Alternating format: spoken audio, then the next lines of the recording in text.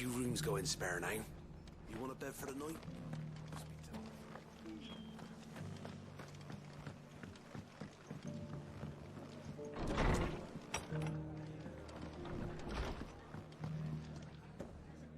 Ah, Clive. I was just about to send for you.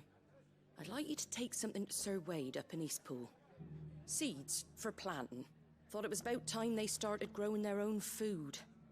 I'll keep providing them with whatever they need in the meantime, of course. But if Eastpool's going to survive, it's got to be able to fend for itself.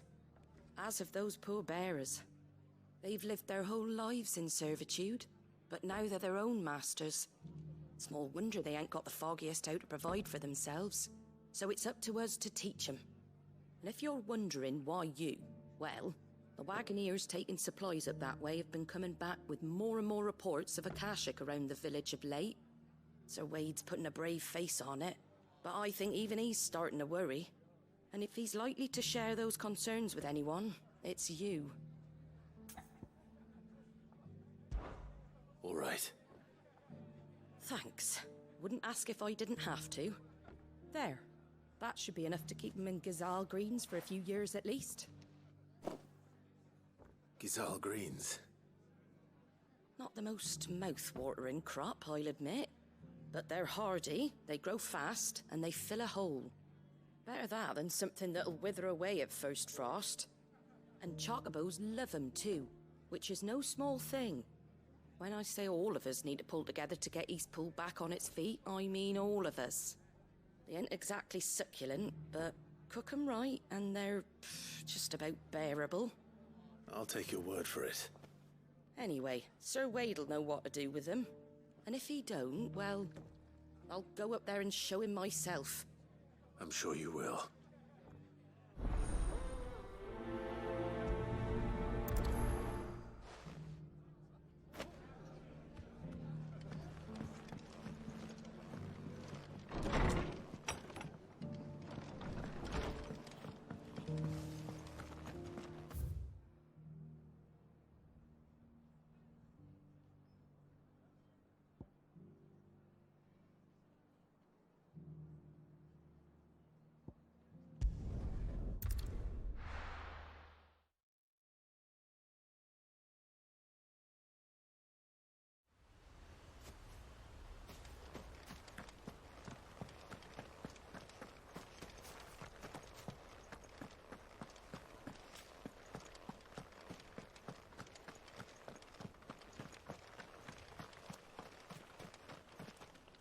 Ah, Lord Rossfield. What brings you to Eastpool? A delivery from Martha.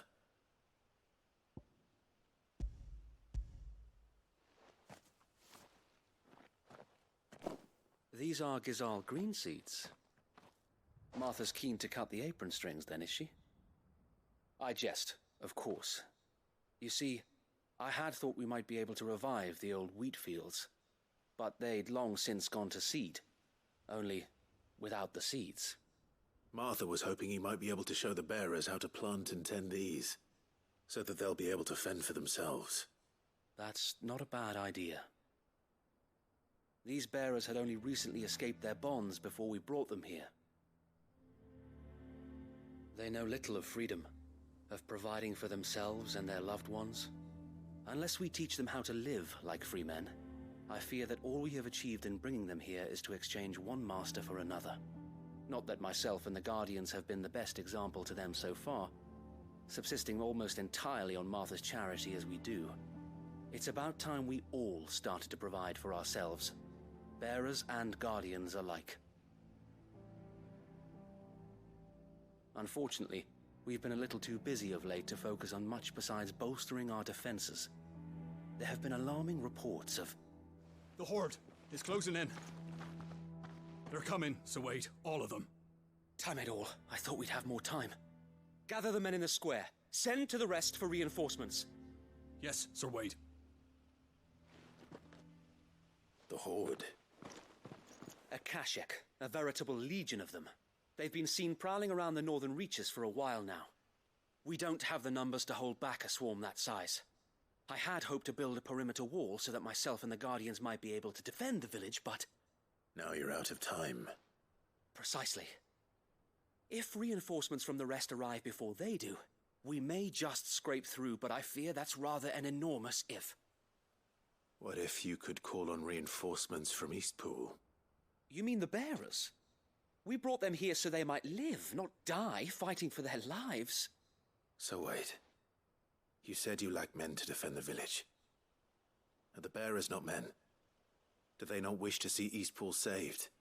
Though they may not be trained soldiers like your guardians. What help they are able to offer could still prove the difference between victory and defeat.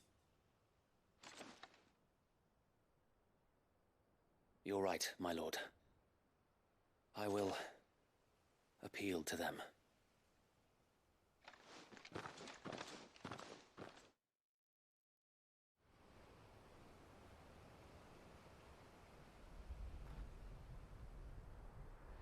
My friends, I humbly beg your aid. We Guardians are few and our enemies many. But I swear we can defeat them with you at our side.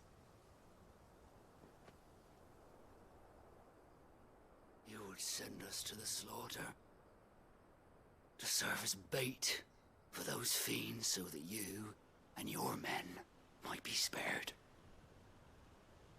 And to think we trusted you. Say what you will, a home is not worth dying for. But it is worth fighting for. Sir Wade fights to give you lot a chance. Just like I do. Just like Sid does. We all wanted to give you a home where you could be free. And you got one, didn't you? This place, Eastpool. This is your village. Your home. And if you don't fight to protect what's yours, you'll lose it. You know I'm right. This world wants to take everything from you. Everything. Your homes, your freedom, your very lives. So then, are you going to stand by and let that happen to you? Are you going to accept fate like good little Bran did and die, having never stood up for yourselves? Or will you fight like free men and women?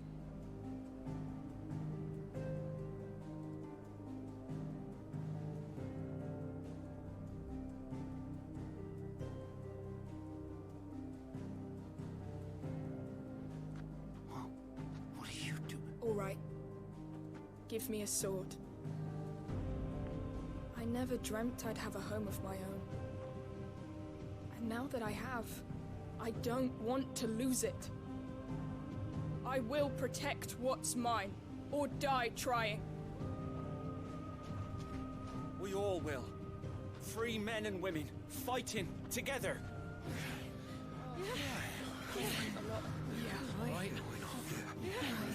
For Eastpool! For Eastpool!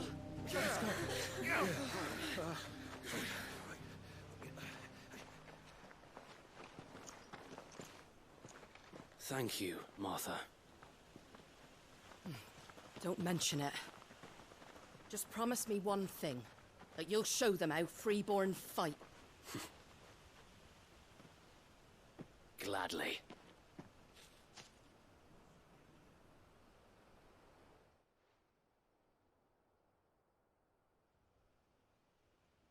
Well, if it was numbers you were lacking, you certainly won't be now. Thanks to you. Me? Oh, I just love the sound of my own voice. Lord Rossfield, my lady, we're ready. So what's the plan of action? We'll divide our forces into several small detachments, each made up of guardians, bearers, and guards from the rest. These will position themselves at strategic points around the village. Upon engaging with the Akashic, each detachment will keep the creatures occupied as best they can, steadily retreating all the while. You're going to lure them into the village? I am. We will have neither the time nor the resources to treat the wounded, so injuries must be avoided at all costs. Instead, we will focus purely on defense at first. By coordinating our withdrawal through the use of messengers drawn from among the bearers, we will aim to have the swarm converge at a point of our choosing. With luck, that point will be the village square, the perfect place for our most able warriors to surround them and fall upon them, and for you and I to finish them off. A sound plan, but one that'll require a leader with a cool head and strong nerves to coordinate the retreat. I'd say you have both in abundance, Wade, but you'll be needed. Please, leave the last of the fighting to me. Ha! And let you have all the glory. Sir Wade! They're here! Then you know what you must do. We work together, everyone playing their part, each shielding the other that no man might fall, that Eastpool might live on. For Rosaria! For Rosaria! We've no time to argue, my lord. I'll do as you ask.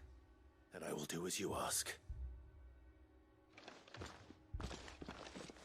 Suppose we'd better do our bit too then, eh? Right you are, Martha.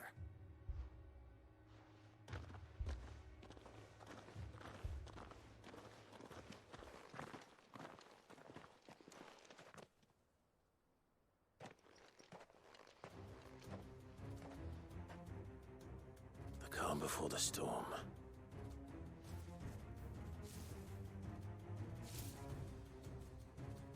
And here it comes. Not let this village fall.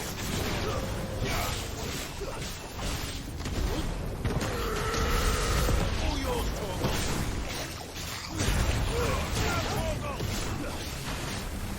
This one. Go, Torgal.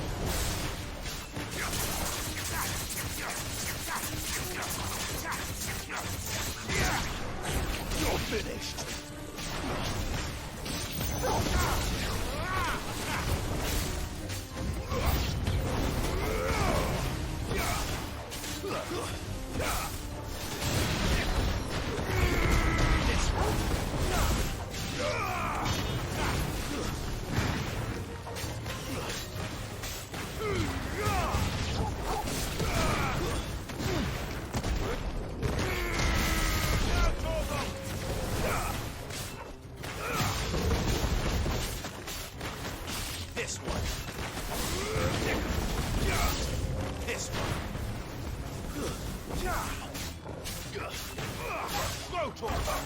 You're finished.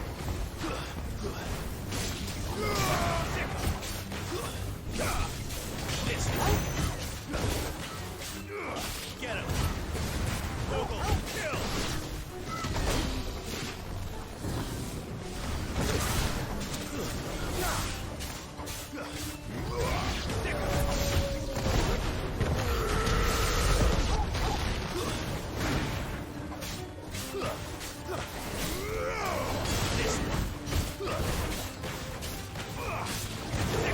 Enough.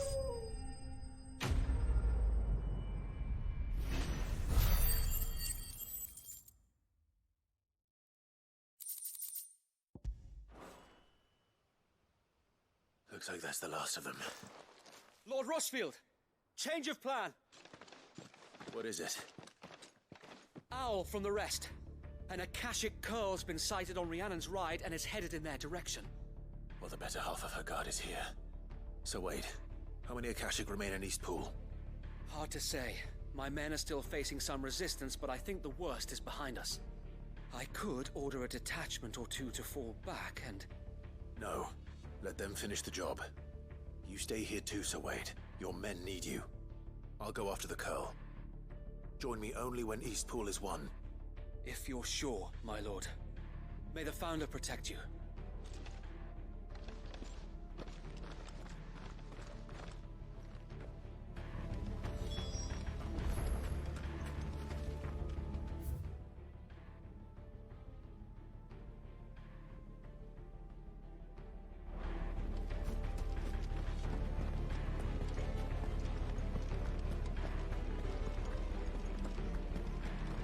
next one's mine. I might not know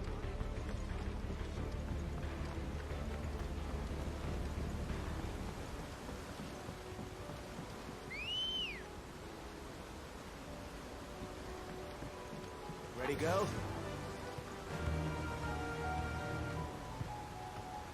Fly, Ambrosia.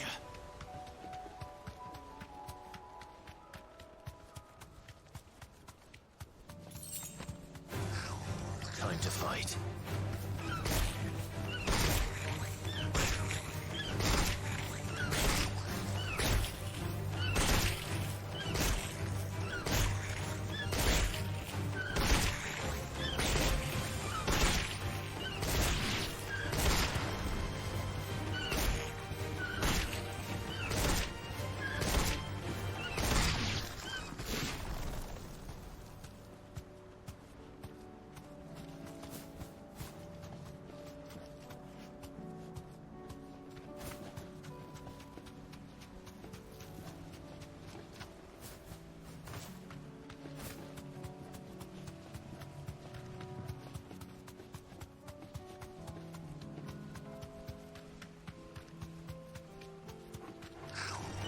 The one of you, eh?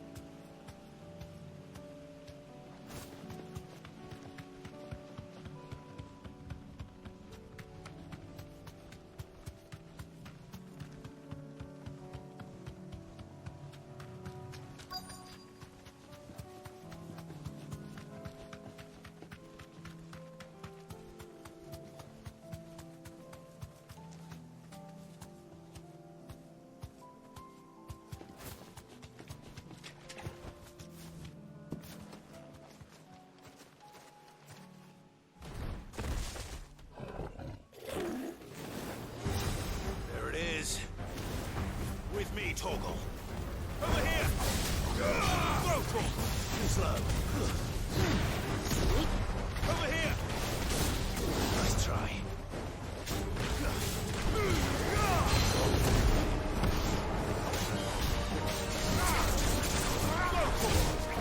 This one.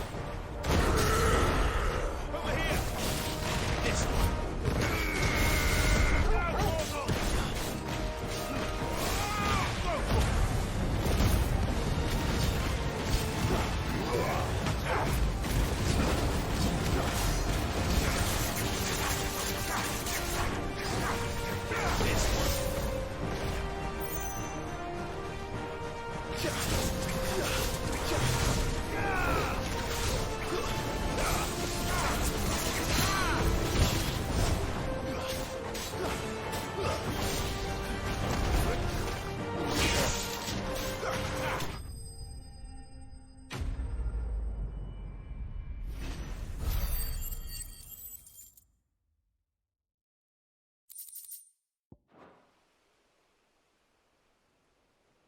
All right. Back to Eastpool.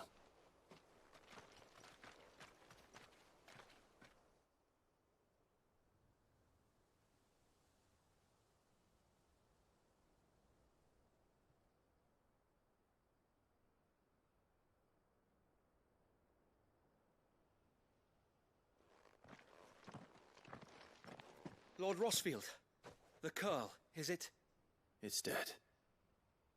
Thank the Founder for that. And for you, my lord.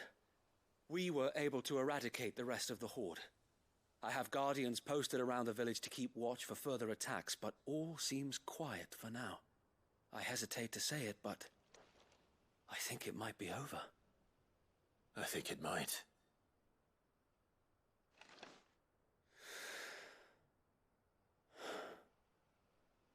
We did it.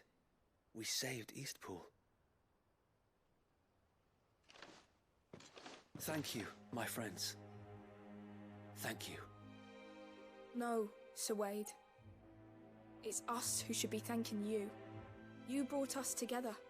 Showed us what it means to fight for what you hold dear. We never had nothing to call our own before. We didn't know what it meant to protect it, but now we do. We really do. Forgive us, Sir Wade. You and your people saved us, and still we doubted you. But there's no doubt in my mind anymore. We're free men now, so we have to start acting like it. We have to fight to protect what's ours, to protect Eastpool. And we shall. We all shall. Together. This is our home. And if anyone or anything tries to take it away, they'll have us to answer to. Come on then. Let's get to work. This village isn't gonna rebuild itself.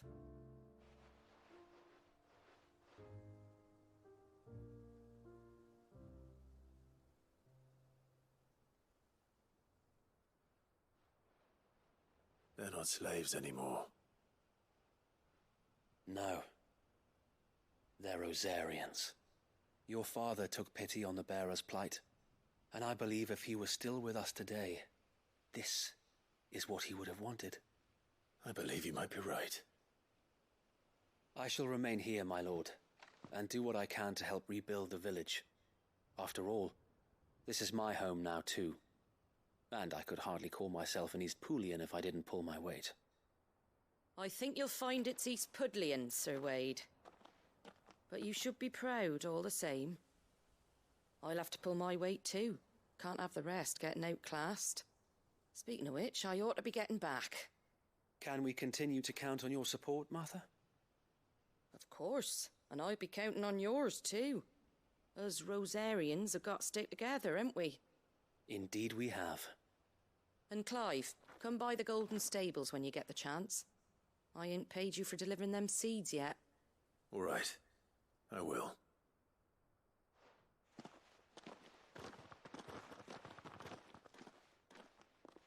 Lord Rossfield, do you remember our very first mission together? Clearing the goblins from the Stillwind marshes? How could I forget?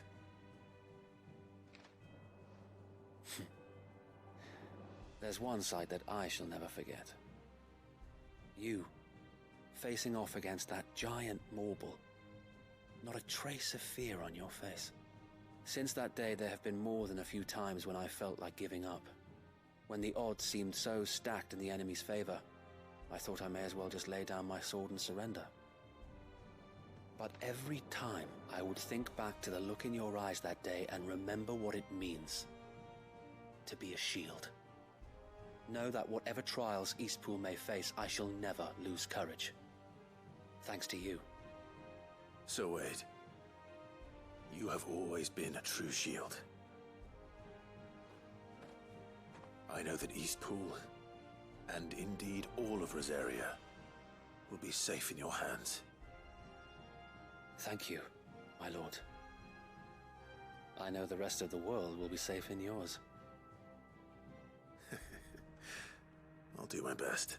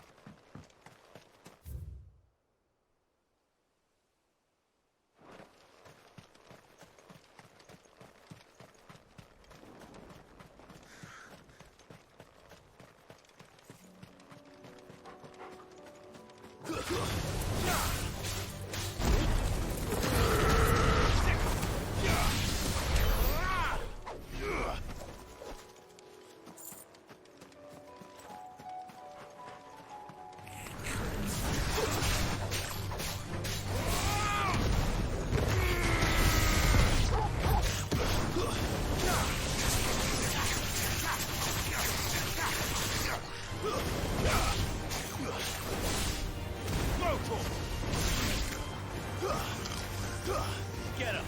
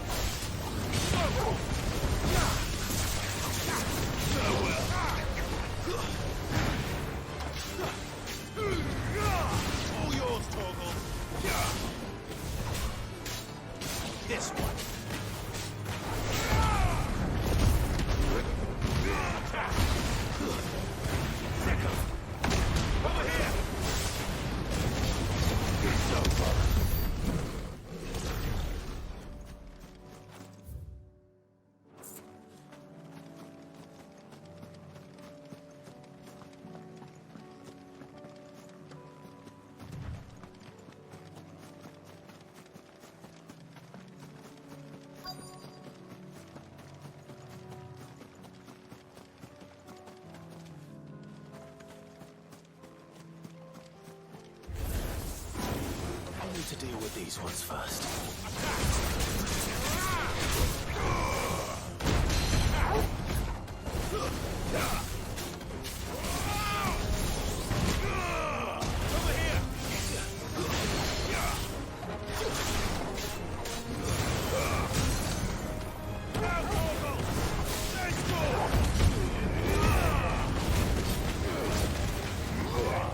This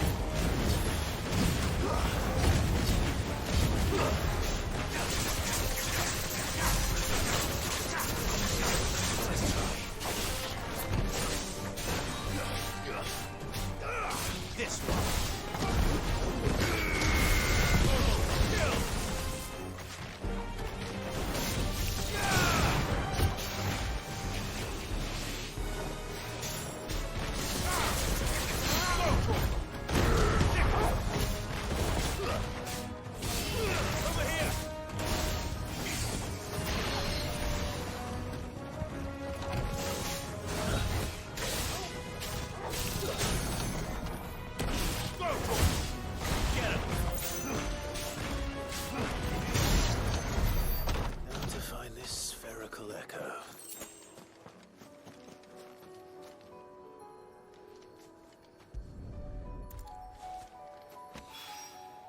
This is it.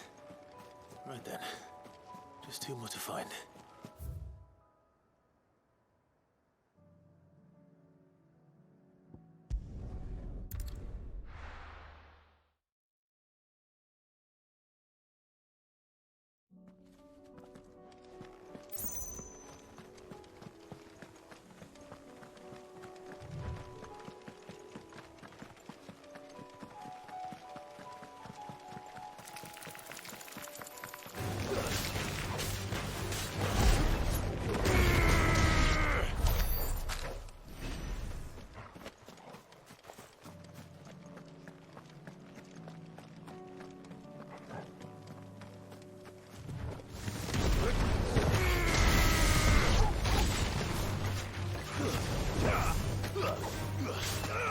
This one.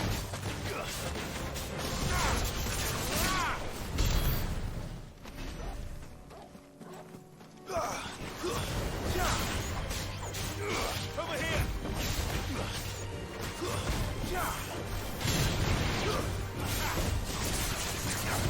Go for it.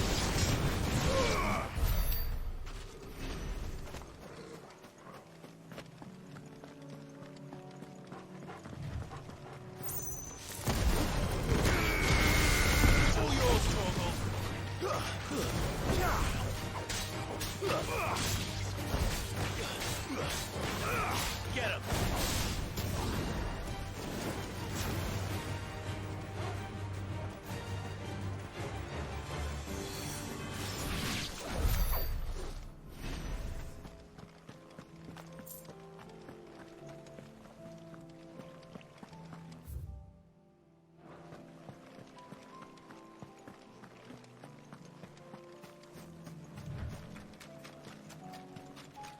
Here's the aqueduct. Now to find our stone wart. Yote mentioned blood-red petals.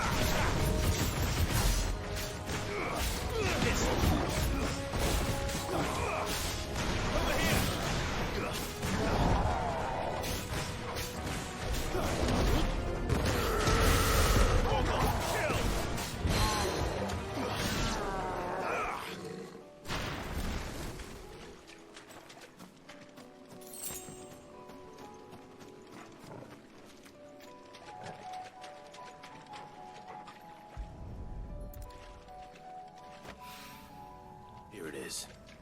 Better collect as much as I can before reinforcements arrive.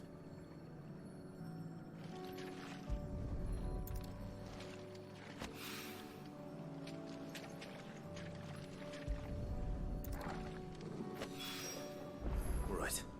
That should do it. Let's get these back to Yotei.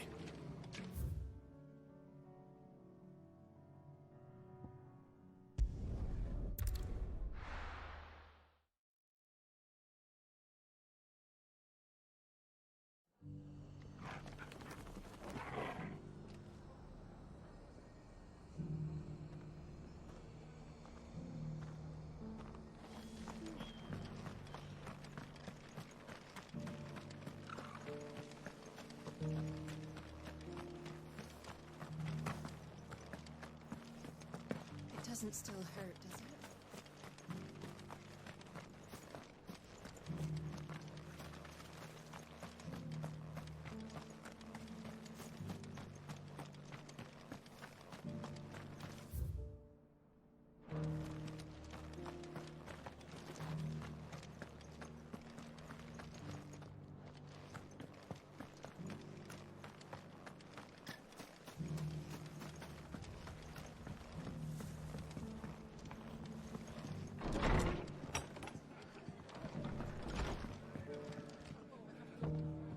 The hero returns. It's lucky you came by when you did, eh? Not only did my seeds get delivered, but you went and saved Eastpool and all.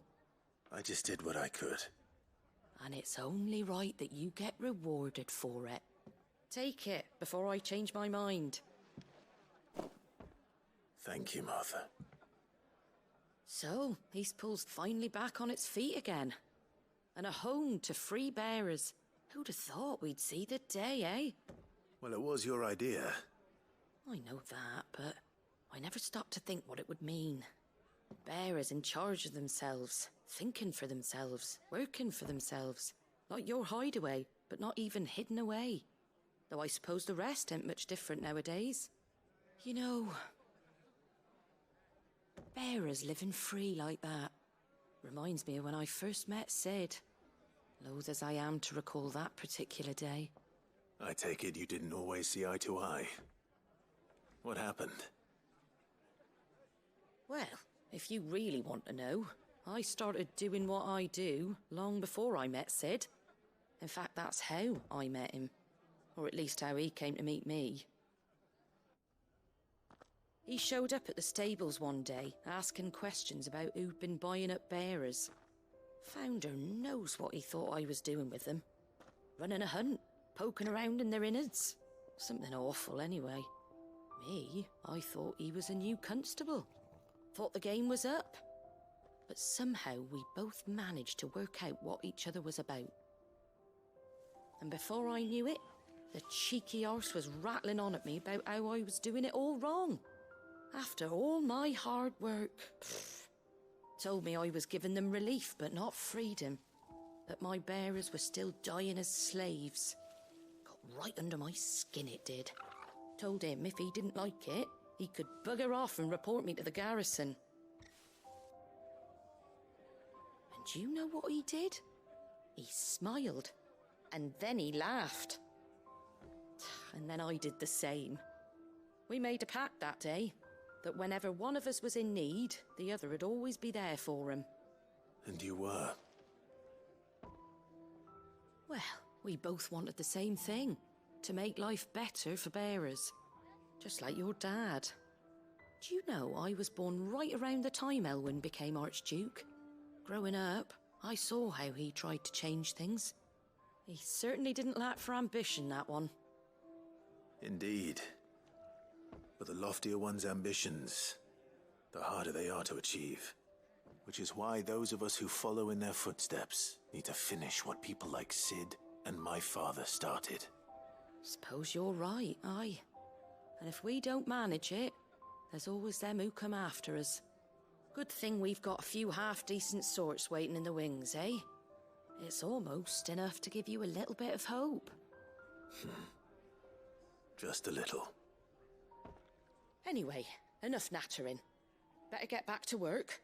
Let's see about making everyone some dinner, shall we? The least the folks who saved Eastpool deserve is a hot meal. And you and me ain't gonna save the world on an empty stomach neither. That sounds like a wonderful idea.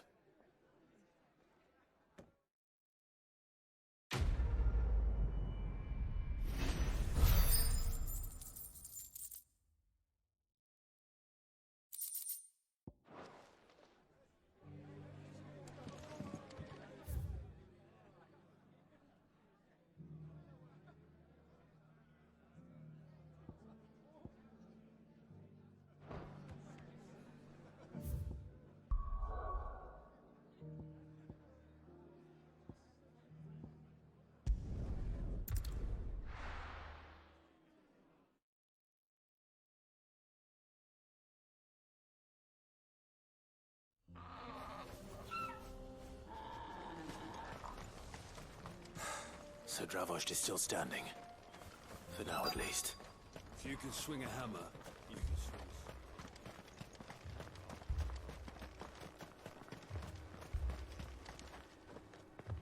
Clive! You're here! And the Akashic? Mostly off to the north still. But I spoke to Doris's scouts and it turns out things are worse than I thought. There's swarms of them out there. Told old Snotty to be ready to seal the north gate. That should buy us some time if we need it. Enough for the villagers to barricade themselves inside their homes, at least. Well done.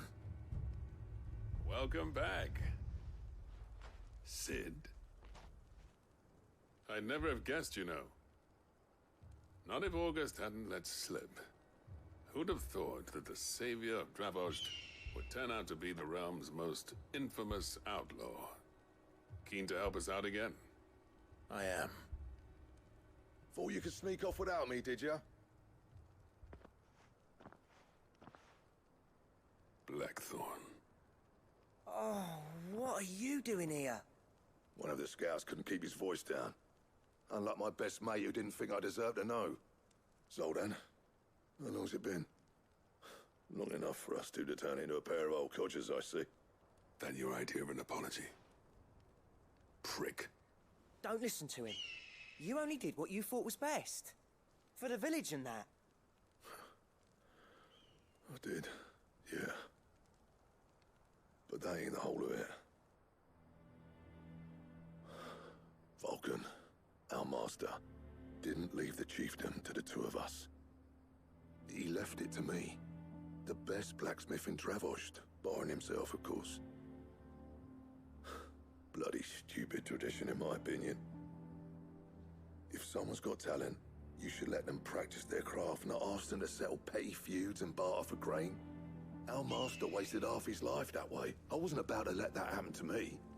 So you wasted half of mine instead? You're what Dravost needed. Under me and my precious ideals, this place wouldn't have lasted a year.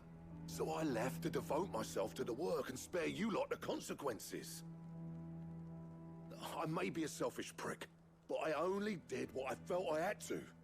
What you had to do was your duty! Even if it meant we all starved? Enough. This is no time for bickering. You can finish beating each other up once Dravost is safe. Fine. I've said my piece anyway. Yeah, so have I. Sorry, Clive. I shouldn't have stuck my nose in. We're short enough on time as it is. Still, give us a mo, would you? I need to get my head straight before any of them Akashic try to bite it off.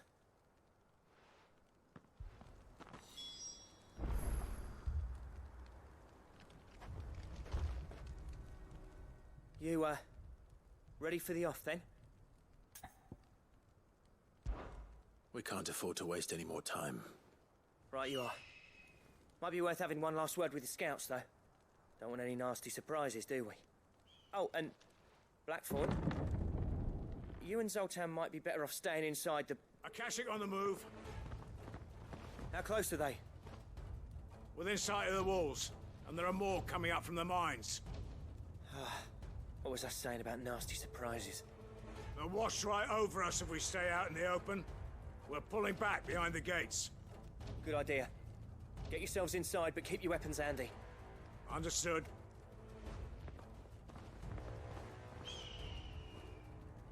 I'm prepared to fight if I have to. Well, let's hope you don't. That's our job. Once the scouts are inside, order your men to barricade the gates. No heroic last stands, you hear me? No fighting at all if you can help it. August's right. I've seen what Akashic beasts can do to armor. The people here are tough and willing, but they ain't equipped to face what's coming. I'm going out there. Start work on the gate as soon as I've left. I'll give you as much time as I can. And if they kill you? You evacuate. But it won't come to that. I promise. You'd better be right. Take good care of Dravoj till I get back. Leave it to me. And give those things what for, yeah?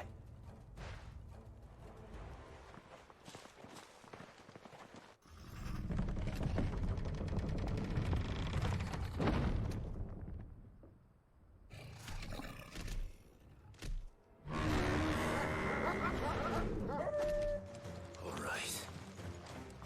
Which one of you's first?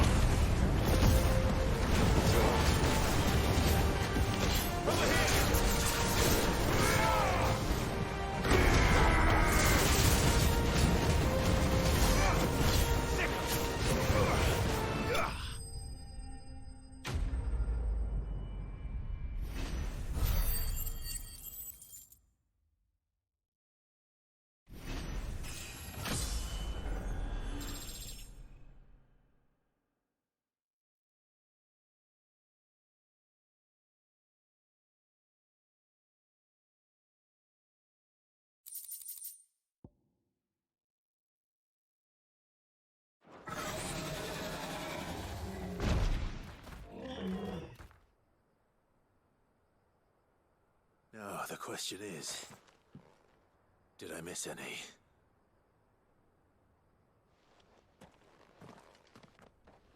Man alive!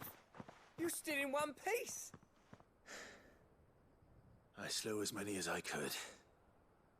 As many as I could, he says. The old bleeding lot, more like it. Well, almost. Only almost. Yeah, one or two did try to sneak over the wall. But we got the bastards, don't you worry. Good. Though you do know, more will come in time. In time, yeah. But we can think about them later. Let's get you back inside.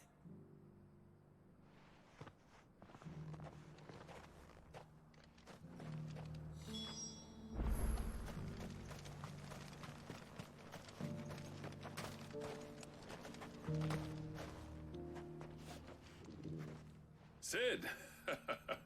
You're even more fearsome than your reputation. Enough to give those Akashic monsters nightmares. I almost felt sorry for the wretched things. But mostly, I felt grateful. Dravost won't forget what you did today. I'm afraid I've only delayed the inevitable. There's no getting rid of that ether flood. Meaning that any living thing which stumbles into those mines will end up clawing at your walls again. And that's if the flood don't spread. If it does, well, I hate to say it, but the village's days are numbered.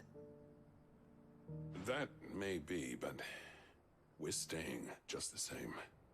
With ether floods springing up all over, it's no less safe than anywhere, and more importantly, it's our home.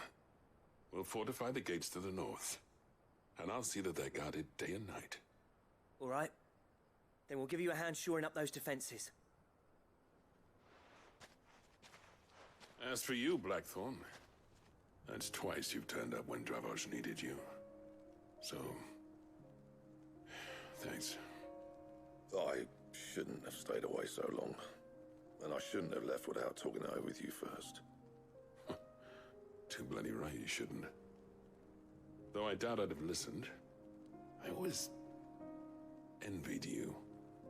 How you made everything look so easy when, for me, it was anything but.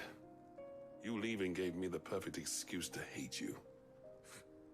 And from that day on, I never once stopped to wonder what it would have been like if you'd stayed. But what you said earlier, it was true. You'd have been the death of this place. Finally, something we can agree on. I hope you see the sense of it eventually. You kept this place alive.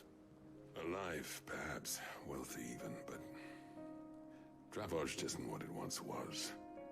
Our work used to be the pride of Dalmekia.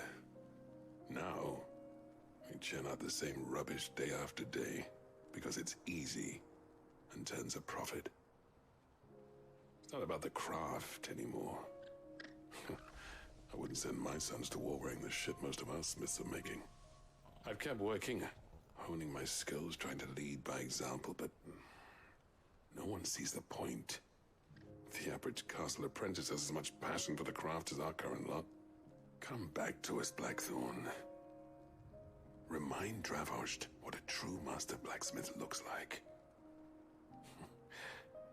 I'll even man those bellows of yours if it means we can work at the same forge again. That's a kind offer. Kinder than I deserve. And I wish I could accept, but I'm needed elsewhere. There's people who trust their lives to my steel, and I daren't let them down. Fair enough. But that doesn't mean I couldn't visit from time to time. Let's see if we can't rekindle this town's passion for the craft, shall we? I'd like that. Just be sure to tell Snotty to let me in the next time I come calling, yeah? Knowing him, he'd let you in anyway. Blackthorn. The Master Smith turned outlaw, back in my good graces. I never thought I'd see the day.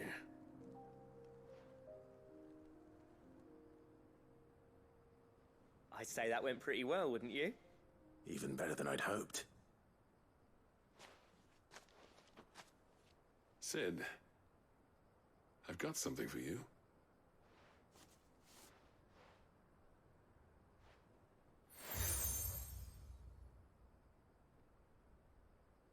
And this is? A token of our lasting gratitude. But I'm of a mind to make you a far grander gift. Designs for a certain sword have been passed down from chief to chief for generations. Now hold on, Zoltan. There's a reason no one's made that blade in centuries. There's not been a craftsman equal to the task. I'll admit your cinders make impressive steel, and I've learned to own an edge Odin will be proud of. But the engravings on that thing are enough to make a jeweler cry. And they're not just for show, either. Have you forgotten what brought you back to Dravozd in the first place? A certain ring? I knew I'd never surpass you with a hammer and tongs. So I turned my hand to a different kind of metalwork. Between the two of us, I'd say we're the equal of any master craftsman ever to have graced a forge.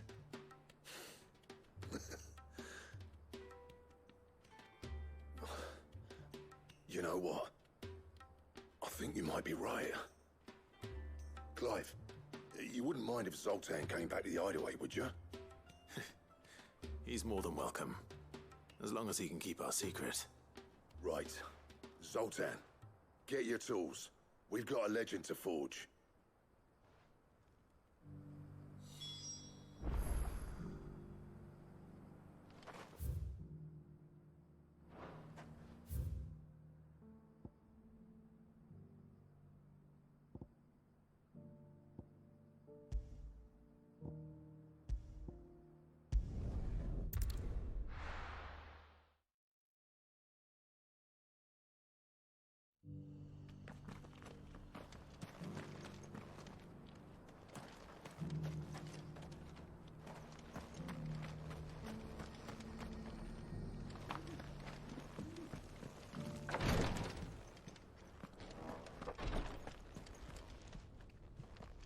Lord Rosfield, is there aught the Undying might assist you with this day?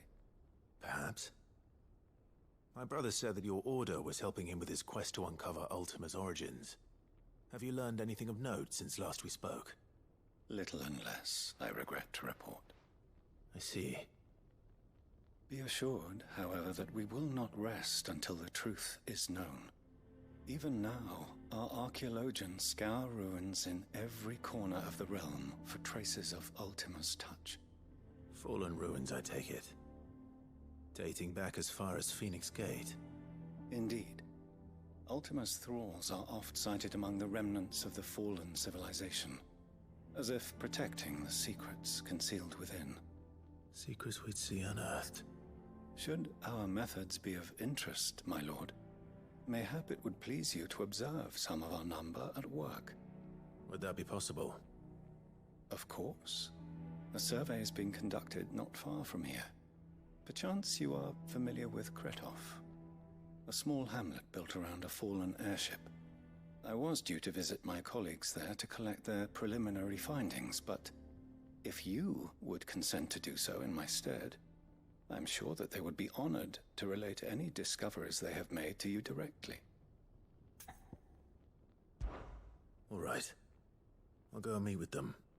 They will be most gratified, I am sure. Might I suggest you take the road through Titan's Wake? It will lead you straight to the village after but a short walk.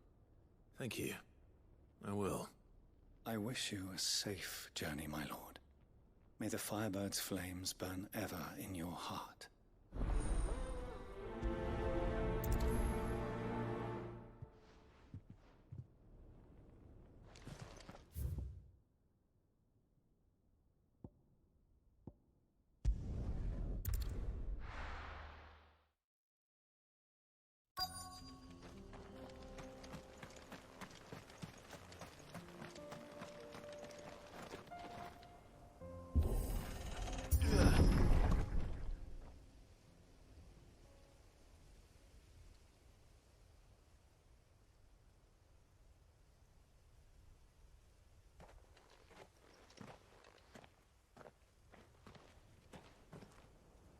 Oh no.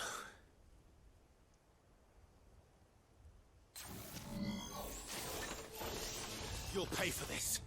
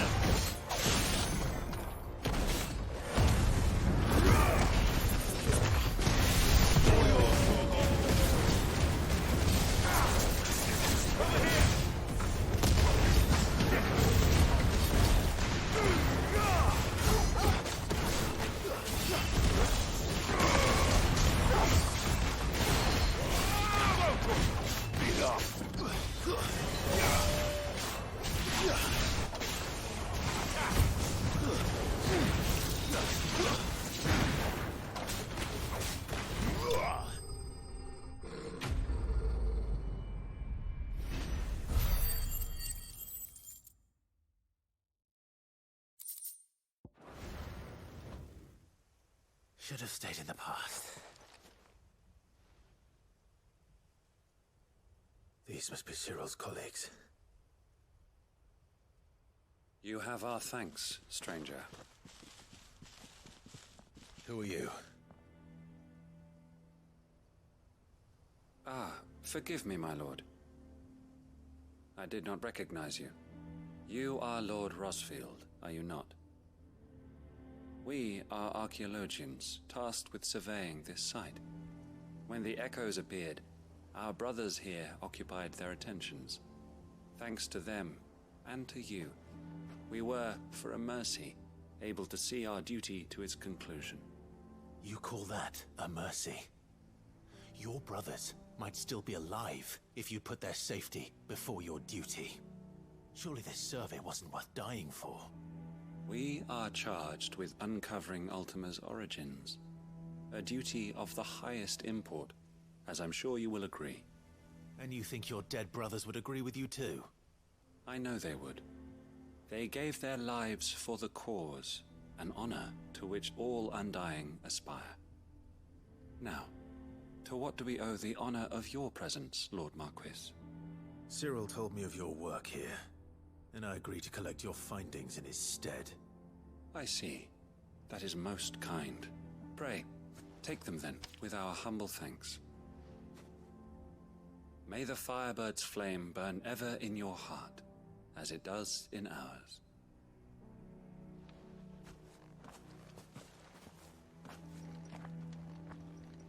It's one thing to lay down your life for another, but for a survey... I suppose I'd better get this back to Cyril.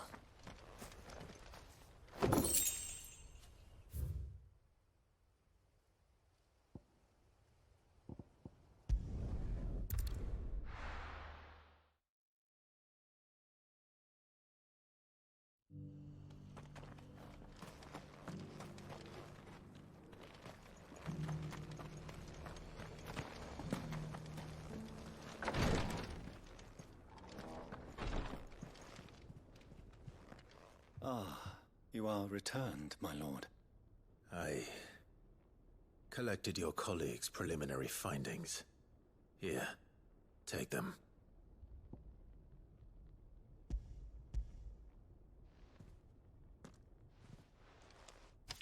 My thanks. I shall study them, and inform you forthwith if I discover aught that might aid you in your fight against Ultima. Cyril, your survey party suffered several losses in Kretov. Losses which could have been avoided, had the others not chosen to complete their work, instead of saving their friends. Were these your orders? No. This was their choice. Every Undying devotes his life to the service of the Phoenix. It is our sole duty, and should we die in discharging it, so be it. Even when death is avoidable. My lord, I fear that this is not a point over which it would be fruitful to argue. The Undying have served the Phoenix for countless generations, and your opinion of our methods, however earnest, is not like to change them. We live to serve the Phoenix. Our very order exists for that purpose, and that purpose alone. Cyril, I know that you and your brethren answer only to Joshua, but allow me to offer you a word of advice. It does not further the cause of the Phoenix to have his loyal followers surrender their lives without good reason. Provide your survey parties with an escort, that they might live to do their duty for years to come. Think not only of how you can serve the Phoenix, but how Joshua would want you to serve him. Please. For all our sakes. I thank you for your advice, my lord. If you will permit me to respond, our faith in his grace, Joshua Rosfield, is absolute. And we of the Undying will do what we believe is right to fulfill our duty unto him. As first shield to the Phoenix, I am sure you understand what it means to do one's duty. I do. Then we are of the same mind. And it is my hope that we may continue to do our duty together.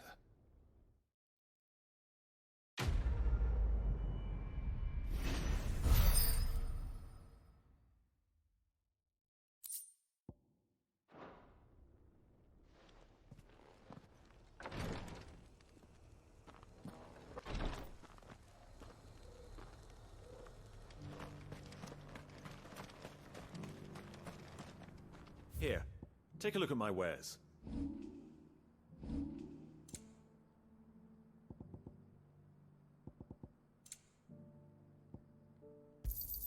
A fine choice.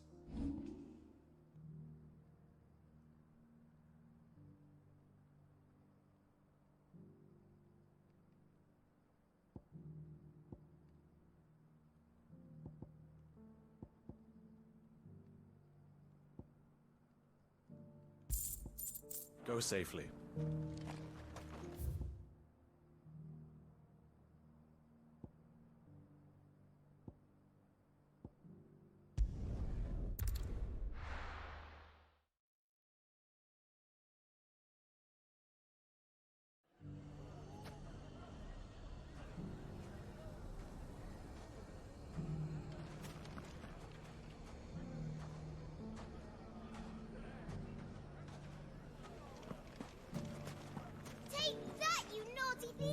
Clive! To what do I owe the pleasure?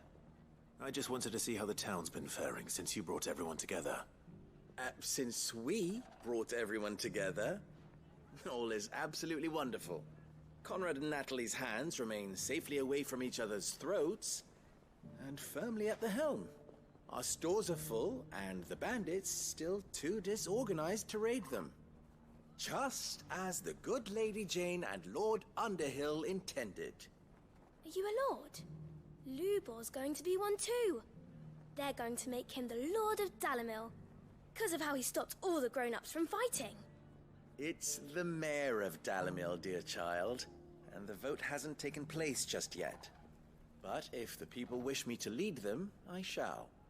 And my first act will be to build a school so that menaces like you two learn not to interrupt your elders. Speaking of menaces, there may be a rather worrying one just over the horizon. May there indeed. I'm afraid the example Conrad and Natalie set in putting aside their differences and presenting a united front might have caught the bandits' attention. And they might have elected to take a similar approach. They have formed what one could call a League of Outlaws, and they grow more organized by the day. But we'll fight them all off just like last time, no matter how many of them there are. Won't we, Lubor? Of course we will. If we continue to work together, we can overcome any challenge we choose to face. The longer we avoid facing this one, the more difficult it will be, until the only way to overcome it might be to run for the hills. Our best hope is to nip these efforts at organization in the bud, by finding those ne'er-do-wells who have yet to join the cause, and ensuring that they never do. Perhaps a certain Lord Underhill might be willing to lend us his aid once more? How could I refuse? Thank you, my lord. Victor will fill you in on the particulars. I have him stationed by the desert gate, receiving and collating reports from my scouts. Such an amenable soul. He reminds me of you. I'll go and speak with him.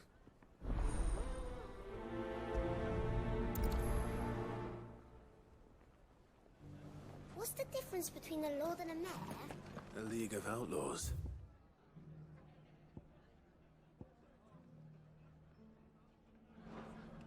Sounds like we have some competition.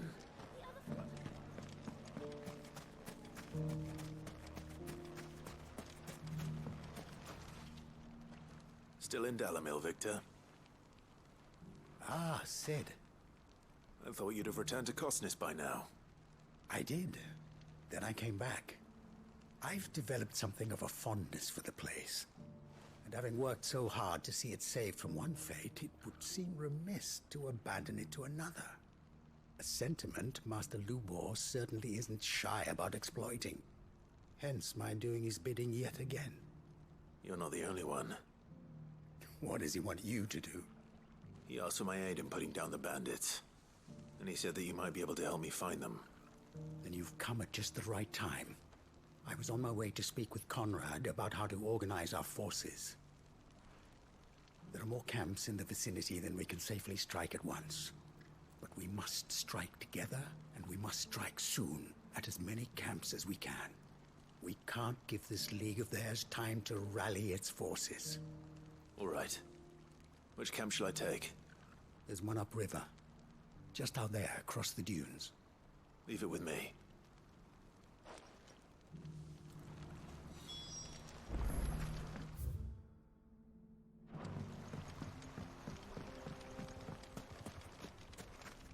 Those ne'er-do-wells want to band together.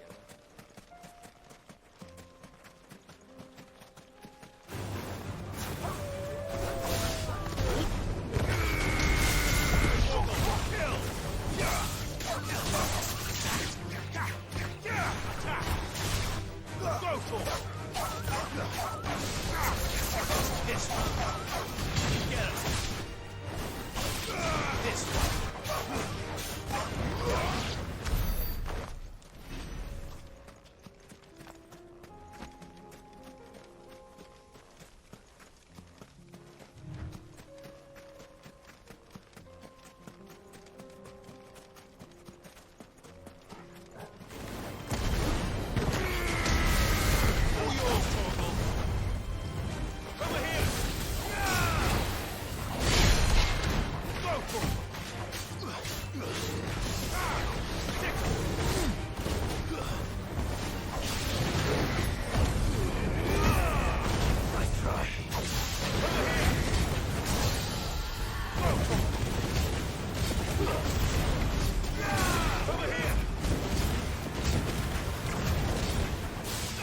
This one!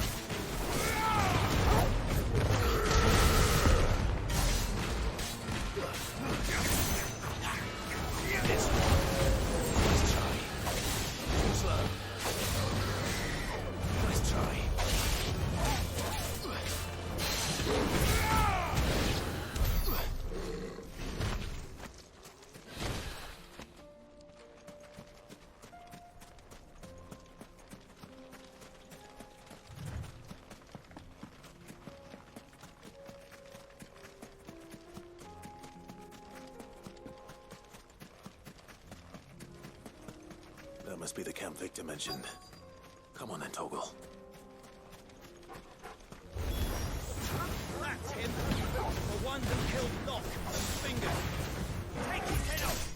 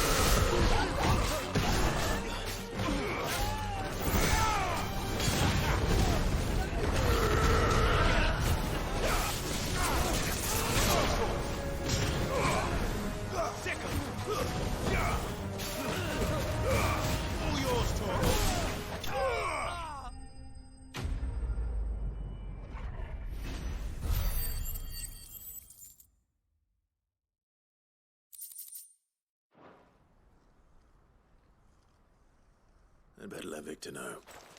Sid, where are you? Ah, I see the bandits didn't pose you any trouble. No, but that's not why you're here, is it? No. Something's happened. We need you back in Dalimil. What is it? The whole town's in uproar. They're saying that Lubor is a bearer.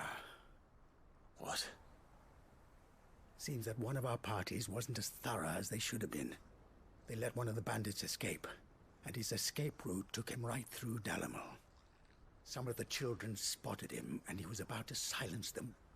And when Lubor felled him with a bolt of magic, and without a crystal. But that's not possible. It is, if he's a bearer and has been hiding it all these years, which is what people are saying. If he has, well, I wouldn't blame him. No man is branded by choice. Still, all those people see is a man who's lied to them all his life. One who was made a leader of himself when the world believed he should have been a slave. Fuck. I don't know where we go from here, but I know one thing. Lubor needs all the friends he can get right now. You're right.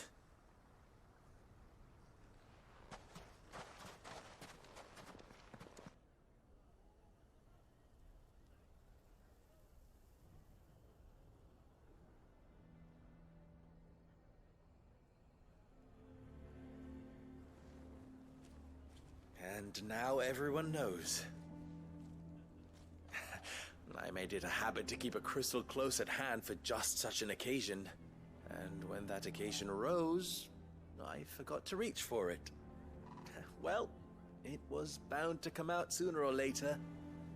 We're sorry, Lubor. We tried to keep running, but we just couldn't anymore. There's nothing to be sorry for. I rather enjoyed playing the hero for once. All that matters to me is that you two are safe.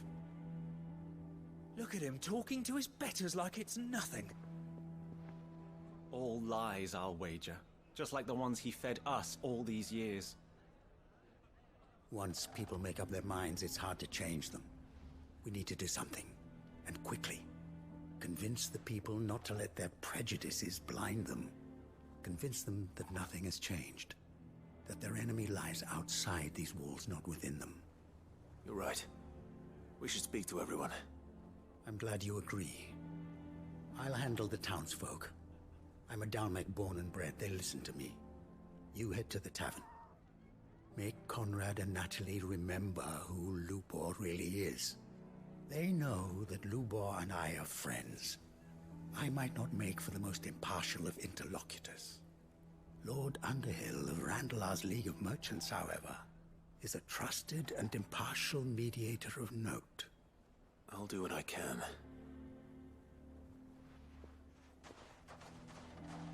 Lubor, stay here with the children. I can't promise anything, but we'll try. And that is all I can ask of you.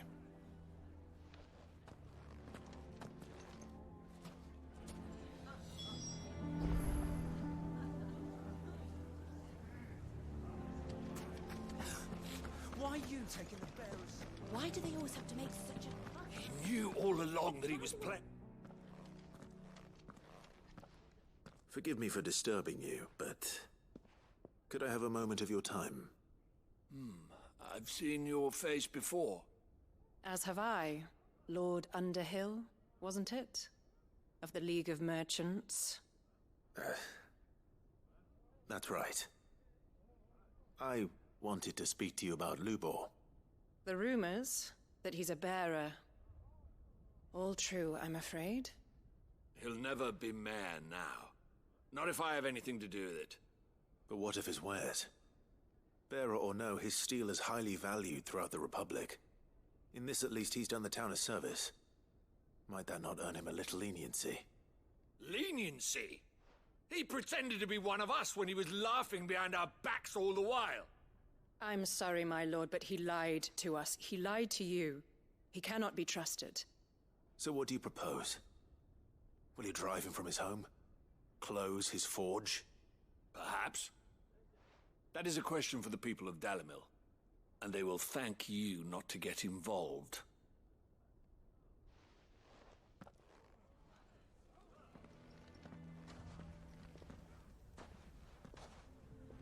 The townsfolk have made their minds up.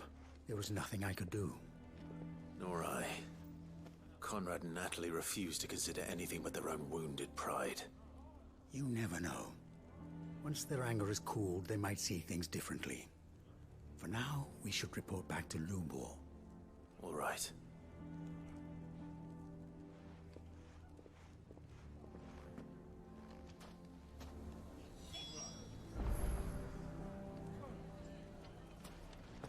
Why the hell would Victor take the bearer's side? For sharing Lubor. I assume the situation is hopeless? There's still hope. But...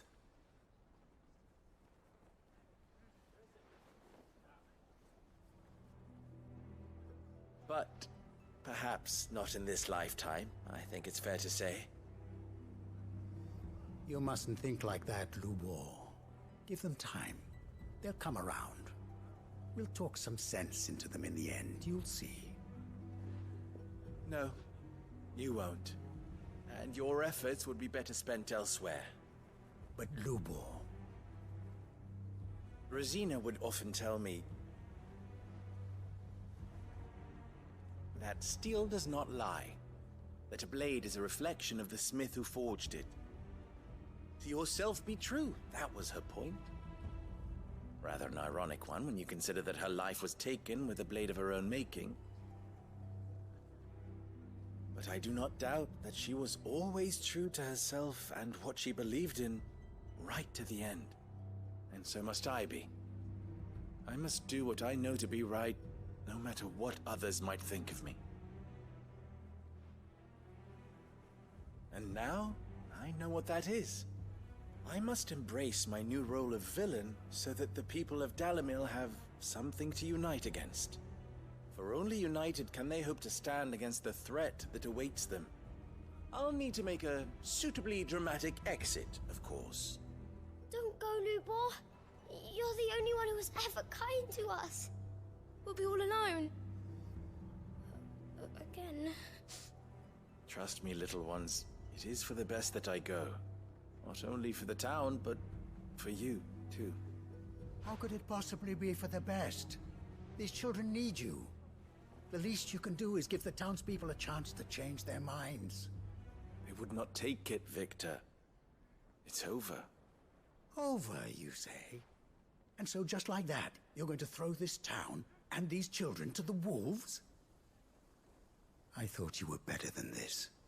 But it seems you had me fooled as well. Victor. Forget it. Do what you will. You sure you're making the right choice, Lubor? Of those available to me, I believe it's the best one. Yes. Ah, but where are my manners? Here. A reward for clearing out that bandit camp. Right then. I have packing to do. If there's anything I can do. Anything. I'll bear it in mind. Thank you.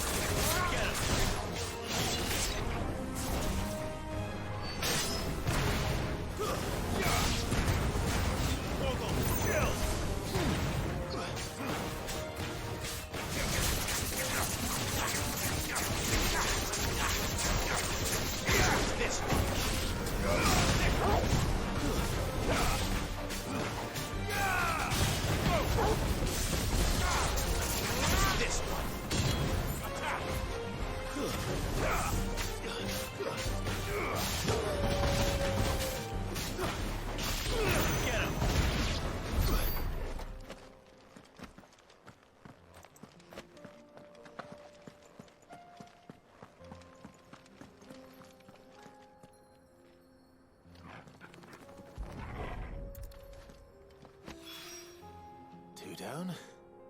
One to go.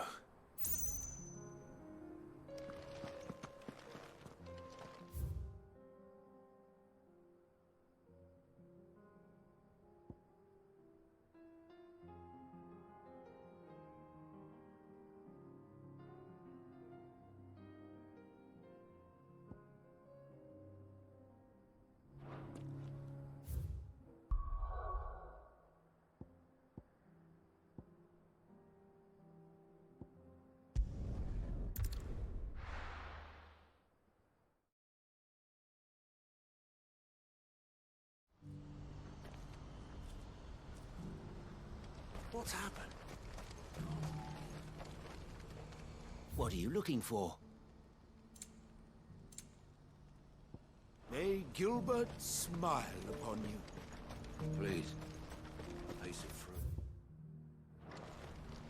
A crust of bread.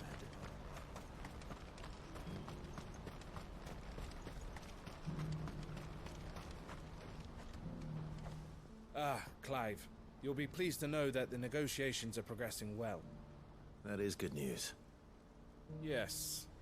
Our comrade in Randala has just sent word that the contract should be signed very soon. But I still have much and more to prepare. It's a huge undertaking moving this many bearers at once. You couldn't do me a quick favor, could you? What is it this time? More wild beasts? Nothing like that. I just need you to go over to the caravans and ask El how long we have until the bearers arrive. Find out exactly how much faster I need to get all these supplies moved. All right. I'll go and ask. Thanks, Clive. I owe you one.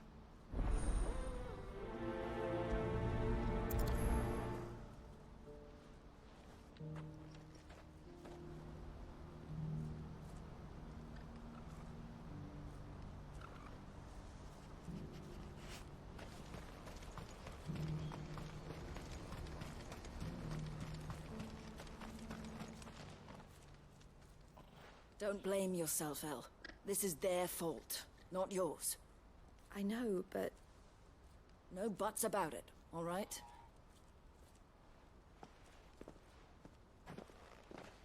Is something wrong?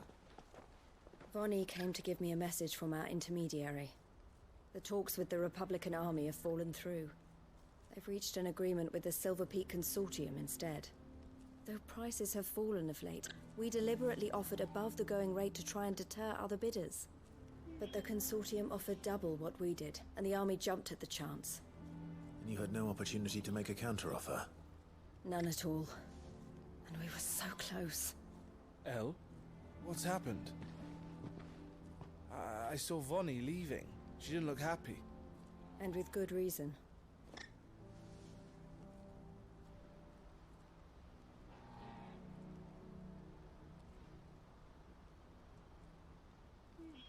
But I thought we were the only ones the Fist were speaking to about the bearers.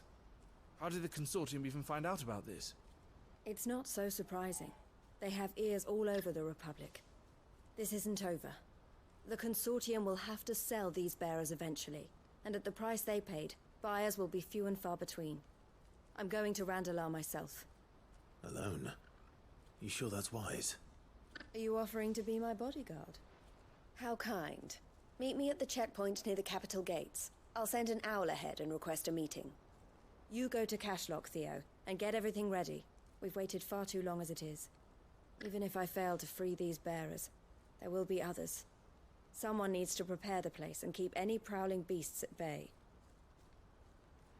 Oh, and that's me, is it?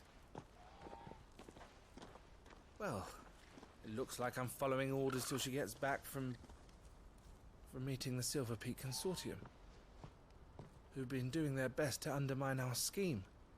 She'll never join them after this, surely. No, she said it herself. She still has plans for Cashlock, even if this one falls through. She means to stay with us, then. I can't say I'm not happy to hear it, but... is this what she really wants? You have to trust her. You're right. It's what she wants now. And if Elle's off fighting for the cause, I should do my part too. So I bid you farewell and safe travels, my friend. I'll gather my men and leave for Cashlock. We'll make sure the place is well stocked and defended. You go to Randala and see if you can stop my sister biting the Consortium's heads off. If she won't consider her prospects, someone has to.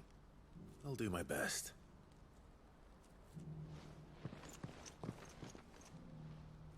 All right. To Randala, then. And better not keep Ella. He's waiting.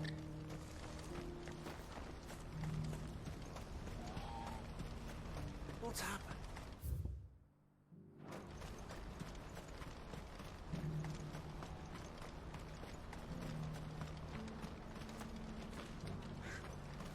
What I wouldn't give for a hot meal. Looks like this is the end of the road. When are they gonna let us through?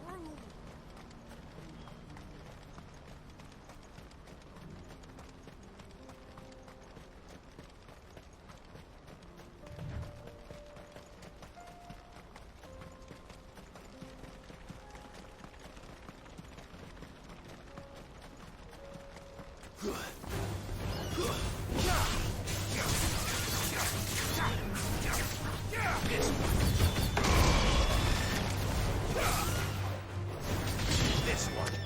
Go, Torgal.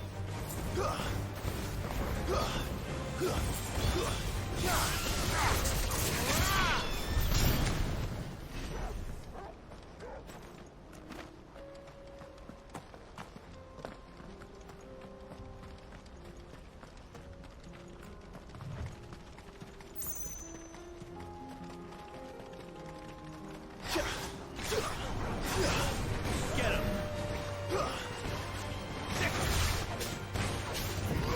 Get him.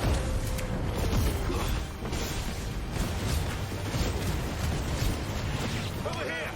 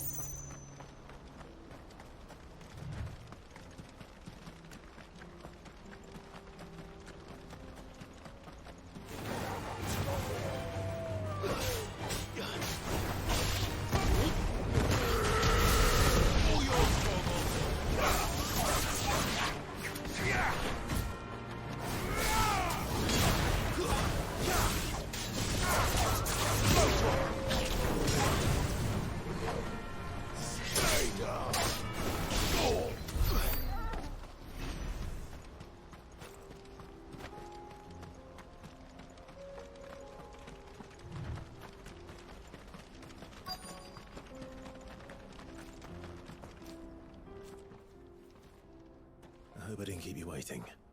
Did you arrange to speak with the Consortium? Here they are now. You wish to consult with me? I did. It's about the bearers you recently purchased from the Fist. We had all but finished making arrangements to buy them ourselves, and then you stepped into the fray. You misunderstand. The Consortium had an interest in purchasing them from the very first. It was only our regard for you that kept us from bidding.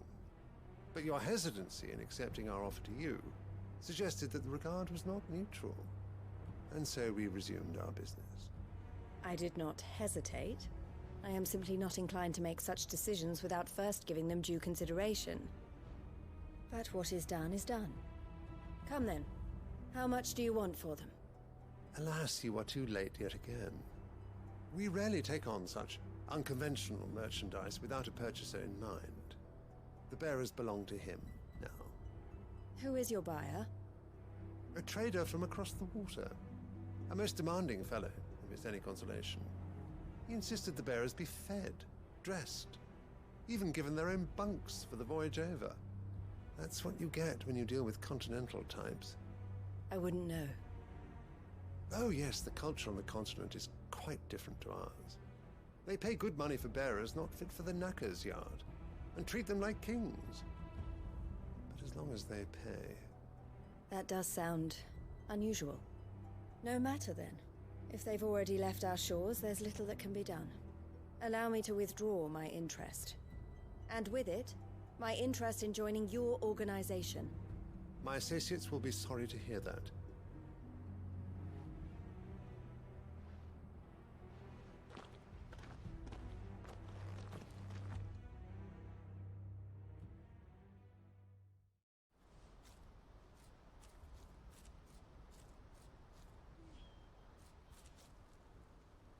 I'm sorry you weren't able to save them. As am I. But I only have myself to blame. He was right, you see. The Silver Peak Consortium did intend to buy those bearers before I did. Their representative hinted at a possible purchase when he came to recruit me. I feigned interest in joining them in the hope he might be encouraged to tell me more, and he did just that. As soon as he left, I sent my own offer to Randalar. So you never... No. I entertained the Consortium's proposal solely so I could learn more about those bearers. But I was a fool to think they wouldn't find out. I knew exactly who I was dealing with. You tried. I did. And if what he said was true, the bearers are to be well treated. Which is something, at least. They deserved more. I wanted so badly to see them freed. Eloise! Eloise! Word from Cashlock. The village is under attack. A pack of beasts have come down from the mountains, and there's a dragon at its head. Theo and the others are trying to hold them off as best they can, but the odds are against them. They need help, and fast. Theo! I'll go on ahead. Thank you, Clive. I'll gather some men and join you there. Just... make sure he's safe.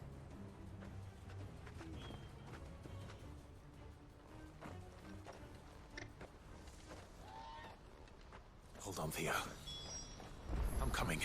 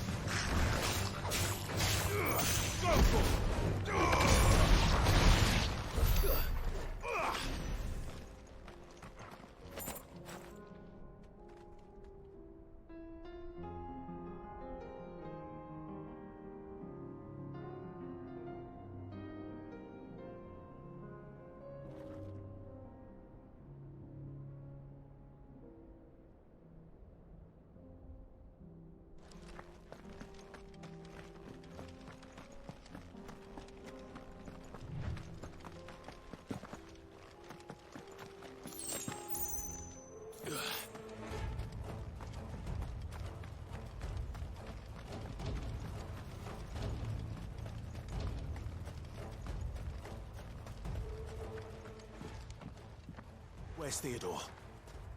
Upriver! He led the dragon that way to keep it from the village, but the whole area is flooded with ether. We just have to pray he makes it out in one piece. I can do better than that.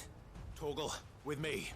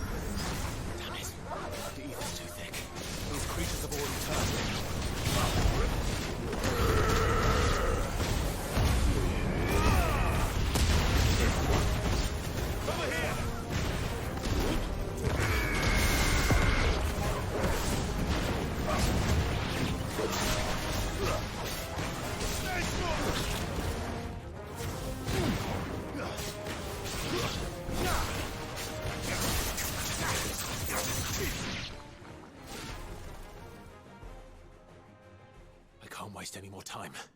I need to find Theodore before that dragon does.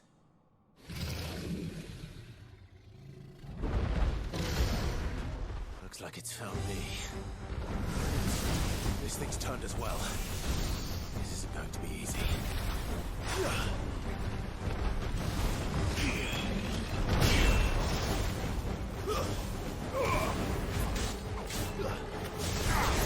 Over here!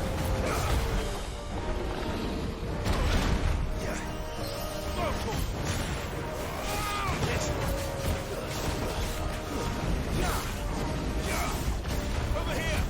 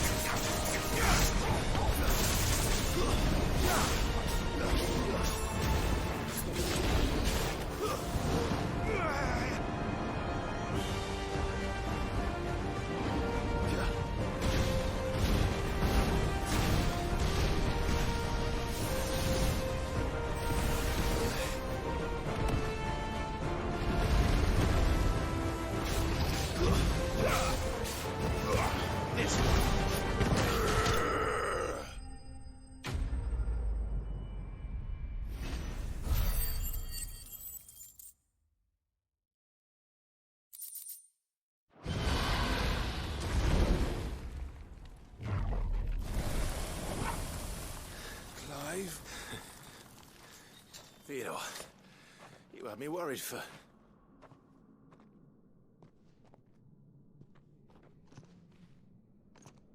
We have to get you out of here.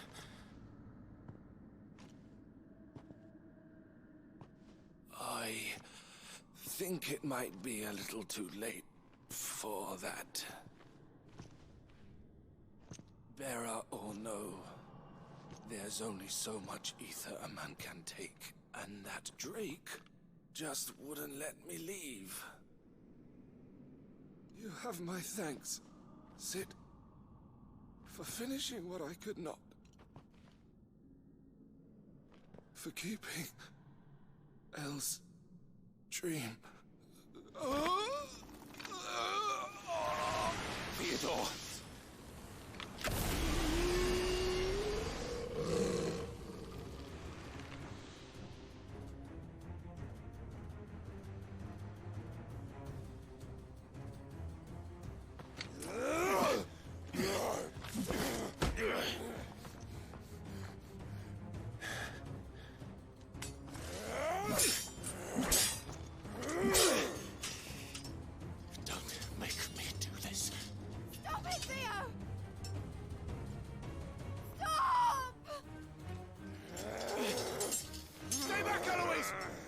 end. And so will you!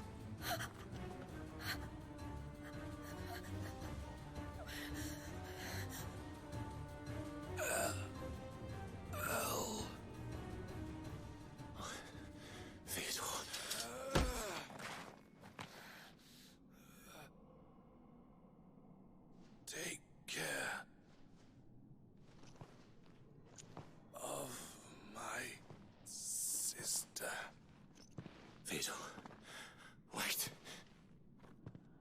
Goodbye, El.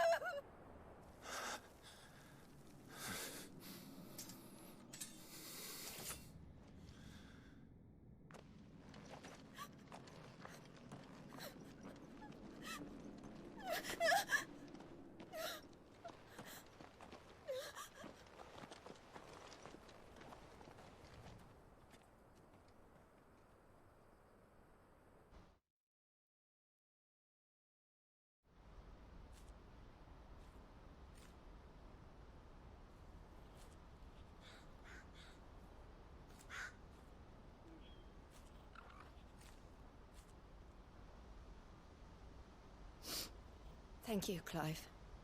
I think I'll be all right now. That was true bravery he showed. Leading the dragon away from the village like that.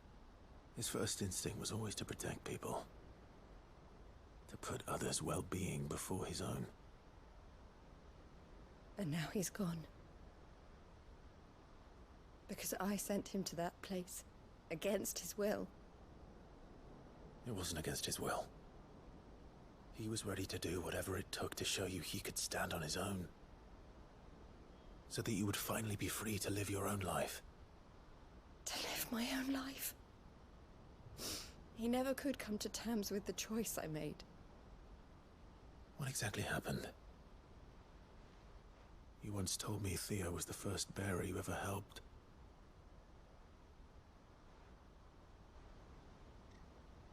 We grew up in Canva. We were born to one of the great trading houses. And I was chosen to inherit the family business. I had my father's head for figures, you see. Theo did not. While I studied the art of commerce, he played at soldiers instead. A late bloomer. In more ways than one. For unlike most bearers, it wasn't until his 15th summer that his powers awakened. My parents tried to drive him out of the house and into the care of the constables. But before they could, I took him into mine. Theo told me something else. He clearly admired your devotion to the cause of freeing others like him from slavery. But he said you deserved a better life than this.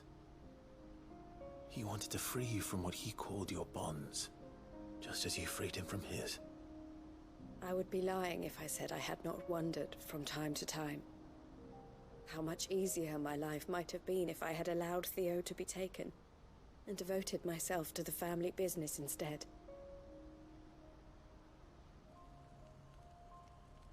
But I have never regretted the decision I made. Being with my brother meant more to me than tradition or reputation.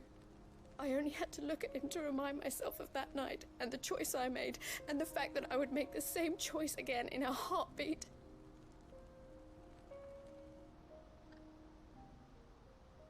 He was never a burden. How could he even think that? If anything, I was the one who weighed him down.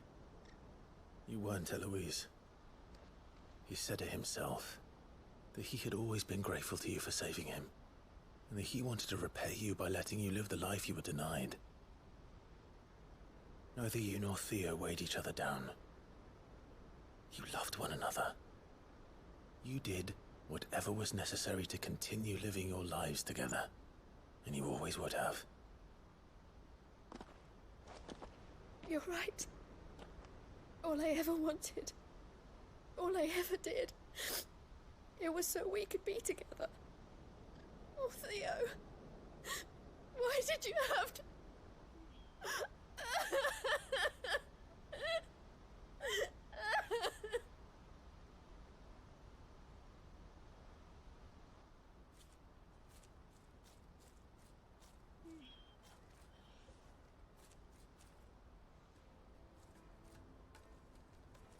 I know Theo wanted me to move on, but I'm staying here at the Crimson Caravans to continue our work.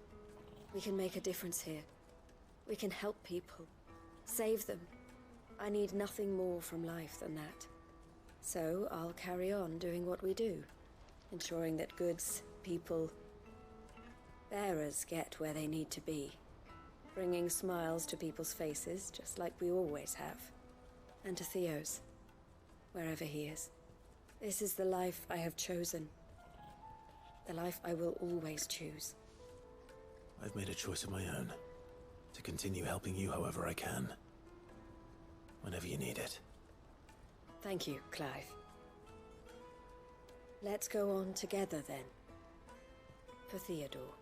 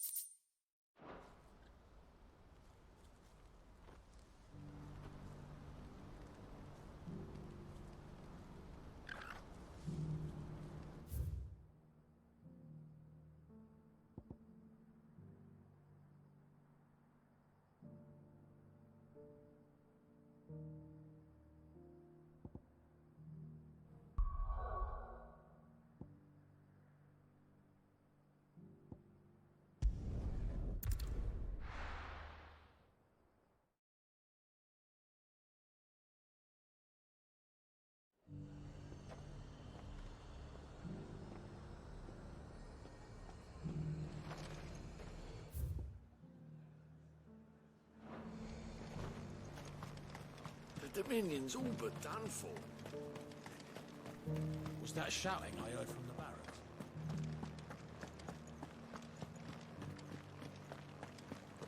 Do you think he was the only one who said it? And you're just gonna fall into line? I don't trust this Duke.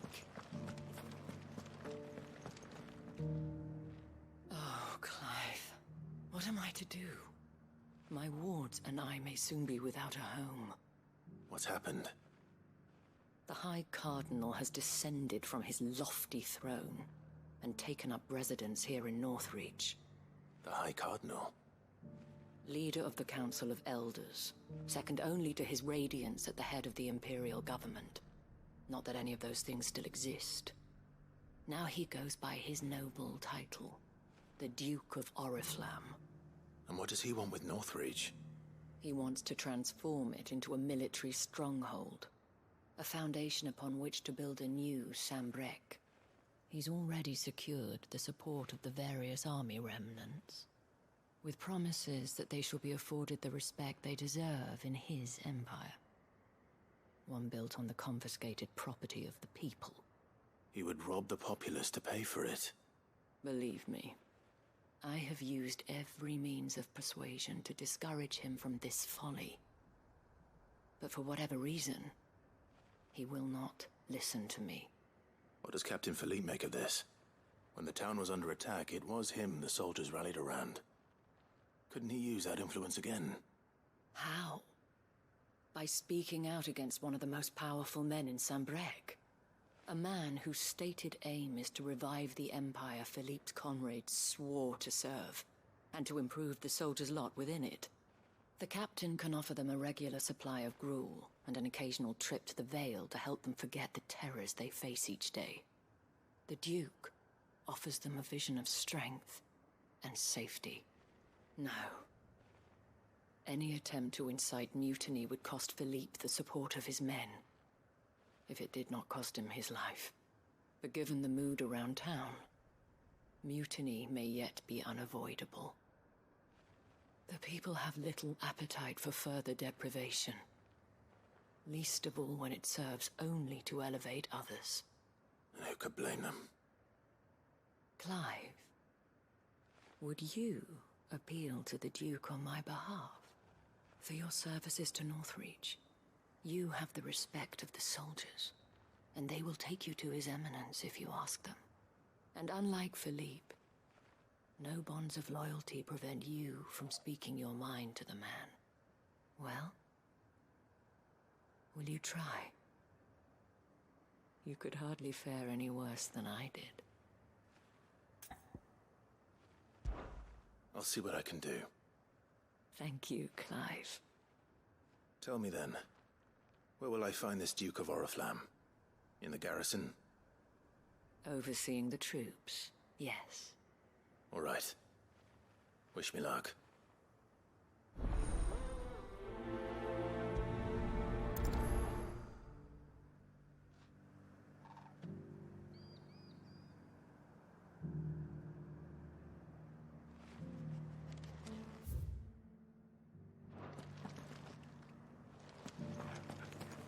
I may have met this Duke before, at the Remembrance Ceremony.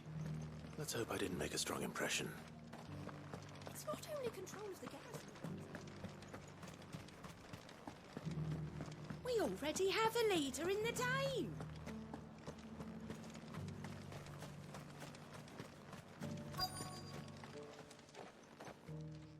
Halt! Oh, sorry about that. You're the Dame's man, aren't you? You got some business with the captain? No, actually. With the Duke. I was hoping I might be able to speak with him. We're under orders not to let any civilians pass. But you should be all right. His Eminence has heard all about you and your heroics. Wait here. I'll go and ask.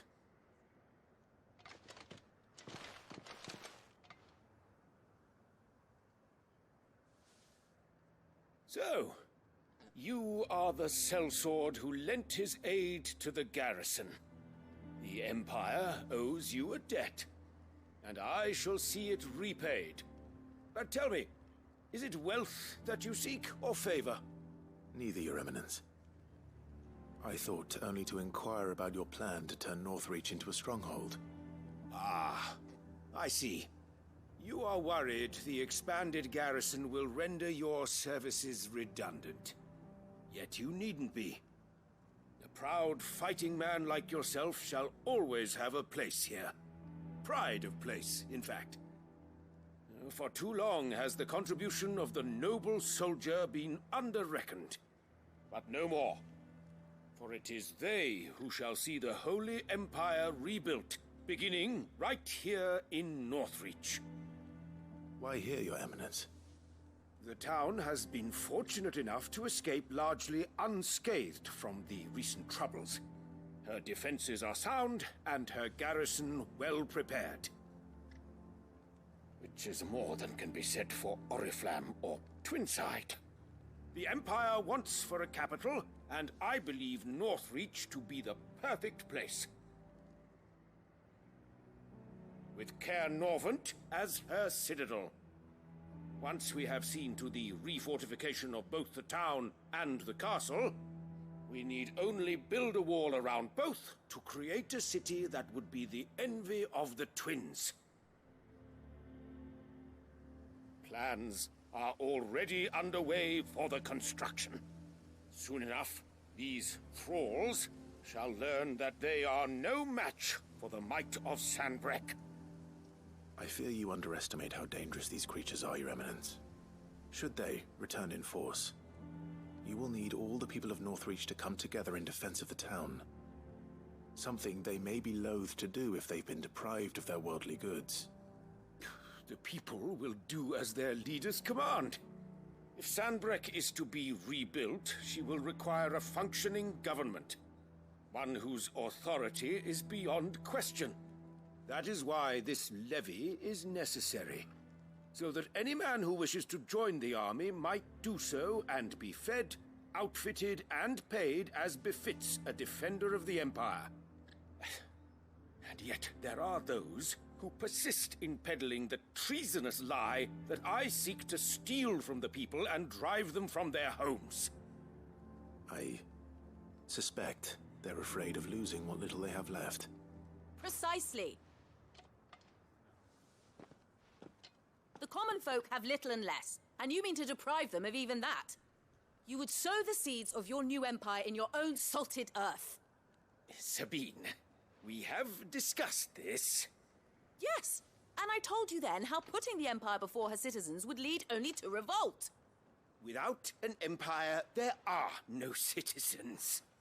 And in yours, there will be only beggars. Is that what Griga wills for her people? Do not take her name in vain, Sabine. I'll come back later. The citizens revolt.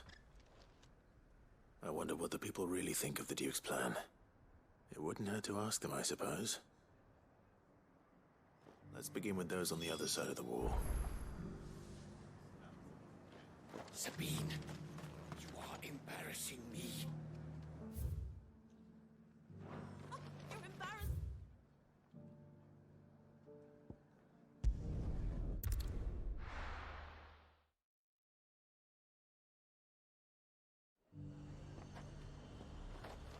So, you were right about the Dominion's all but done for.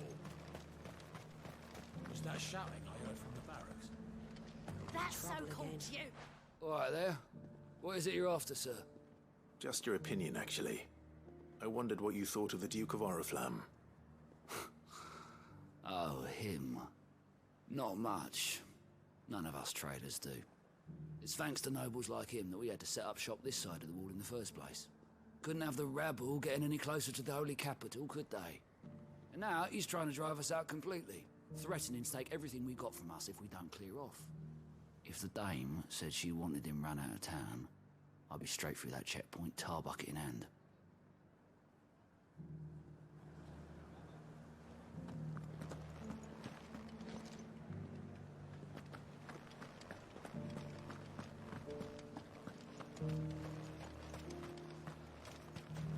The garrison salvaged what they could.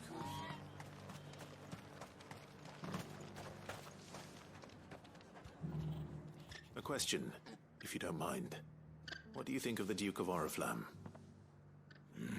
Don't get me started. You build a life for yourself somewhere, only for some noble to turn up and tell you you've got to hand it all over to him.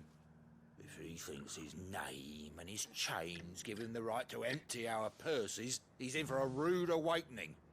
We'll do whatever it takes to keep what's ours.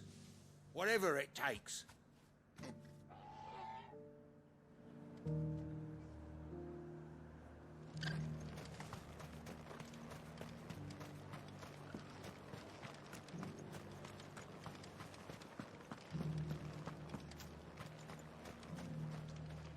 Sell anything today?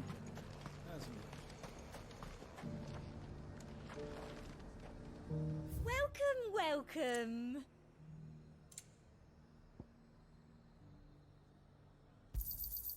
You've a keen eye.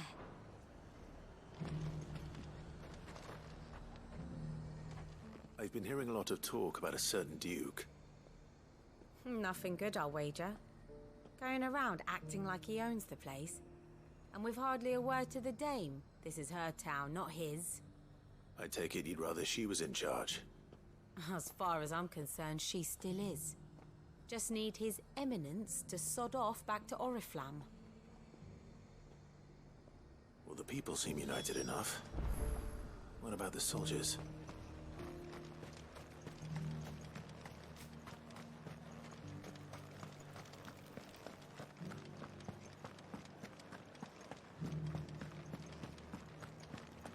Do you think he was the only one who survived? And you're just gonna fall into line?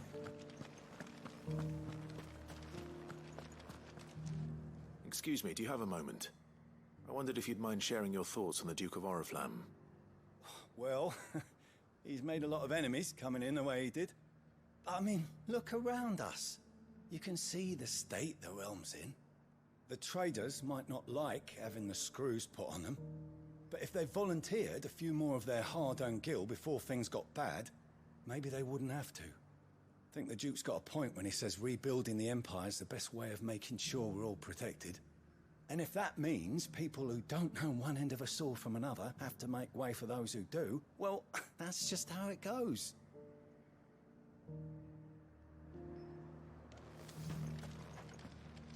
It's not only control of the garrison he wants, it's the whole of Northridge.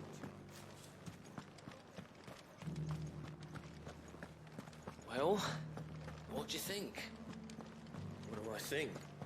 I think if we followed his... We already have a leader in the Dame. One at a time now. There's enough for everyone. You're the one who was talking to His Eminence. On the Dame's behalf, yes.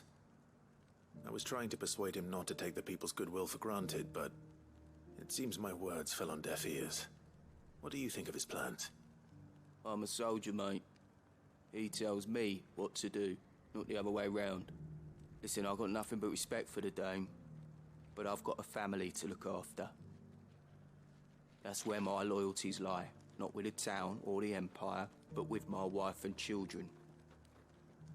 If the Duke can get us the men and the equipment we need to fight off those blue-skinned bastards, I don't care how he does it.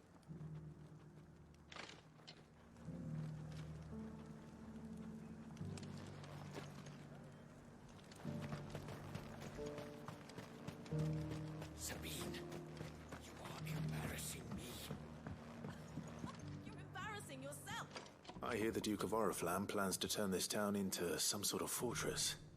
Do you think that's a good idea? It's not for me to say.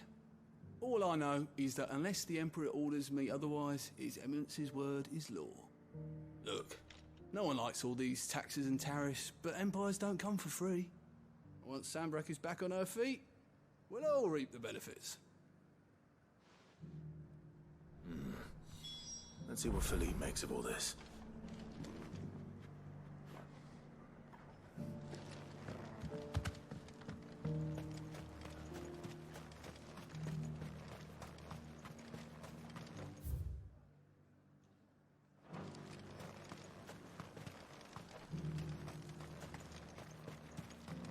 A whole day. Could dry some...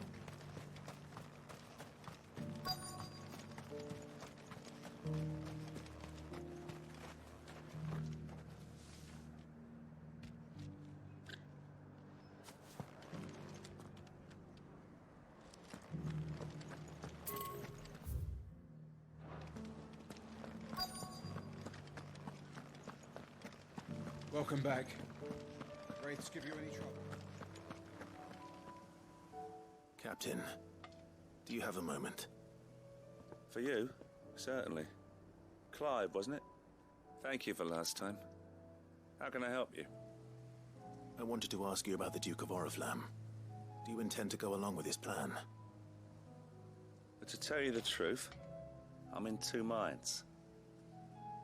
It's my sworn duty as a captain of the Imperial Army to obey his orders. But I can't say I agree with him. Philippe, I remember you saying that you became a soldier to protect the people you loved. The Dame included. That's right, I did.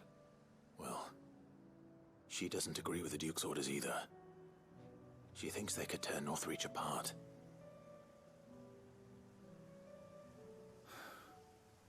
And she's probably right. Thank you, Clive. I know what I need to do now. Protecting the people I love is what matters. Doesn't matter how.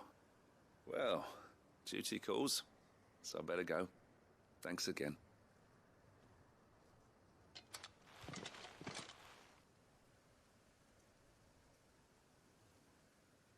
It seems Philippe wants to do the right thing at least. I expect Isabel will be pleased to hear that. But if nothing else...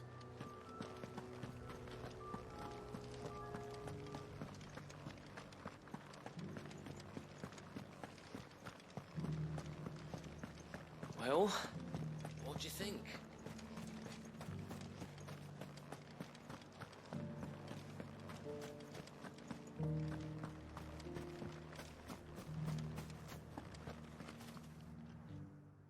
Clive, how did you fare?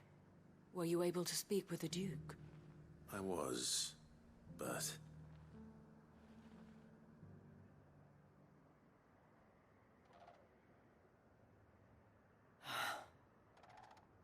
So Northreach is to be a fortress after all. Well, it will certainly help to hold back the thralls. There's no denying that. Though I doubt it will come as much consolation to the townspeople whose worldly goods are confiscated to pay for it. They deserve to be heard, Clive. To have a say in this new empire the Duke means to build. Sadly, His Eminence values their obedience more than their opinions, and hopes to reassert the authority of the state. I fear he sees the people as mere pawns on his chessboard to be sacrificed for the greater good. Needless to say, they themselves are of a different opinion, and would rather their destinies were in your hands. The soldiers, meanwhile, are content to follow their orders. And not just because of the Duke's rank, but because of his vision. I thought as much. Had I sworn to protect Sambrak, I dare say I too would want nothing more than to see it rise from the ashes. Thank you for trying. But the battle is lost. I don't know about that. What happened to your uniform? I handed it in, along with my resignation. Told the lads I wished them well, but that I owe it to those I love to call it a day. But why? Because I realize what really matters to me. Not following some nobleman's orders for the sake of it, but protecting what I care about. Protecting Northreach. I honestly don't know when those monsters will return, but I'm certain they're not finished with us yet. And when they do come back, we need to be ready for them. We need to stand together, all of us. And with you to lead us, milady, I reckon we can do it. It was you who finally convinced me, Clive. There's no point following orders if they go against everything you believe. Indeed. All of us, standing together. That has always been Northreach's best hope, and one which still lies within our grasp. We have only to turn our attentions to the true enemy. Thank you, Philippe, for showing me what I must do. Anything for you, milady. Speaking of standing together, would you mind if I borrowed a few of the lads from the Vale to help keep watch around the town? I fear His Eminence has loftier tasks in mind for the guard. Not at all. Be my guest. Wouldn't be the first time.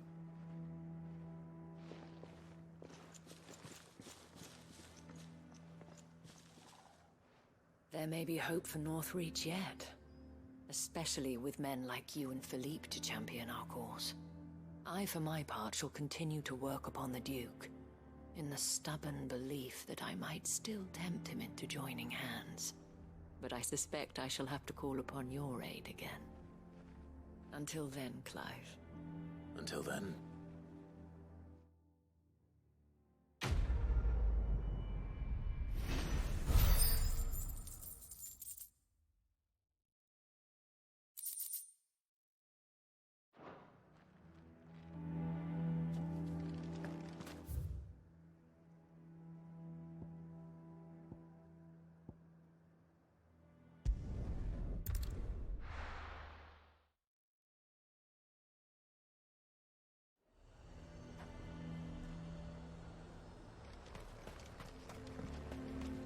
He'd have our coin, our stock and our...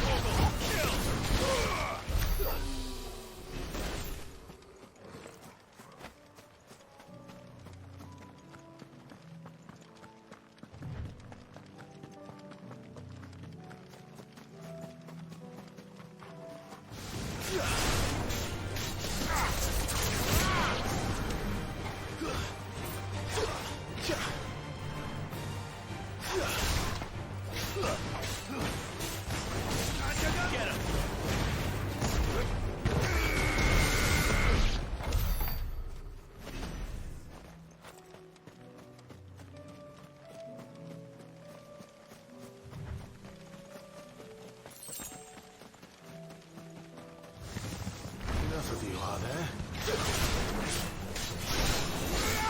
Over here! Over here!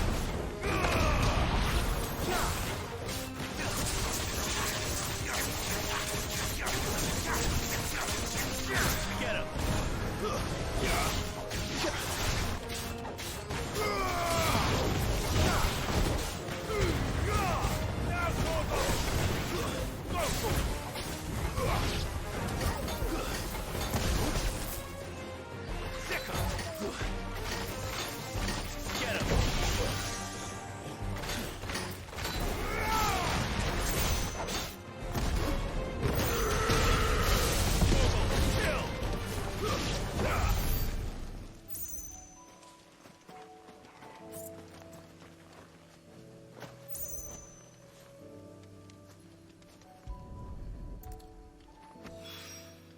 That's all of them.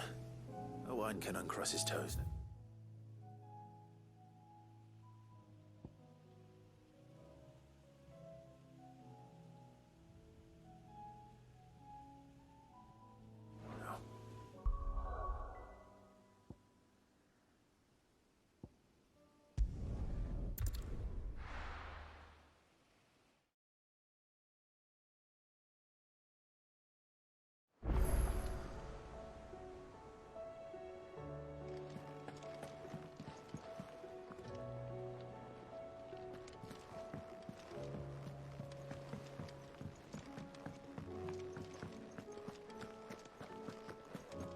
Don't tell me we've run out of happy nuts and all.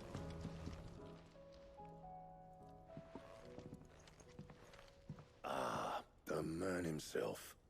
We were just about to make a start on that sword I promised you. It's funny, but none of this would have been possible without your help. You remember Camille? We'll be using his leather work for the grip. The steel, meanwhile, will be tempered in a fire, burning the cinders you charmed out of old Zoltan here. And that whetstone from the Outer Isles, that'll be what gives the blade its edge. And the final flourish will be my talented colleagues' engraving. A team effort led by the greatest blacksmith alive. Now, save that talk till the thing's finished, yeah? Right. I'm ready if you are. To the bellows it is, then.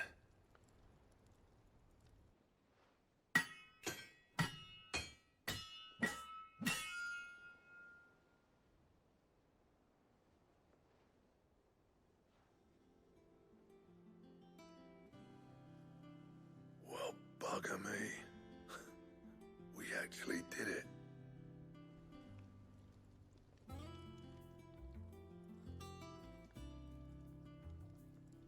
The sword to end all swords. Ragnarok.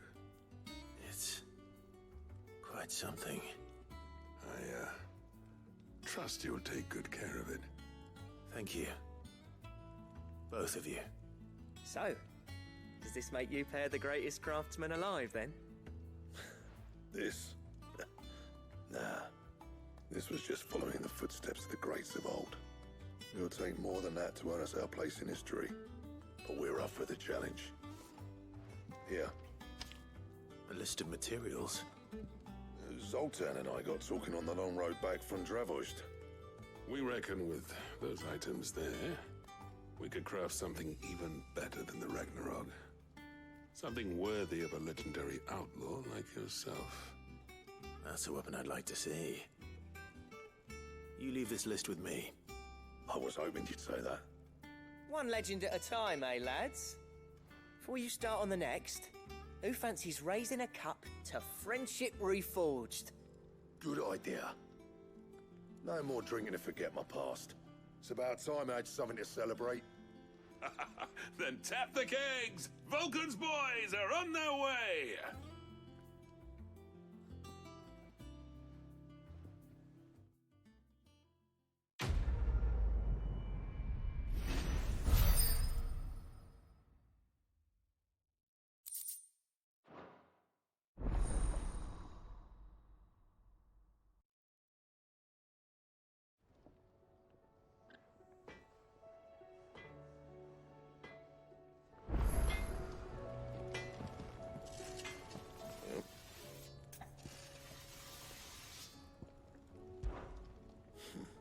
I never thought me and Zoltan would ever speak again, let alone work together. And if it hadn't been for you, we wouldn't. You've been a good friend to me, Clive. The best. What do you want?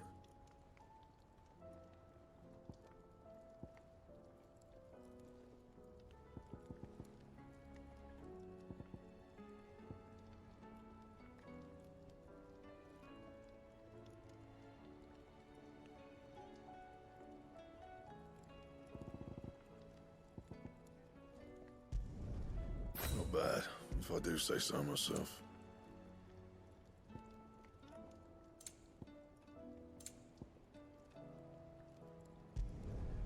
No scratches, right? Not bad, if I do say so myself.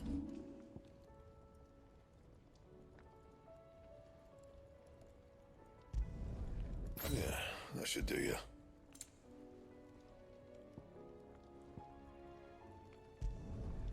Not my best work, but it'll do.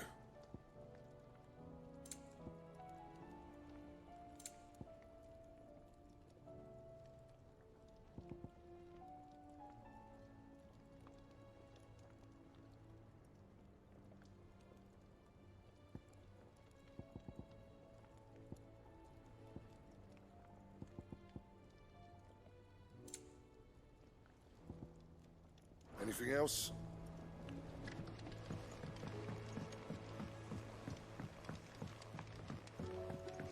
Have you tried Molly's lemon tarts?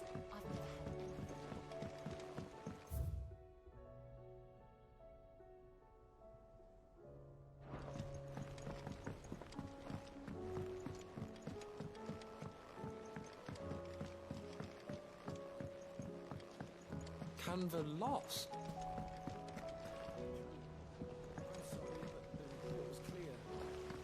Miss, can we read Miss Editor's story for our lesson?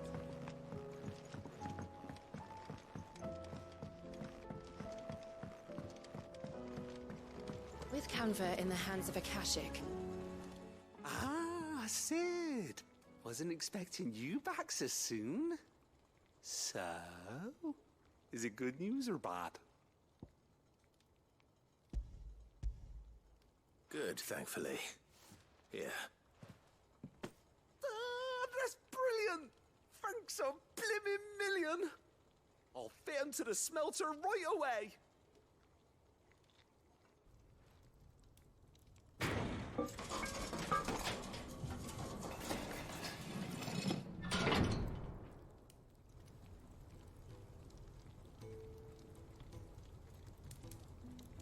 May I present to you the Telemon Furnace! Ain't bad, is she? She's a beauty. You saved my bacon again, Sid, and I ain't about to let your good deed go unrewarded. It's fine, really. My bag's flexible enough already. Oh, don't say that. I'm sure I can make a few improvements to it yet. You could just buy me a bigger... How about that clasp? Looks a bit stiff. Reckon you could loosen it up and make some more room? And I reckon I know how. With a new alloy we've been working on. The Telemon Furnace was just what we needed to perfect it. It's a metal, see? So it's lovely and strong, but it's also, well, stretchy, if you can believe it. Stretchy metal. Well, if you insist. That is the spirit. You'll love it, I promise.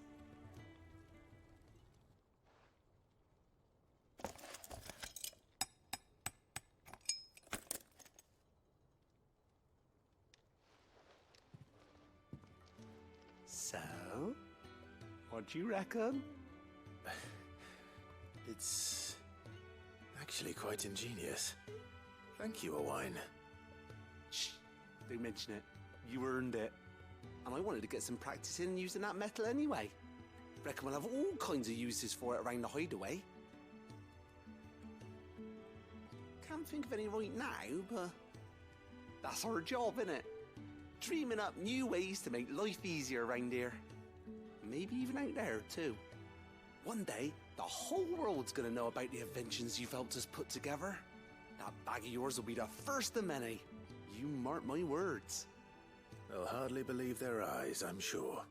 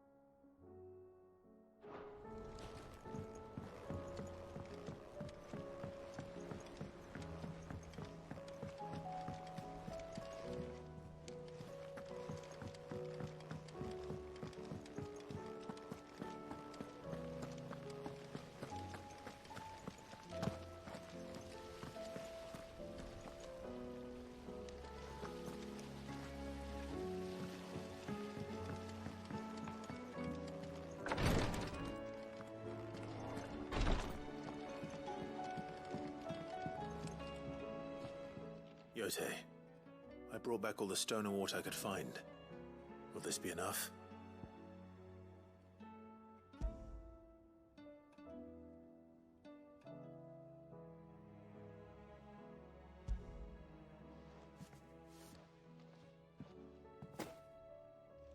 Yes, my lord. Thank you. I'm sure it will serve us until we can find another source. I'm very glad to hear it. You and His Grace are very much alike, you know. You think only of how you might help others, and never of the danger to yourselves. No more than you have minding my brother. You've risked a lot for him, and I thank you for it. I am honored that you should say so. But I beg you, my lord, do not give too much of yourself for the sake of others. We could not afford to lose you. I'll keep that in mind.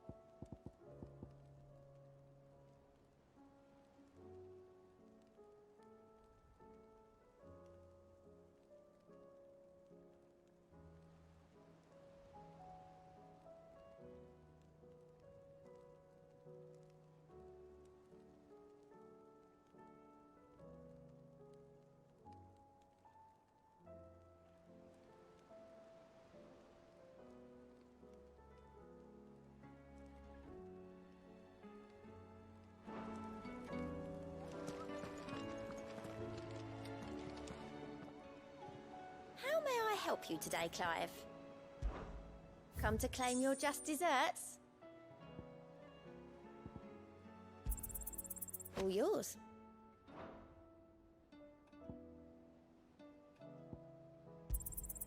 You earned this. All yours.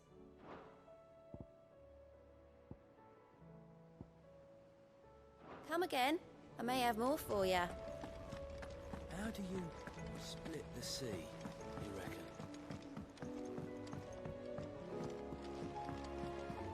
Covered in nicks and lumps.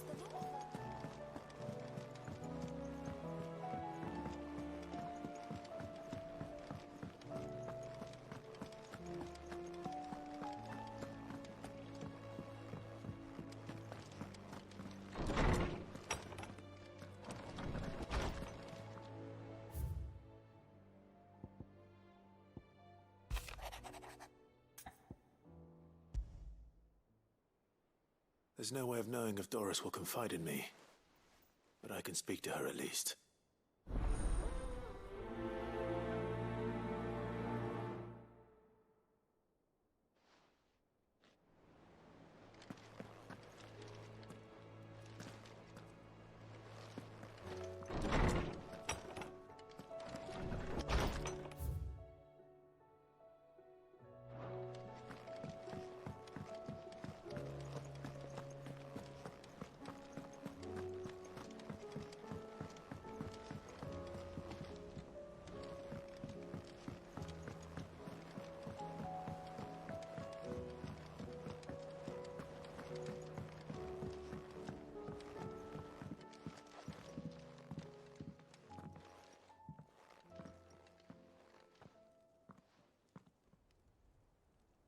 Where are you?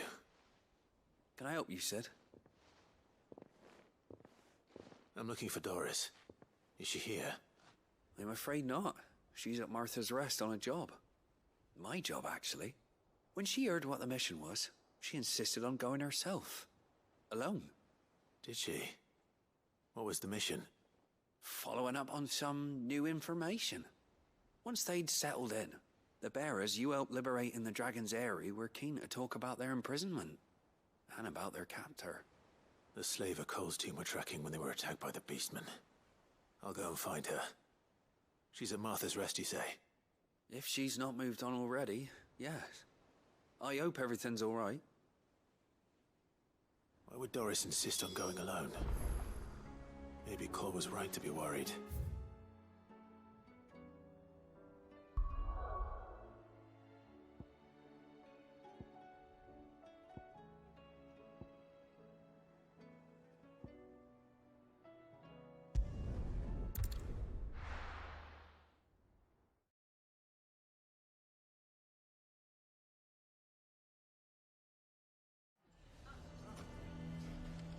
Why the hell would Victor take the bearers?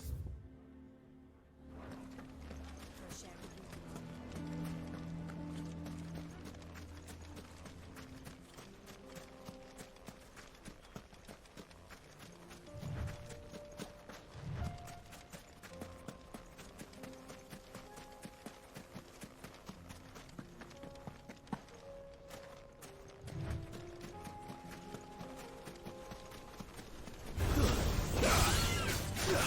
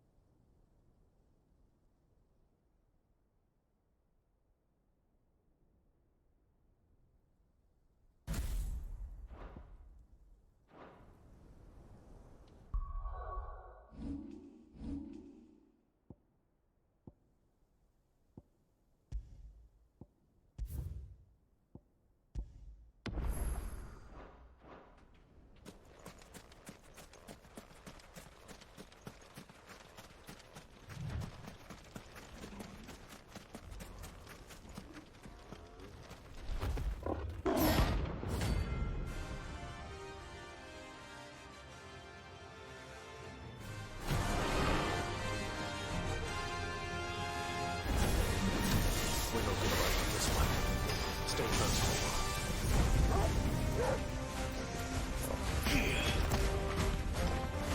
Get him!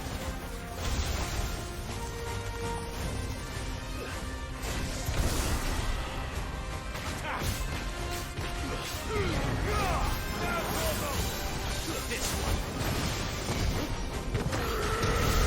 Oh, your formal. This one.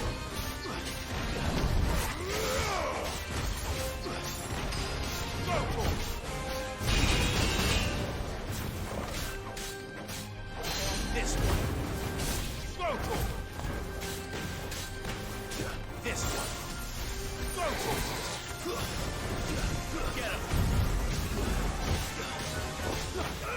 Go for it. Kill. Get him. Nice move. Go for it. Stick him.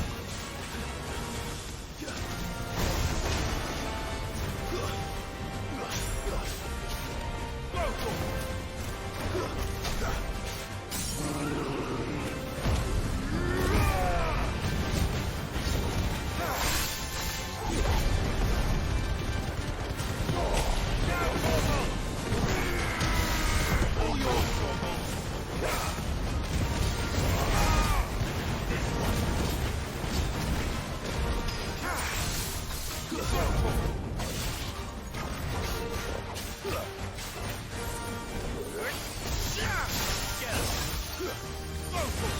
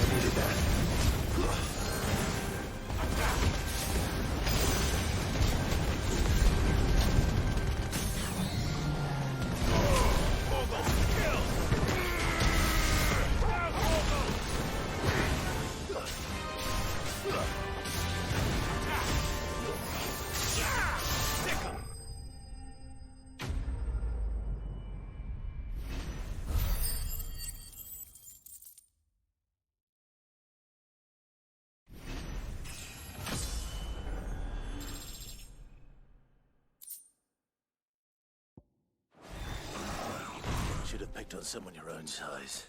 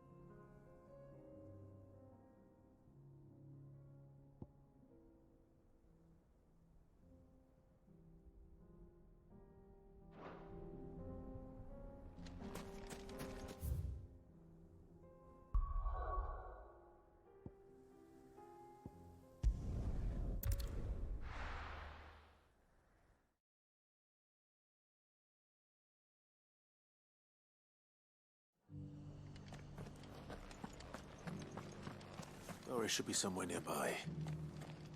Assuming she's still here.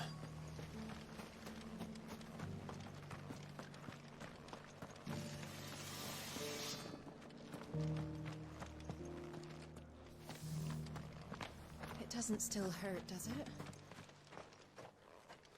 It's been a pleasure, Doris. Just like old times. I'll give your offer some thought, my lady. How goes the investigation? Sid, what brings you to Martha's Rest? You. I heard you were out here on your own, tracking our slaver. I trust you're being careful. Of course. And it had to be me. The bearers from the Dragon's Eyrie confirmed a long-held suspicion of mine that the slaver we've been tracking is an old acquaintance. She's no fool. If we'd come in force, she would have spotted us straight away, and then vanished without a trace. That was her just now, wasn't it? So, was it a fruitful reunion? I'd say so. She tried to recruit me. Seems her time in Rosaria is coming to an end. She's abducted bearers from across the region and is looking to smuggle them back into Sambrec. After her brush with those beastmen on the road to Northreach, she hired herself an Imperial escort, which she wants me to join. She's dangerous, Sid, but I think I can stop her. Then I'm going with you. I'll take care of the escort. You can see the bearers to safety. Where are they? The Baum Archers, soon to break camp. You go on ahead. I'll follow once I've sent word back to the hideaway.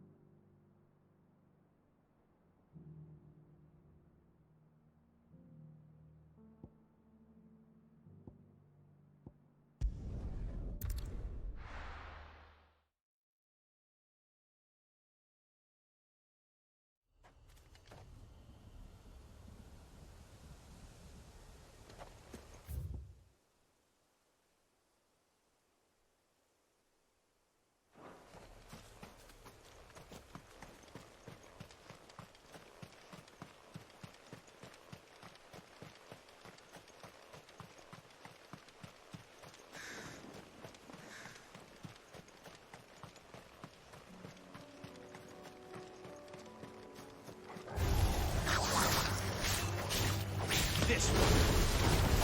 Go for it. Now, Sorgo.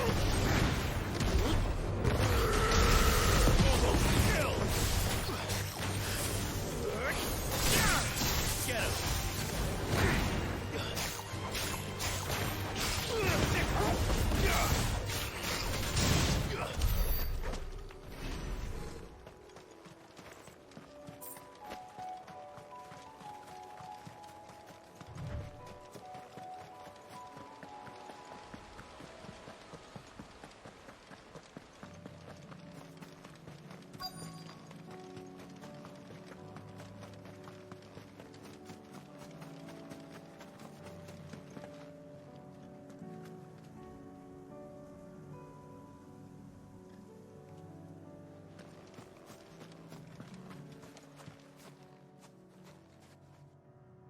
Good. They haven't broken camp yet. How did Doris come to know a slaver, I wonder?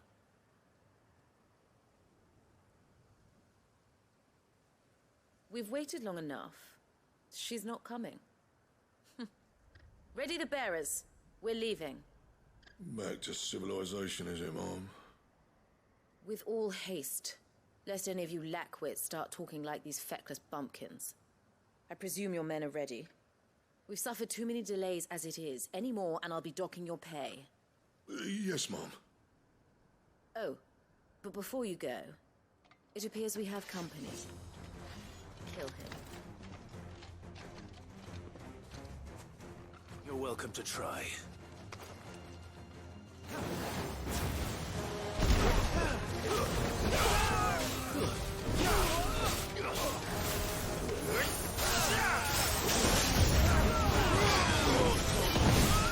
This one.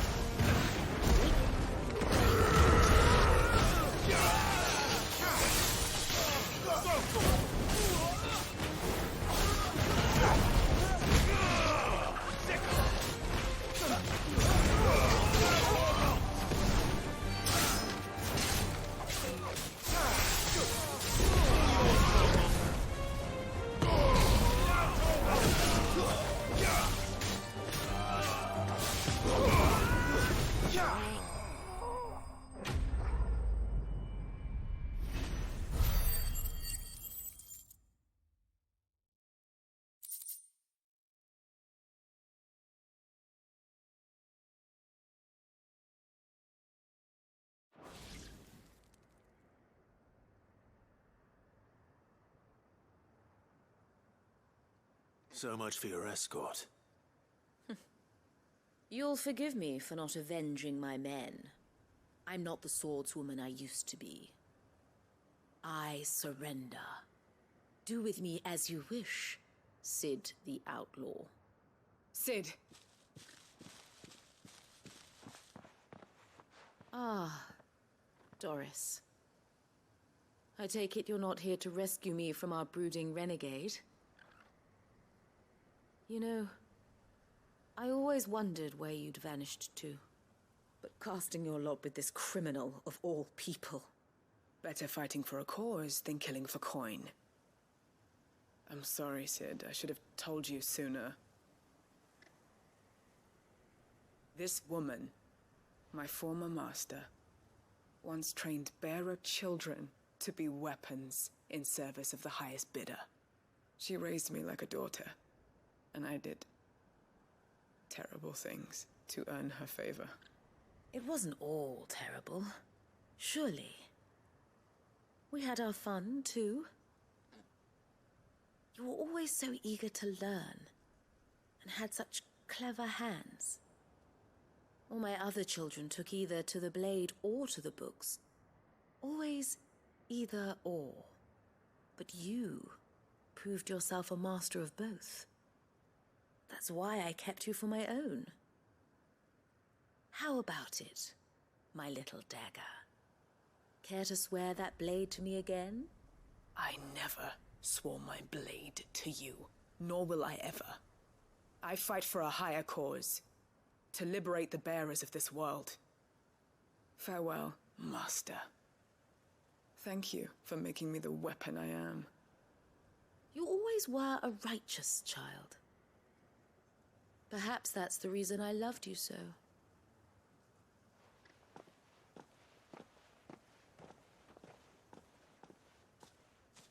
What do you want to do with her? I am not the killer she wanted me to be. Not anymore. And she no longer has friends in high places. The Dame does, though. Her connections at the Imperial Court will see that justice is done. All right. If you're certain. I am. And thank you for everything. Now, I better let these bearers know that they're safe.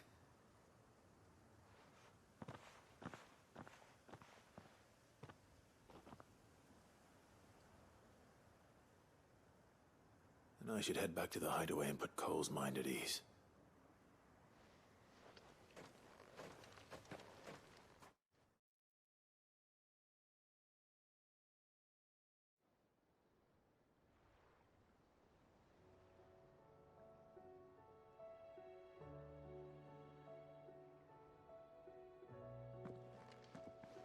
Welcome back, Sid.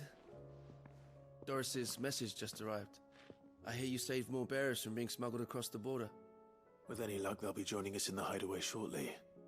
Oh, and your letter. You don't need to worry about Doris anymore. I'd been hoping as much. She mentioned one or two things in her report. So the slaver we'd been chasing all these months was her former master.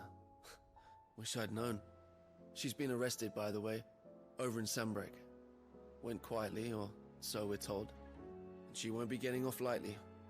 The Empire may have no love for bearers, but it's none too fond of black market traders either. Can't have been easy for Doris. I'm sure it wasn't. But don't worry. She'll be all right. I hope so. Suppose you should know, eh? You had quite the past yourself before you came here, or so I understand. Anyway, thanks again, Sid. The Cursebreakers would be lost without Doris. And you, of course. Keep up the good work, Cole.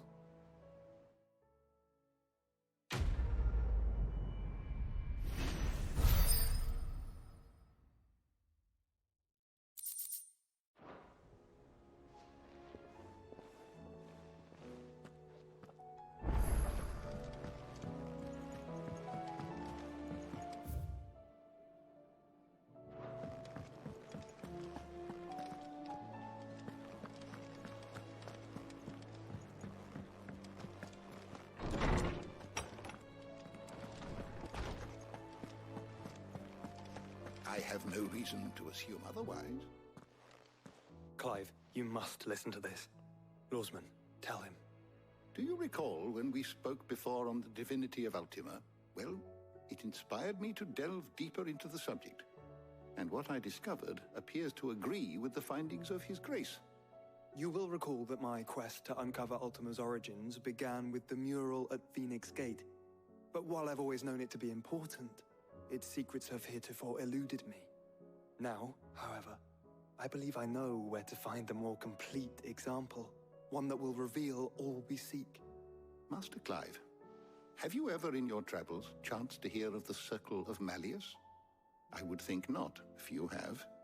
But there was once a time when the faith flourished, the oldest known religion in the Twins, and though its popularity eventually waned on Storm, hints of its dogma remain embedded in more modern faiths such as the Crystalline Orthodox. Wait, you said it waned on Storm. What of Ash? Religious monuments are often torn down or repurposed when new faiths rise to prominence. But if no new faith arose, then perhaps the ancient temples might still stand. And so, you see now why I must accompany you to Waloed. It would appear the past still has much to teach us, though in this case, it would not have been possible without the musings of Moss. To think that you carried a copy of my old mentor's chronicles all along. I am relieved to discover it in good hands. I shall guard it with my life. Joshua, if you're finished here, join me in the ale hall. I need to speak to everyone before we leave. Right away.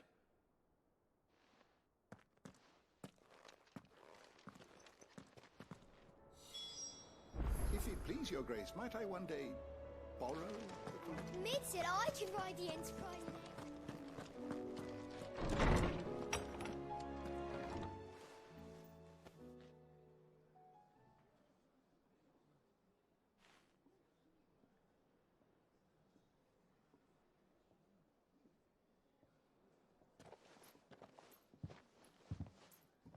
My apologies.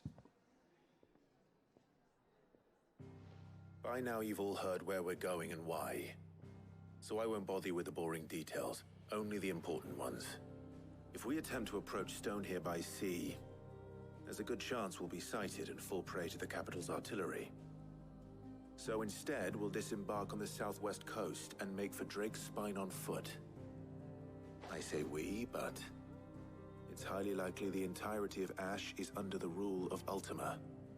A large party would only attract unwanted attention, as well as slow our march and require supplies which may be difficult to obtain. Only Joshua and I will be going. And a scout. Preferably a good one. Gav, do you know of any? You bet your ass I do. Might still borrow some of Lady Vivian's maps, though. Just in case, like. Once you've dropped us off at the Shadow Coast, you need to retreat into neutral waters, fly merchant colors, and stay inconspicuous. If you sense any danger at all, you leave us behind and return to Storm. Inconspicuous is my middle name. But like hell am I leaving anyone behind. The ship ain't going nowhere till your scurvy mugs are smiling on deck.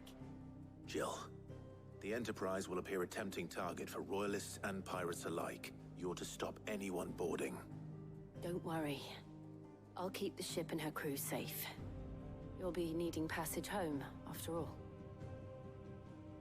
But... very well. If there are no questions, I'll see you all at the docks.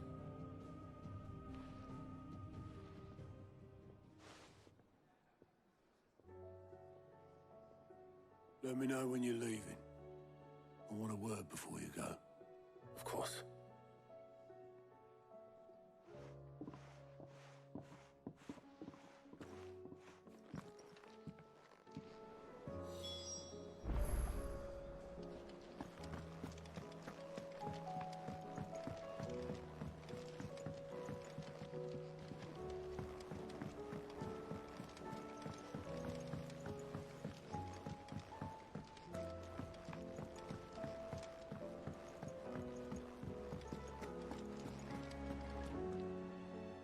Is something wrong?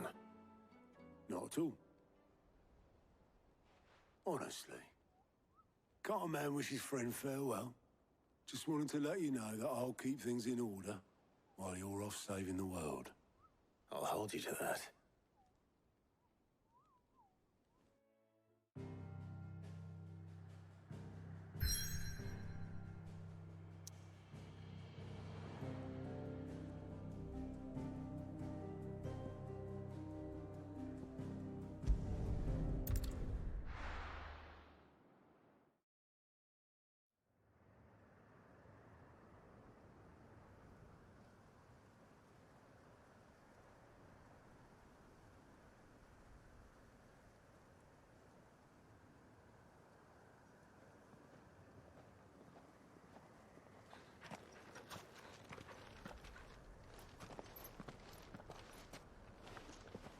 Reckon it'll be a long walk to the capital if we follow the cliffs. I'll scout ahead, see if I can't find us an inland route.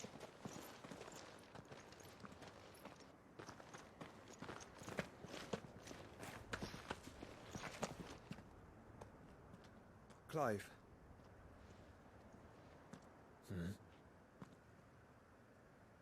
There's something I've been meaning to ask. You took her icon, didn't you? Yes, I did. She understood.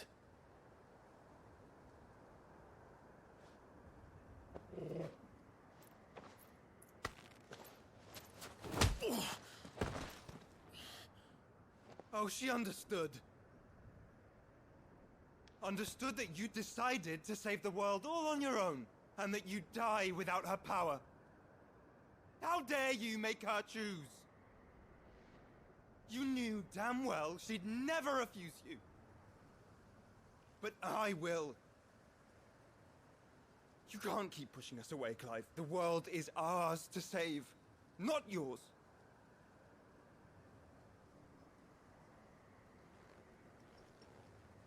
I used my gift because I thought it was the right thing to do.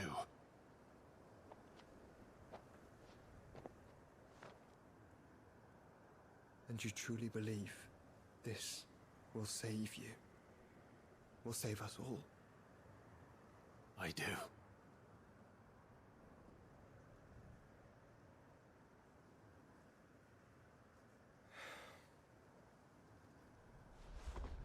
Then so be it.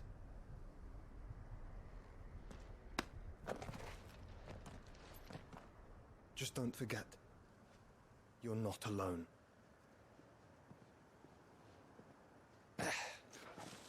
Think I found us a trail.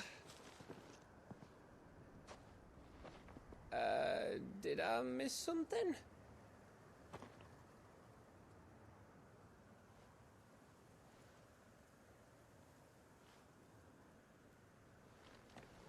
Only that Joshua didn't.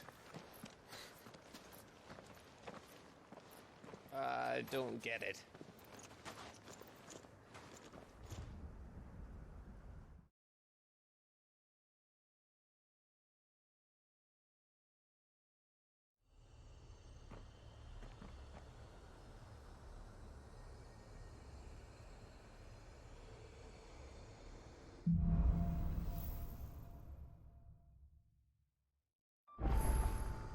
Always wanted to visit Ash. We're in Waluda territory now. Don't expect a warm welcome. Oh, I don't know, Clive. That castle over there looks inviting enough. Shall we sample its inhabitants' hospitality?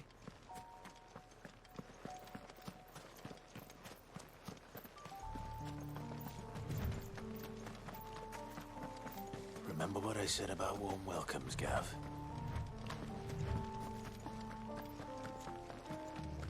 This place is as dead as Grieger's ghost.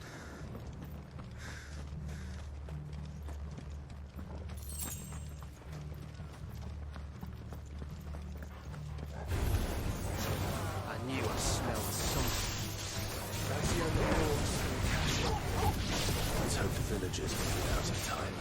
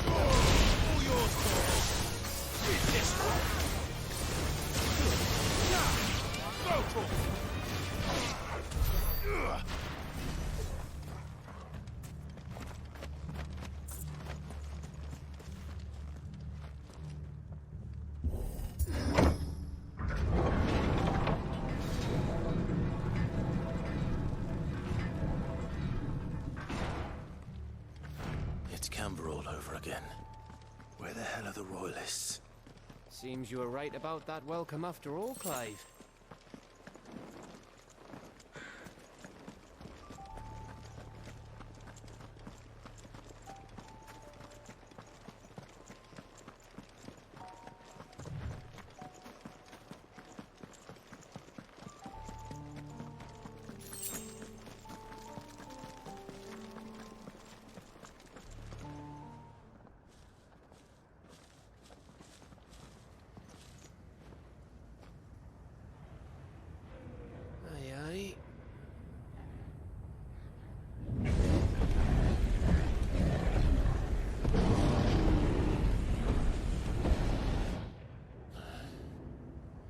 Is the whole of Ash fallen into Ultima's hands?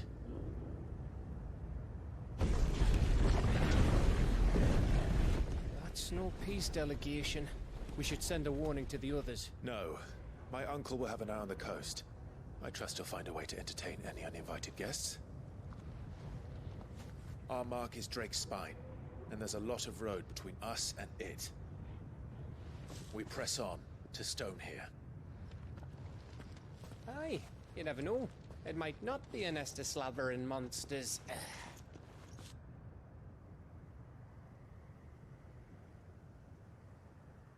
Clive, you must go on ahead without me.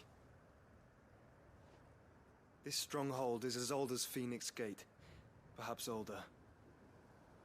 It may yet hide Ultima's remaining secrets, and if we are to best him, they must be unearthed. All right. Stay out of trouble. I always do. Mostly.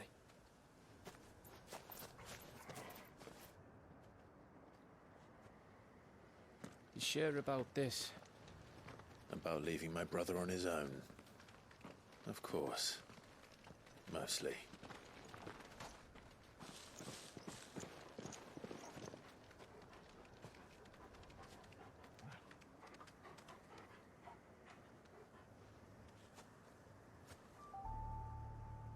Lady Vivian's map is so old it's hard to tell which way is up. But if I'm right, we're not far from a village called Aistla. Then we make our way there, resupply, and wait for Joshua.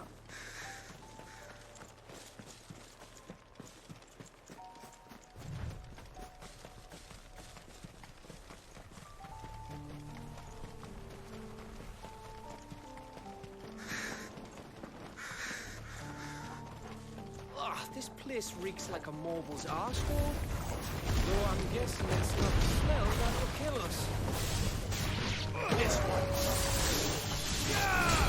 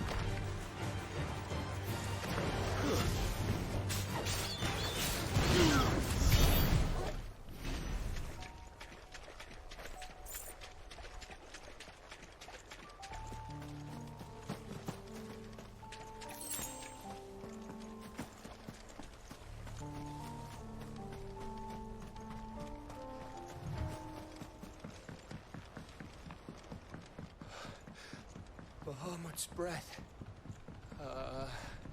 Don't look down, Torgal.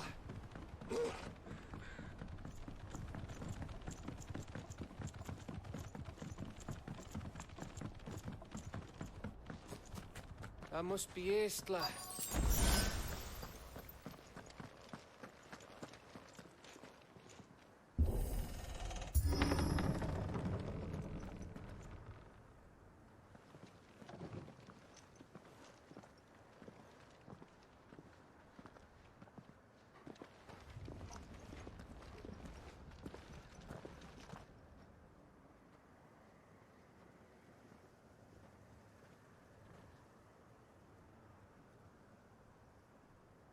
What do you think, Clive? Then we're too late.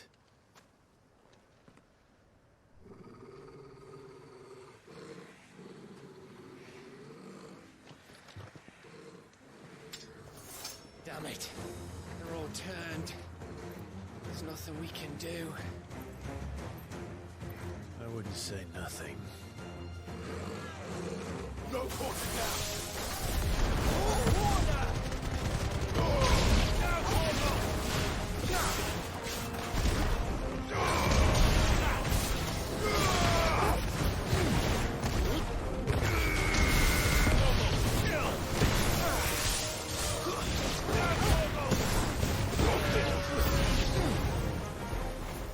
You think all the villages in Ash are like this? A question for later, Cap.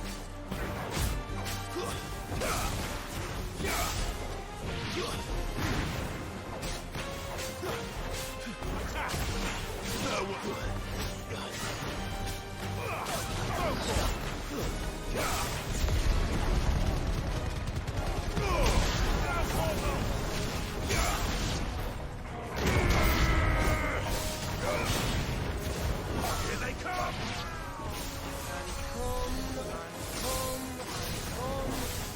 Get him! Go to him!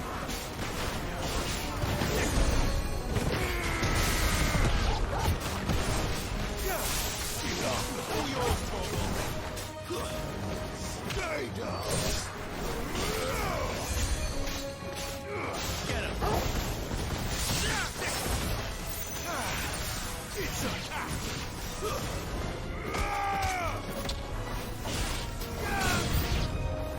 I don't want to die here, Clive. And don't! Get him! It's over!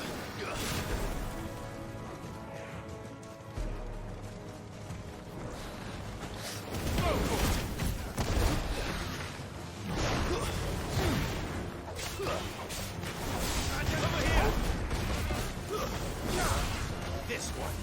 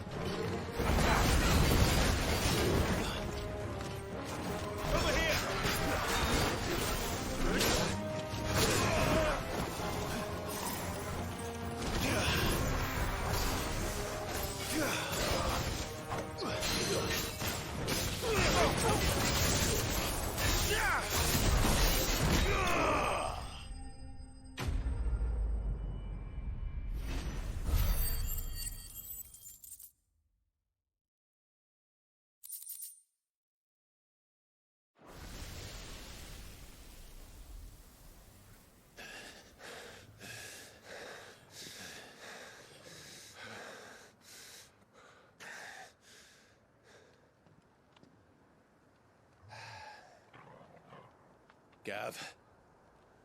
Gav! Don't tell me there's more of the bastards.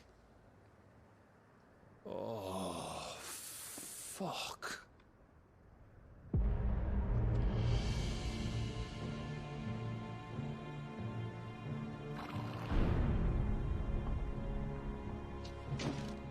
Have you come to watch, Odin? Bound for Stonehill. Good. My master awaits you in the capital, though I cannot allow you to attend him in your present state.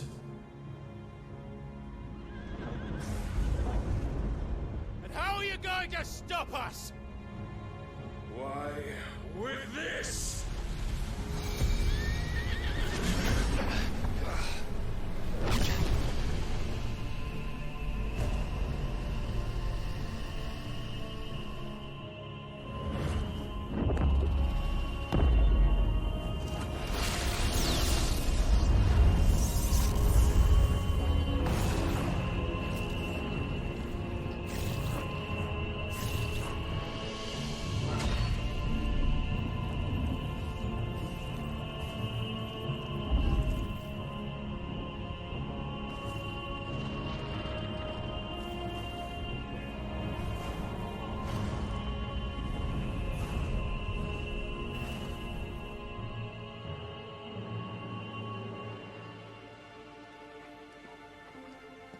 What did you do?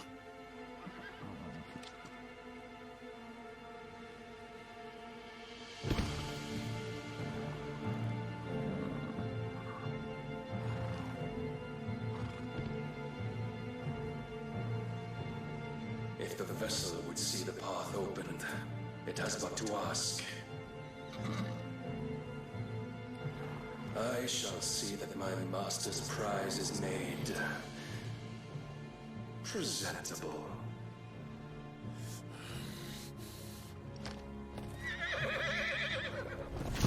Shit!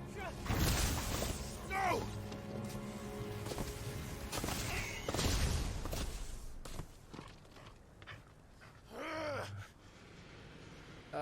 Clive? Would you mind telling me what the fuck just happened?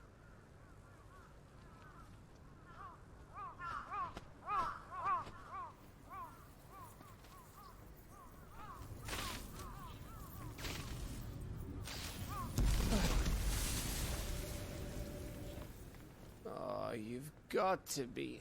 How are we supposed to get through that? We seek an audience with the king. If His Majesty wants me to come and ask him, then that is exactly what I'll do. Before you go practicing your petition, we don't even know where the fucker went. How about we cool our heads and think this through, eh?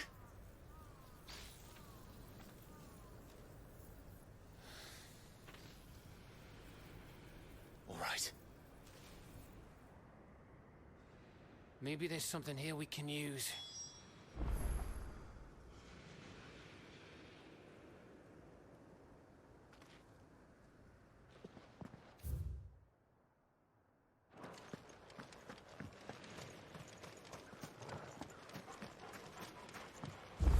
I thought we got them all.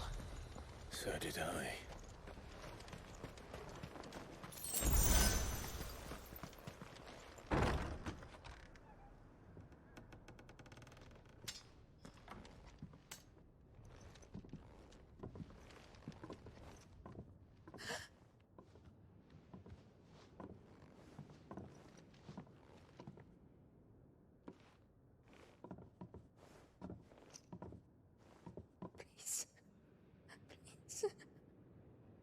Please, no. Miss. Whoa, easy, easy.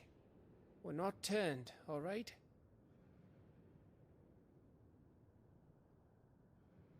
Who?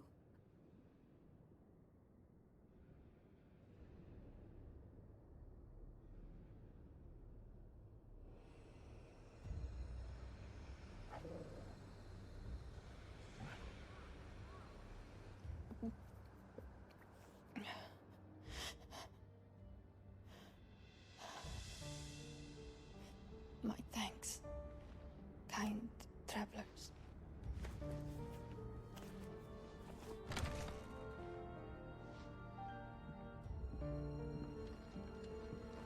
Edda, forgive me for asking, but what went on here?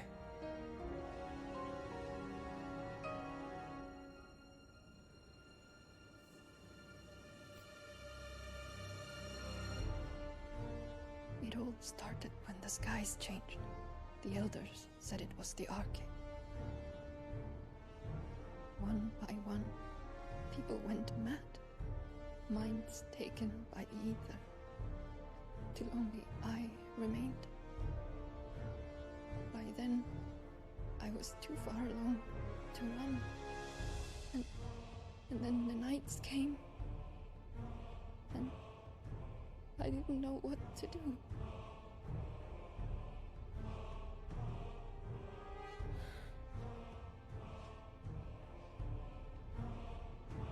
And this, Arche is... Just a story. Something our grandparents told us when we misbehaved. About how the heavens would grow dark before the land took her last breath. The end of the world. You said the others went mad. But where did they go?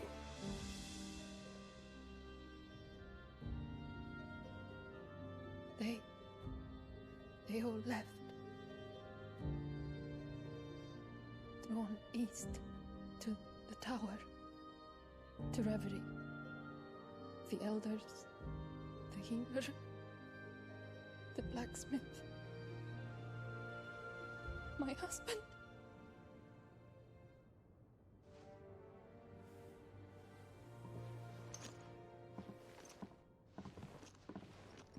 You thinking he did this? Of course.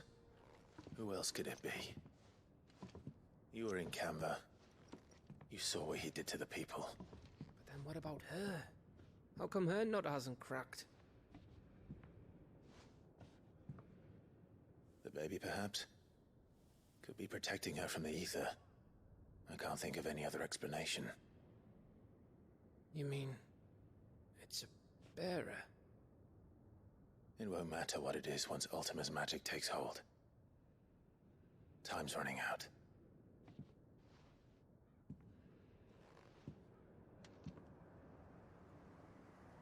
This tower. That's where we'll find the king.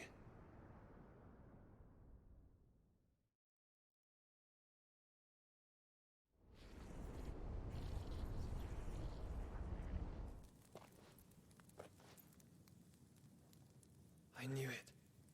It's the same as Phoenix Gate.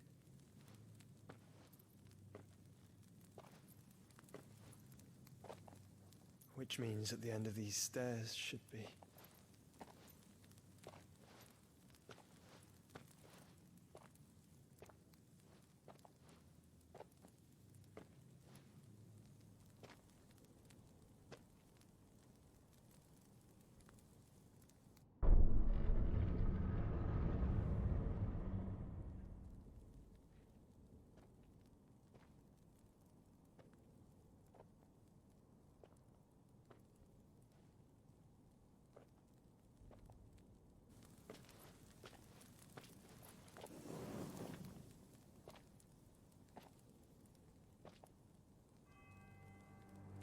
The mural is complete.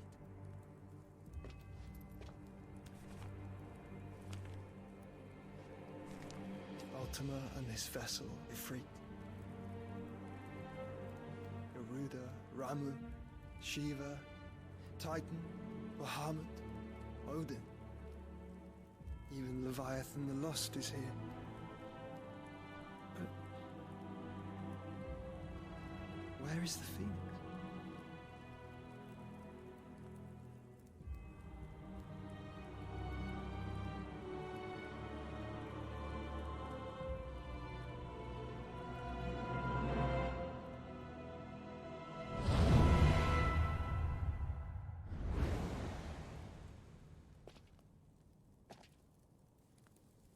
by the Founder.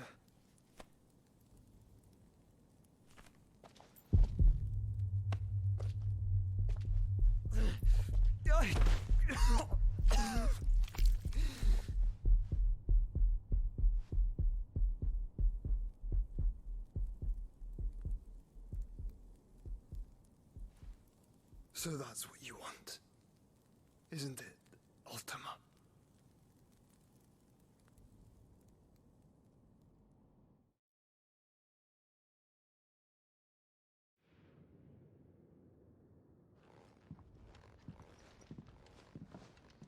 So that's how it's gonna be then? I'm not asking, Gav. I need you to stay with Edda. What's... I must do this alone. If I don't return, you're to find Joshua and make for the Enterprise. Understood? Aye.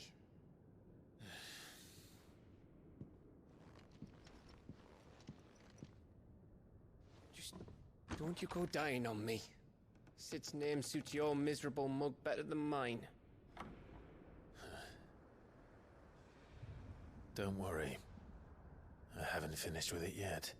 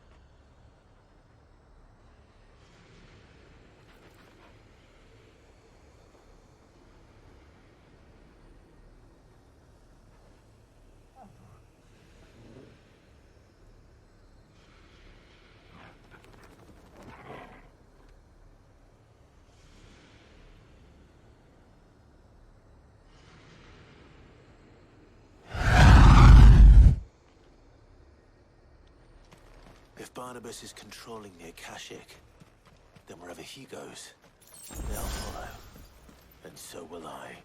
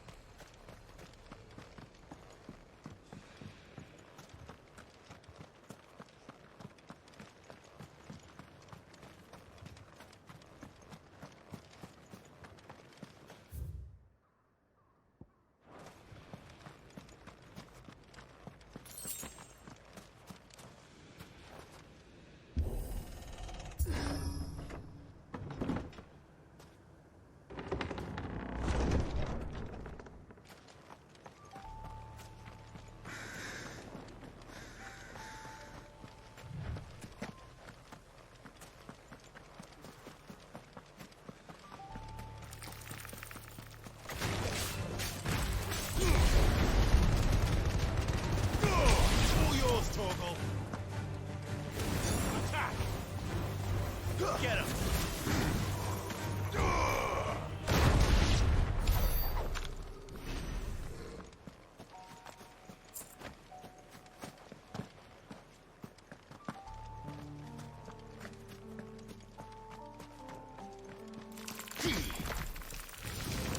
Time to fight.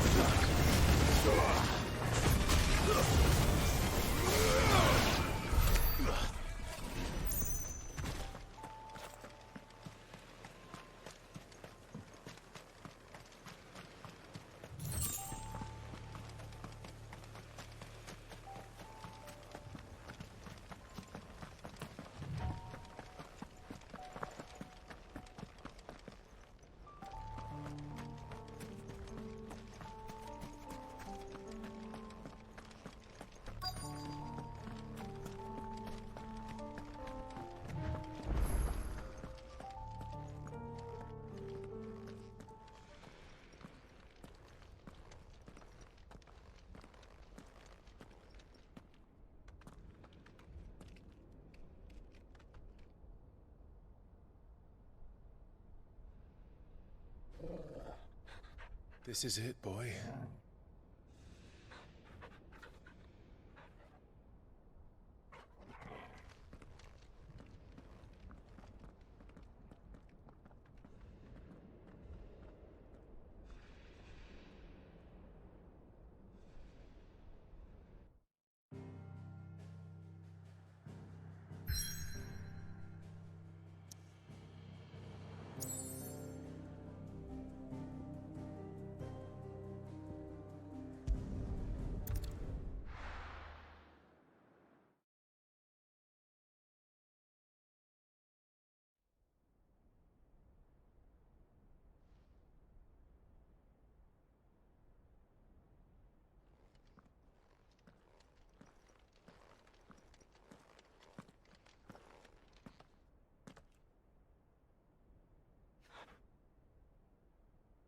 I've come for you, Barnabas.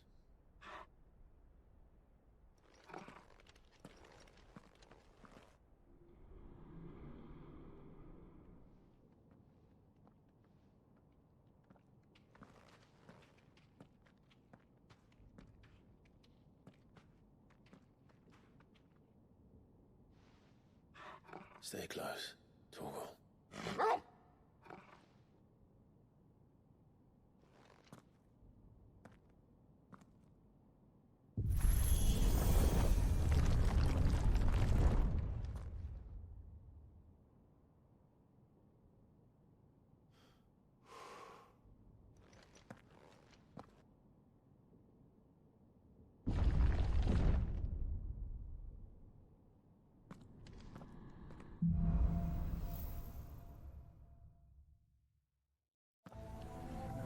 The tower. It's alive.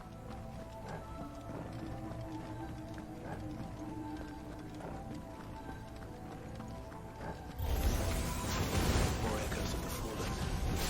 They seem to feed on ether. There shouldn't be any here.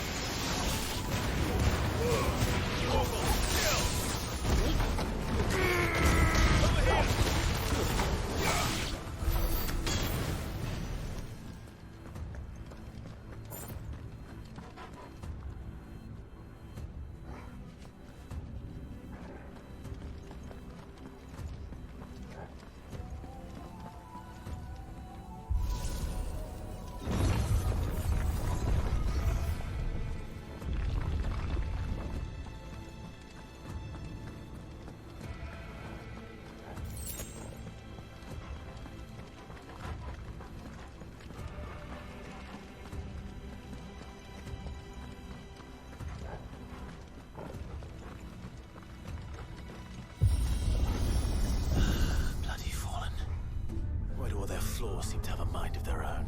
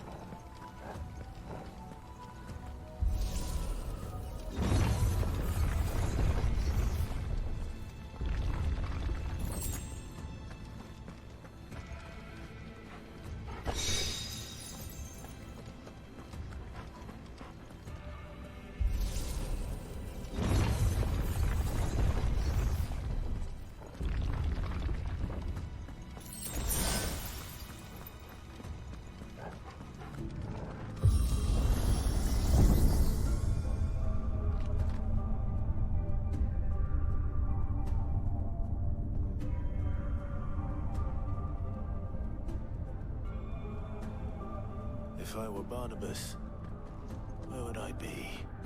The top. So I could look down on the world.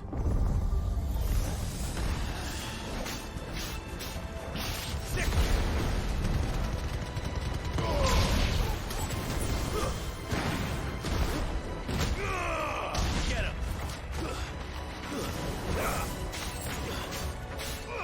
Over here!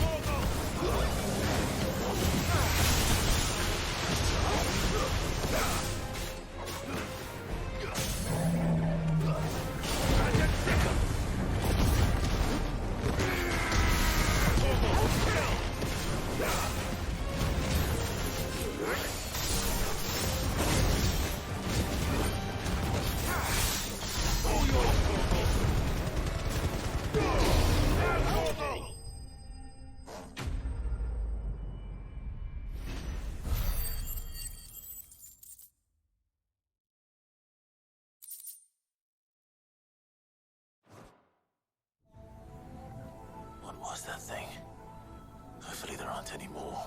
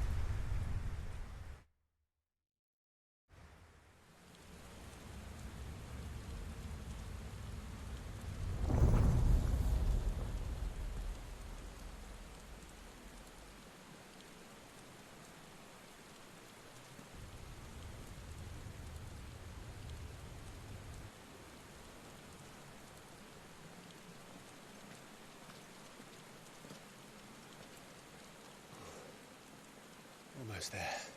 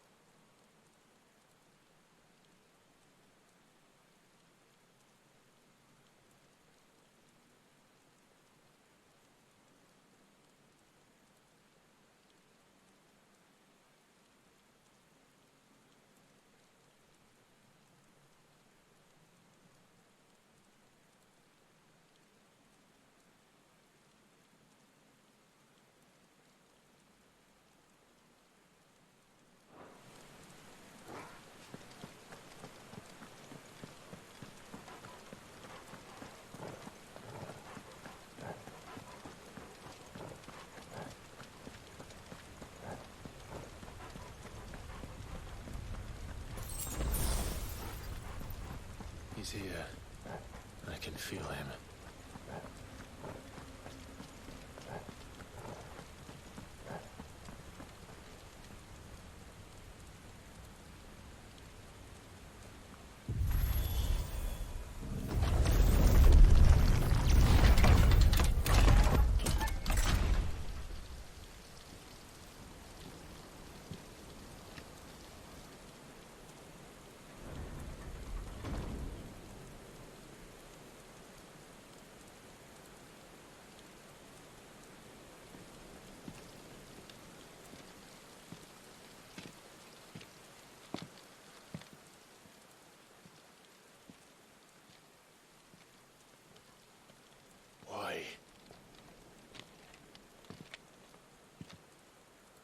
The blade must ever feed if her edge is to remain keen.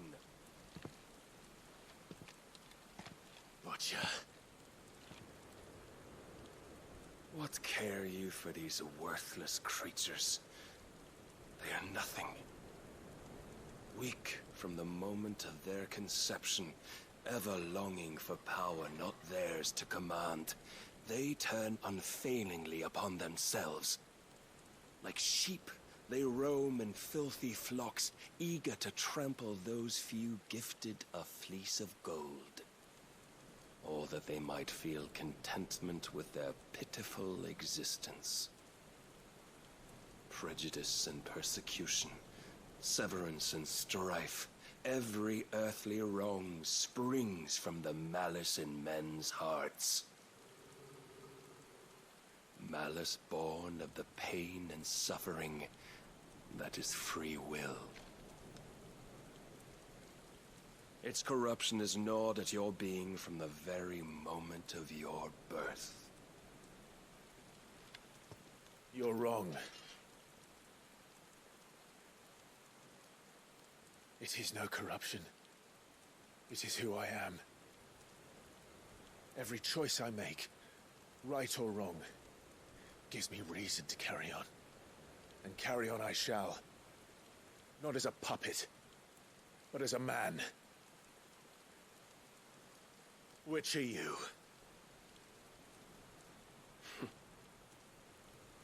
There was a time I too thought those the only choices. What? Long ago, God granted man the gift of magic. And with that gift did he build great civilizations. Yet over time, man lost sight of the gift's true meaning, stepping from the path of shared prosperity to one of avarice. He abandoned his creator for sword and flame, and through his folly, beckoned the blight. Yet, there were those few who refused to turn their eyes from the heavens, and they prayed to God that he might lead them back to righteousness. And the Lord, he did answer. Before the worthy shall the gates of paradise open, and so did I spread my arms to the ether, and cast my soul upon its gentle waters. I gave myself unto him.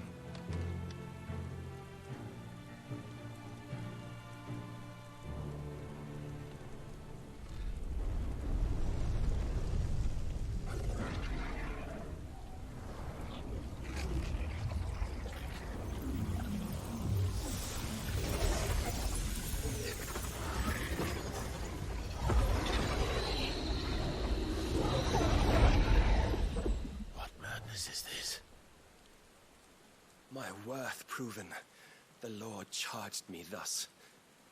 If your kind are to find salvation, they must be made to serve. You see, paradise lies but a single step away. Could we only take it? Could we only leave our transgressions behind? For none save the pure of heart and mind may set foot in the new world. I will save us. But it all begins and ends with you. You are the key, Mythos. And with this humble offering, shall I prove my faith once more? So you forsook your kingdom. You forsook yourself to serve. Tell me, how is that living?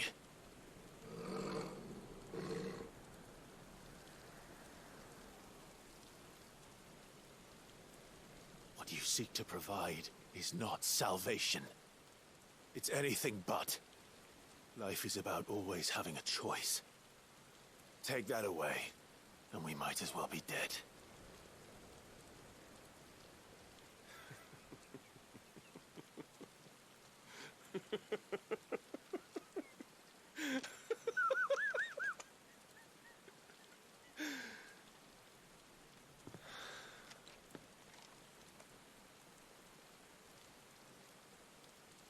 Very well.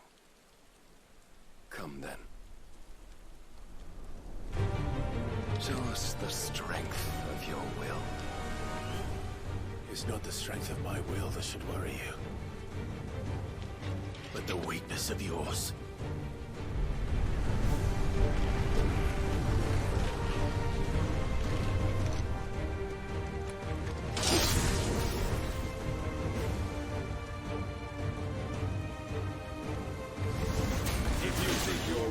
Stronger? Prove it! By this day's end, you shall know.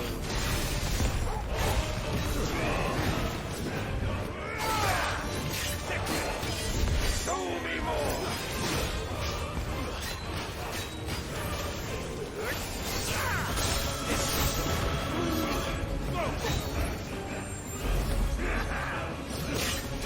Come here! I'm tired of this. Blessed with the might of a god, yet still you fight like a man.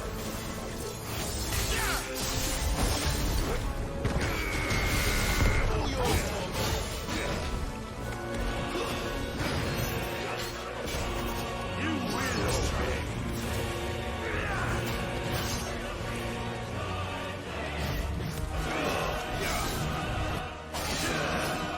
Must I show you?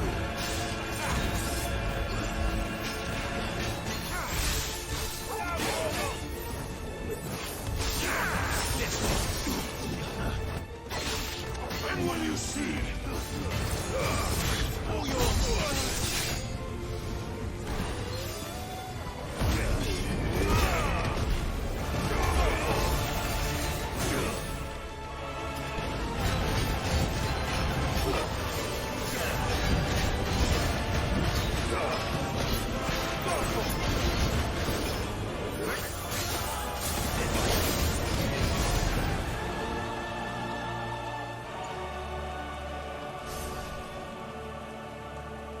God chose you to serve as his vessel, and you cling to this foolish notion of hope when there is none.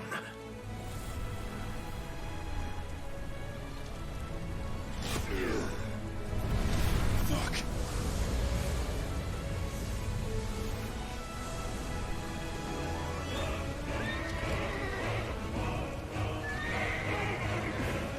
Desperate, are we?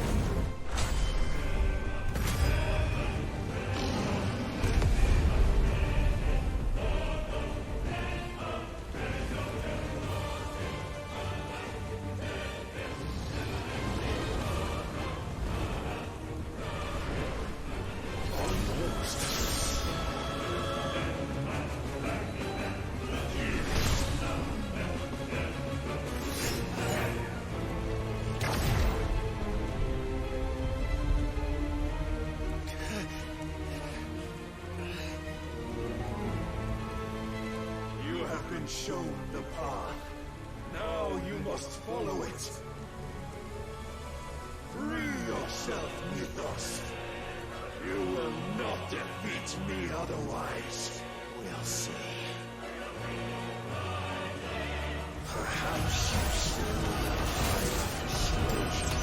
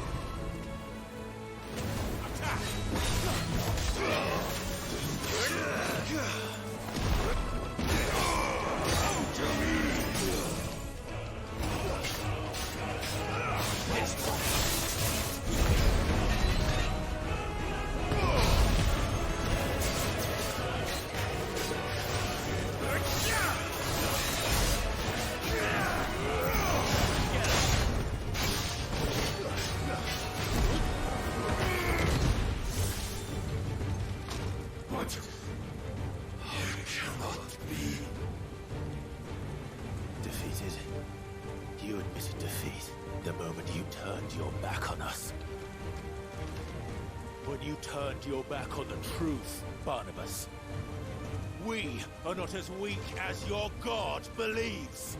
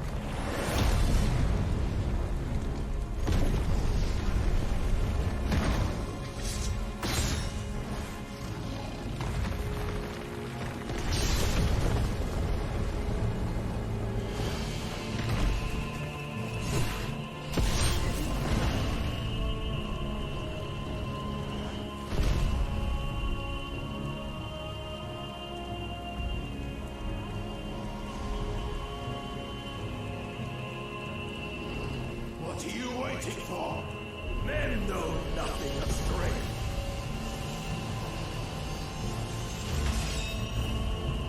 What you will.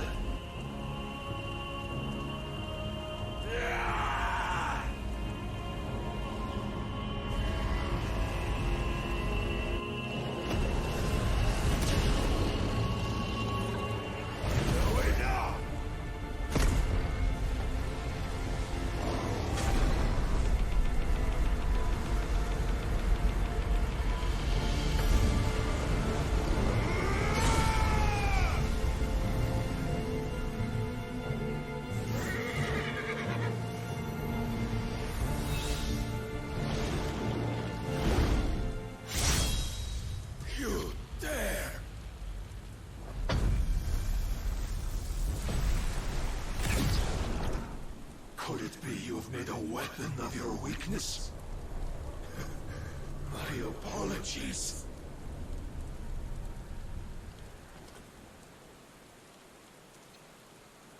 You are not the fool I took you for. And so it ends. No!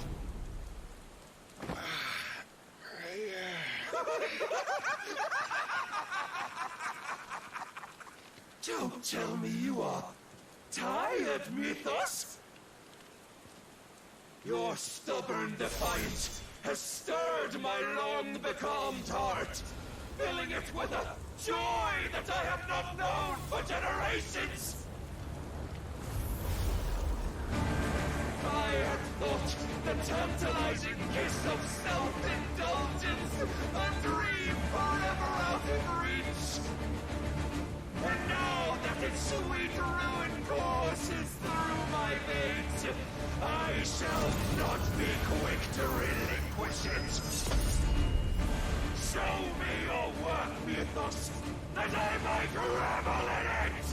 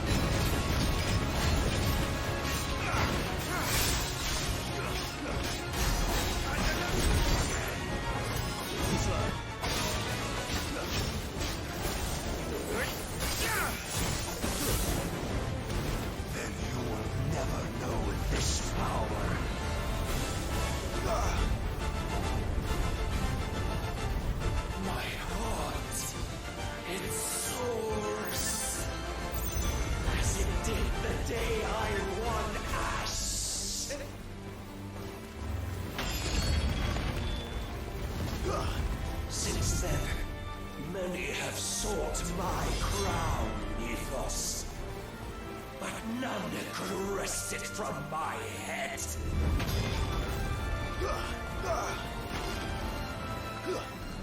Come! Have you the strength? Have you the will?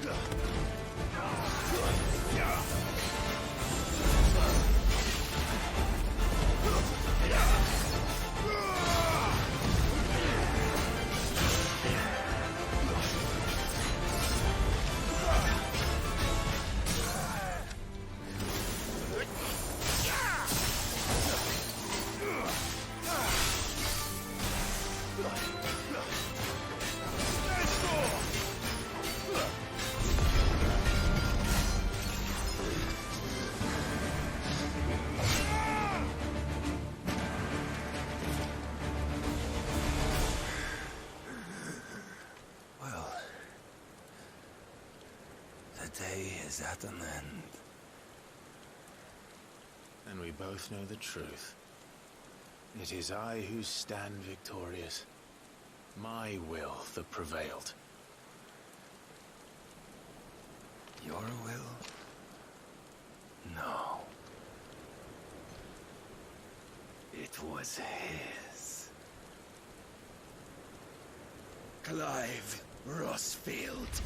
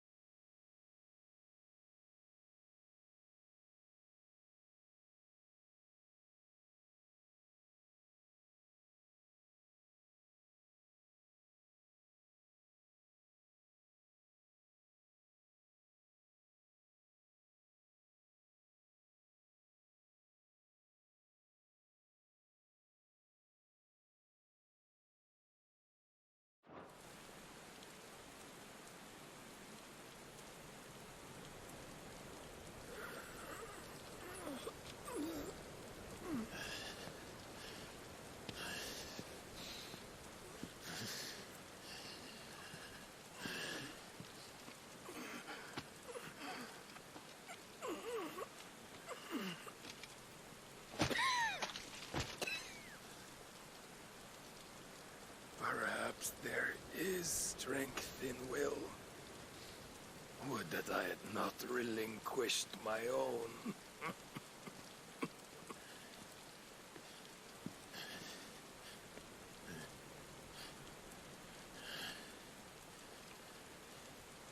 You relinquished nothing.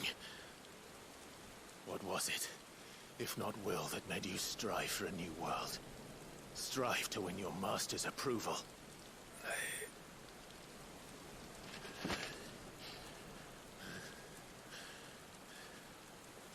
You were shown a fantasy, and you chose to believe it. But you were wrong. There is no world but the one we live in. And that world is worth saving, even if it means killing a god.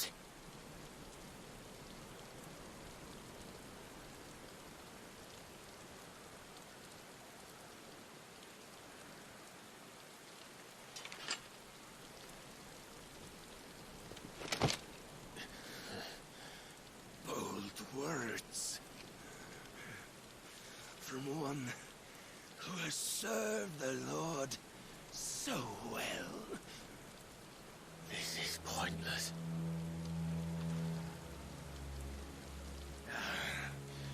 But I almost forgot. I promised that I would make you presentable. Did I not?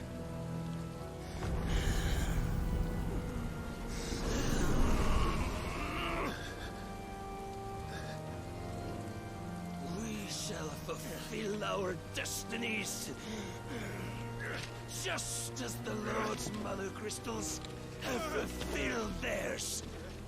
Come, Clive Rossfield. Take what is rightfully yours. Become one with God! No!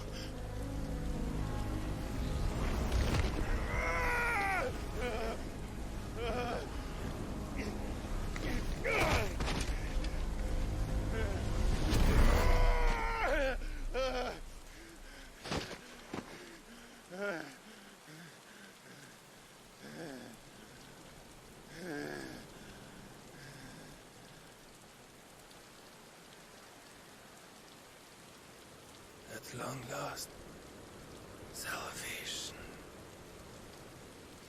I'm coming home. Mother.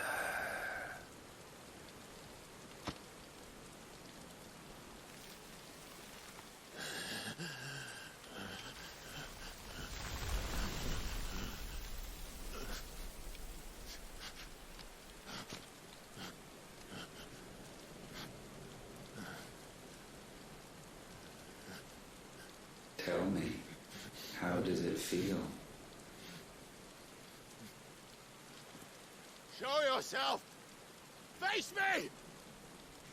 How does it feel to consume your rival's strength? To gorge yourself on their beam? To edge step by trembling step ever closer to the divine? With or without a will, you are still but a vessel. Our vessel. Behold, how your body shudders in anticipation of its fate.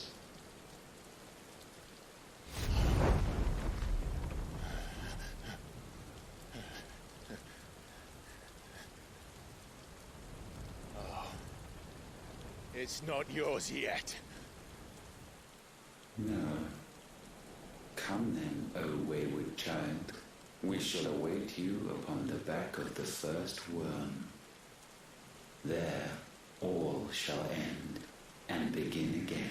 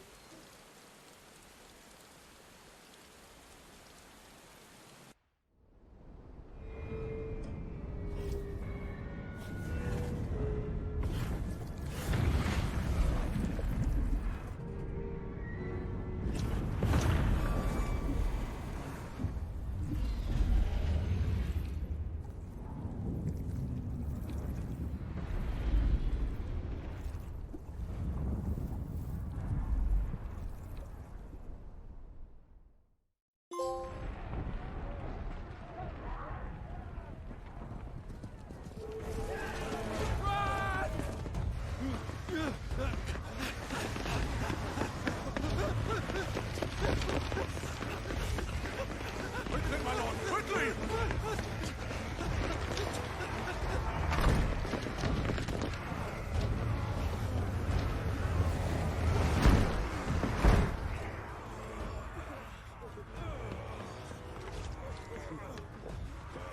Why the hell is my city falling with the gases? Don't ask me, ask them! Since when was Eugen Hamel one to hide when there was a fight to be had? Since they stripped me of my rank and banished me from the battlefield. Now I'm stuck driving the backsides of this lot while the city burns and I ride tails over the man half my age! And then you turn up! What the hell are you doing here anyway?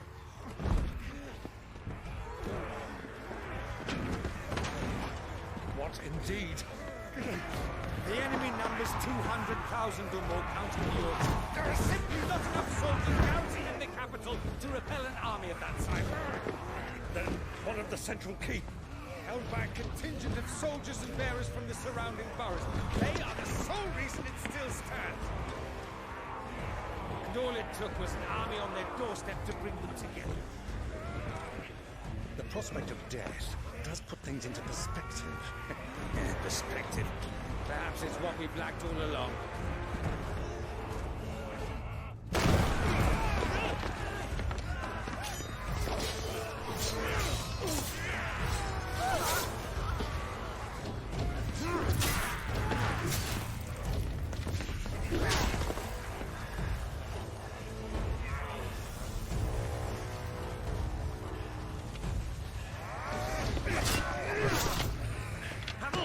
I need you to lend me some of your best men, preferably all of them. My best men? Does it look like I have any more? I admit this might not be the most convenient time, but my nephew's in trouble, and I may have already promised him more help. Your nephew, the outlaw? My soldiers have better things to do than die for nothing. And you and he are of the same mind. My fight's for the opposite. He fights for a world in which we shouldn't have to live and die for nothing. And he fights today to give us all a chance of a better tomorrow. Be that as it may, a handful of men cannot stand against the kingdom.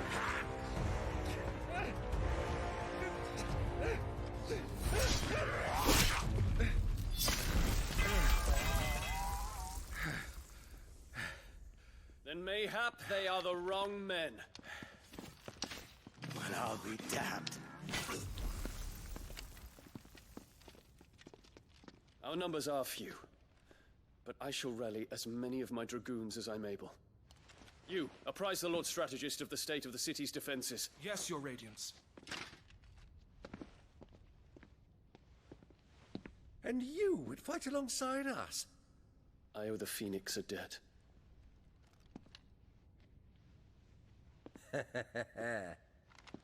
Does this vouch for my nephews? Aye, but I still have my doubts about you. Which we can discuss later. Indeed.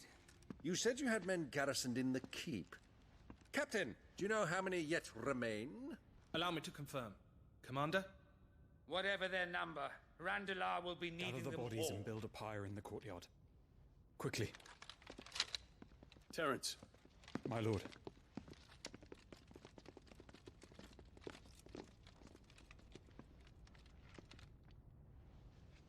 You will find a girl there.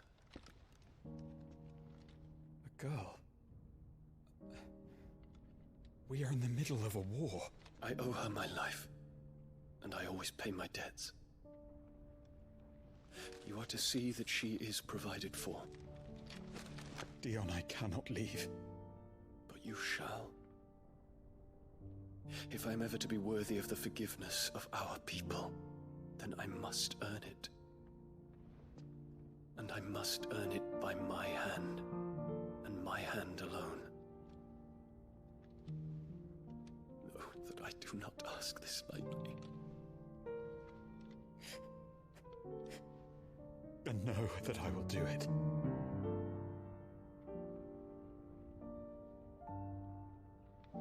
Farewell, Terence.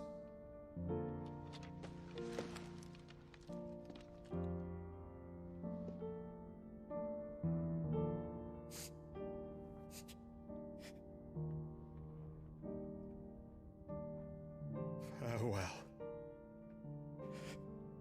my prince.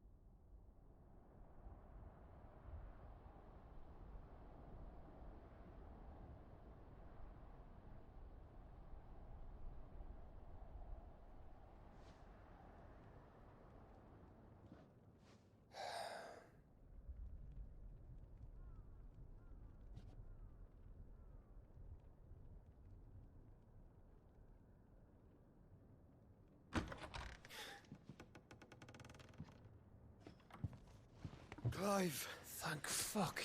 You alright? I am.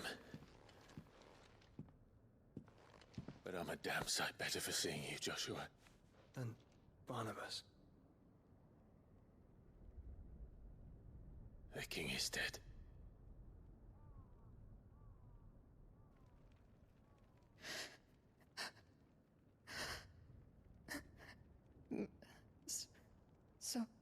So they're all...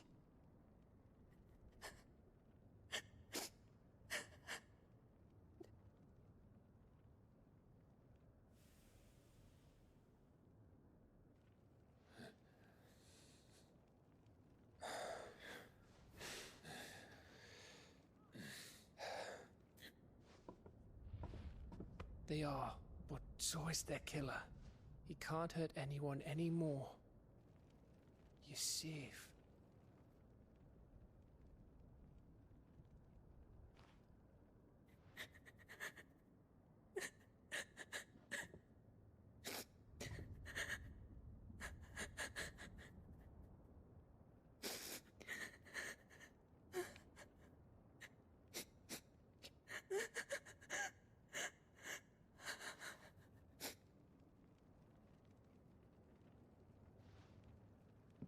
Gav, we need to talk.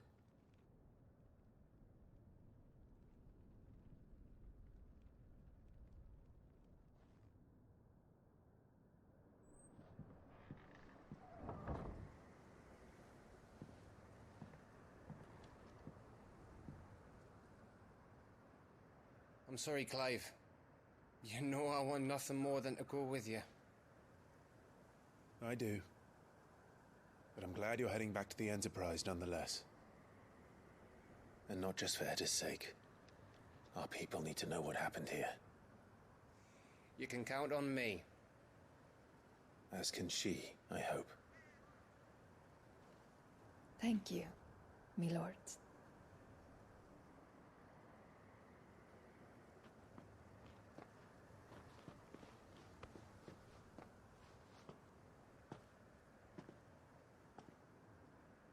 Do you think that was wise? Wiser than leaving a woman with child alone in the Deadlands. They'll be safer at the hideaway. For now, at least.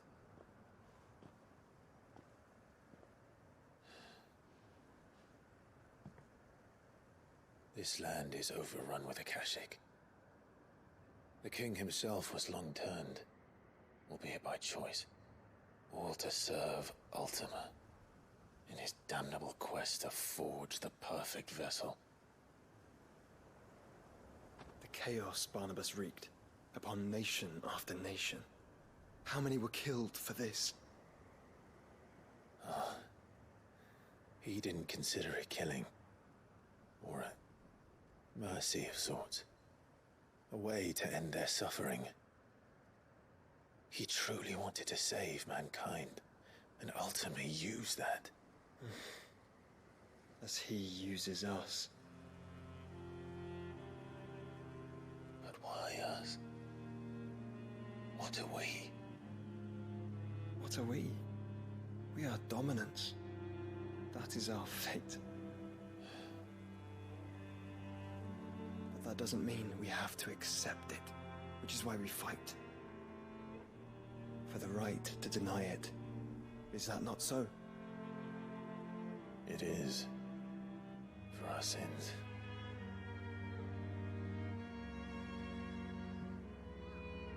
Barnabas said something else.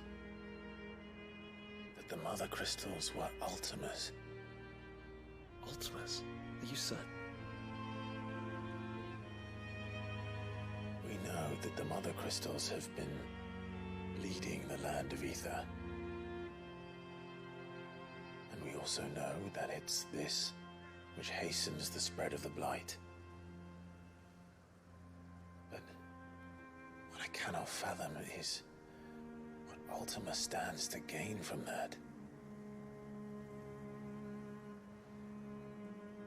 What did you find at the Stronghold? The truth about Ultima's prize. For so long, I believed it to be you, and you alone.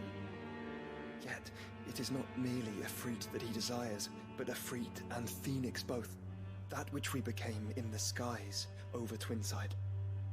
Only when the twin flames are joined shall his vessel be complete. Quite why he needs a vessel is another question. Unless there is something he cannot achieve without one.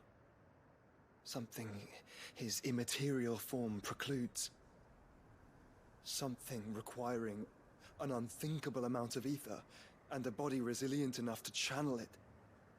If I did not know better, brother, I would think that he meant to cast a spell. A spell 1,000 years in the making. A spell to end all spells. And he cannot do it without us. Or without the Mother Crystals. But if we destroy them all, we will stop not only the Blight, but Ultima as well.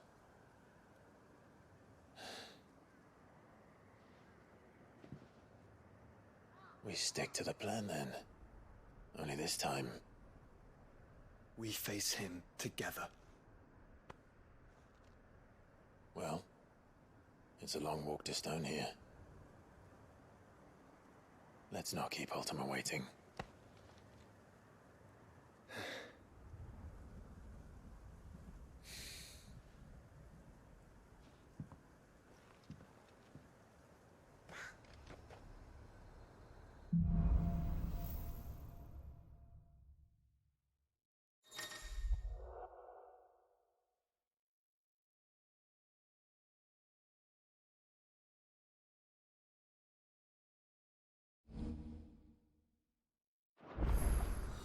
When Barnabas fell, his magic died with him.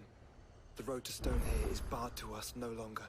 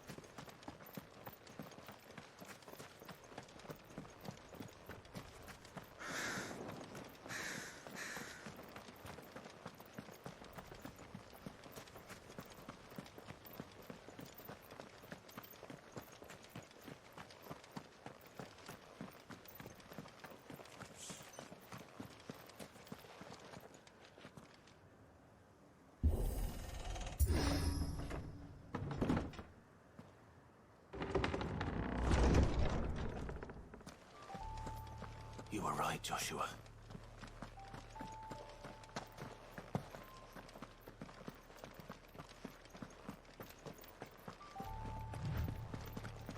Bodies up ahead.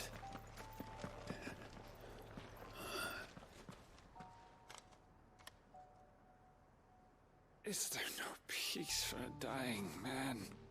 What happened here? The ether floods made savage beasts. of my companions. And those faithless orcs, I knew they weren't to be trusted. We were told that they would stay loyal to our cause. Something commanded their loyalty, but it was not us. It's a wonder they stayed faithful for so long. Perhaps they sensed our downfall. The king is gone, our nation in ruins. What becomes of us loyal pawns now? Sworn to a shattered throne. Fuck Walud. Fuck the dead king and his god. Fuck this withered shithole. The floods do not affect you.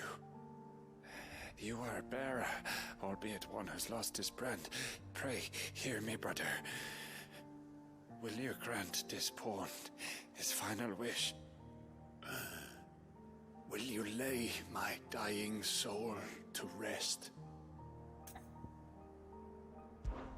Of course. What do you need?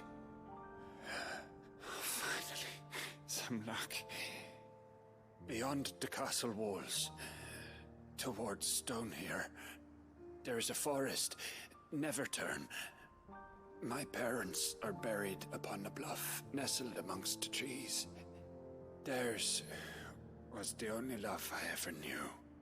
I was torn from them in life, but perhaps I can return to them in death. Take my ring. See that it rests beside their bones.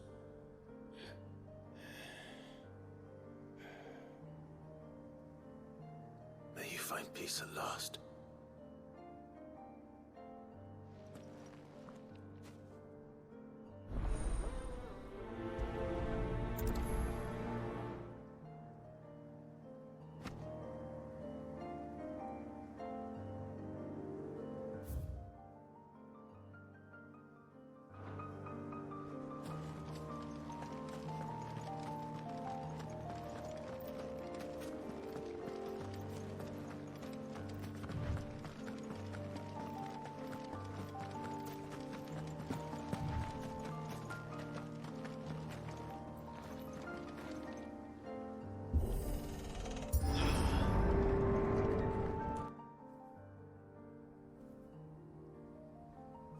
Don't tell me. The only way to the capital is through that gate, just as you surmise. There's an army down there, Joshua. Yes, but I don't see any dominance.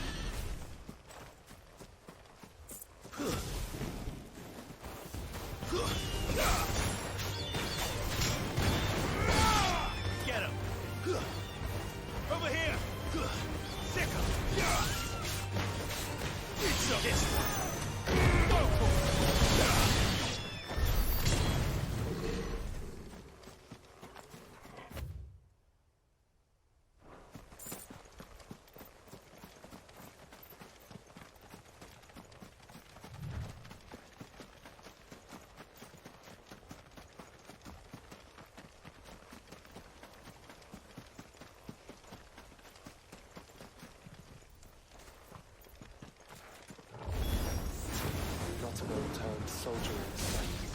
Then we hit that cover.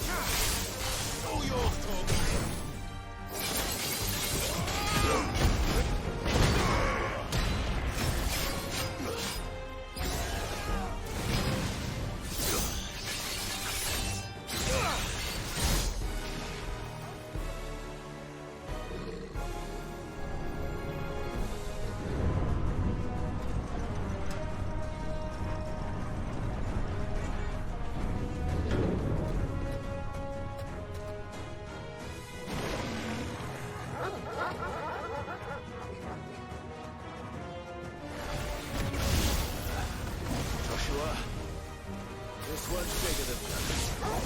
And by the look of it. This one. Slow.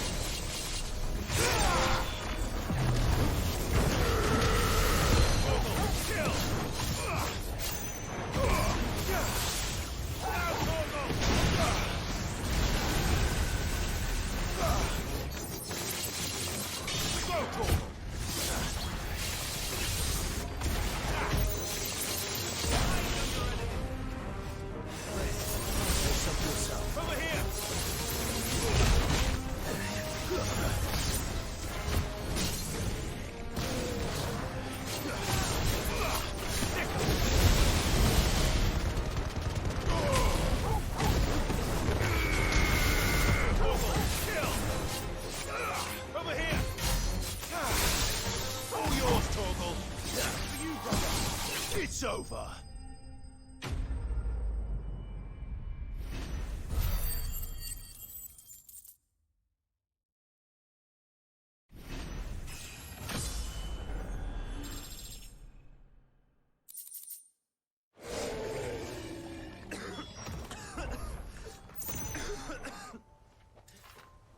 We can rest here if you like. Don't worry, I'll be fine.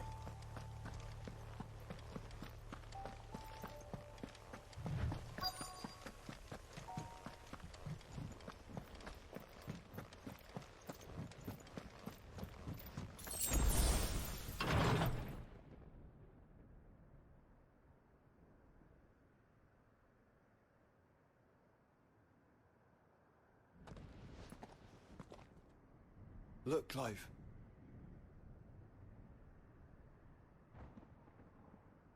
By the Founder. The place is a fortress.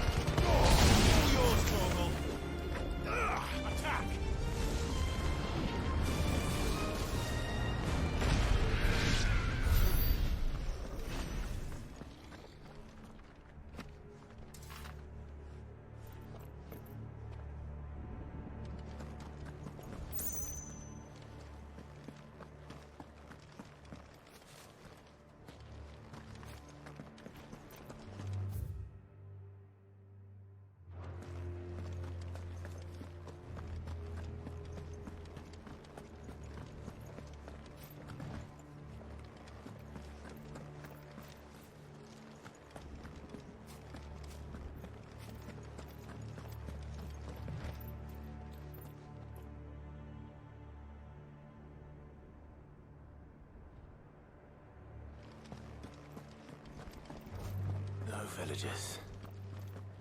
No knights. Not even any bodies. One could almost believe the whole kingdom had turned to Kashek.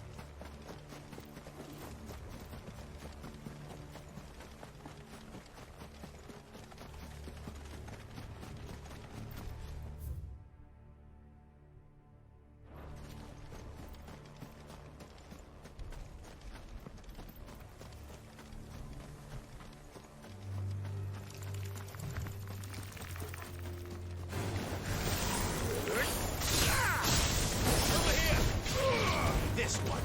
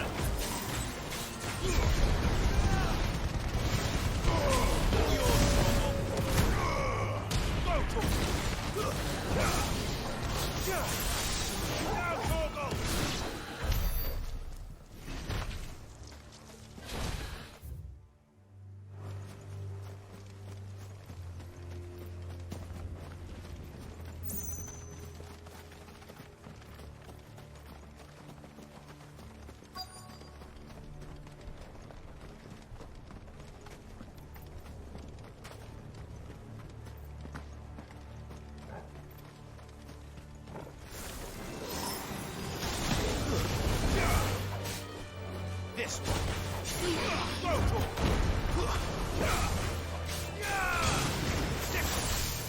Press on.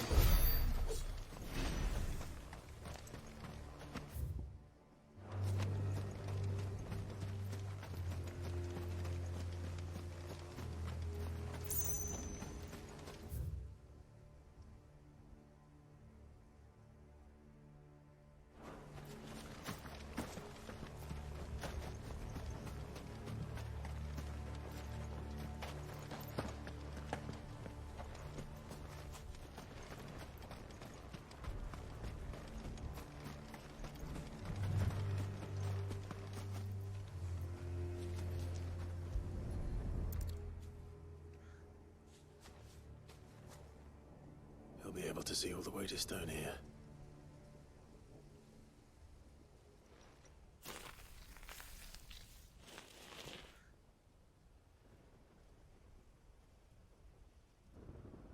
As fine a resting place as any man could hope for. Reunited with those he loves at last.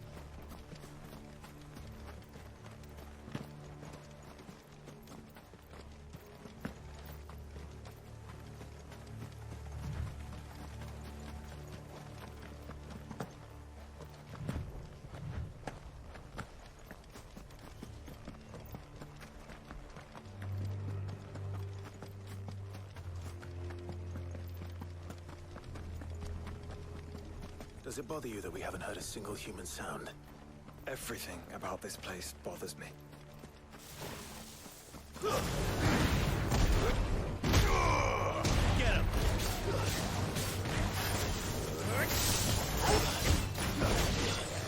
Go to him!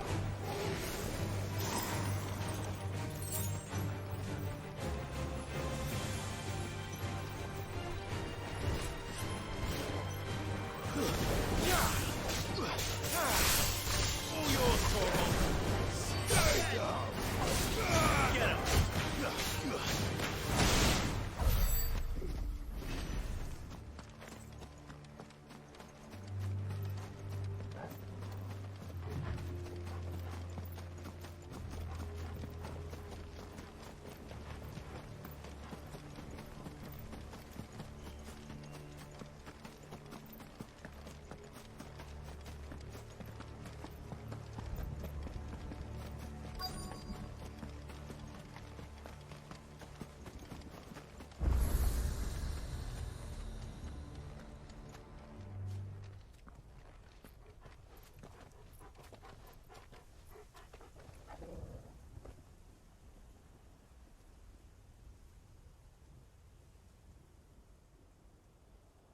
The calm before the storm. There's only one way into that city. Across the bridge. Through the main gate.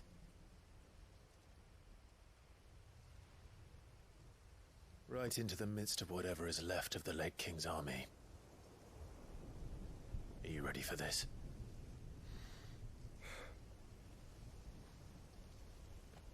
As ready as I'll ever be.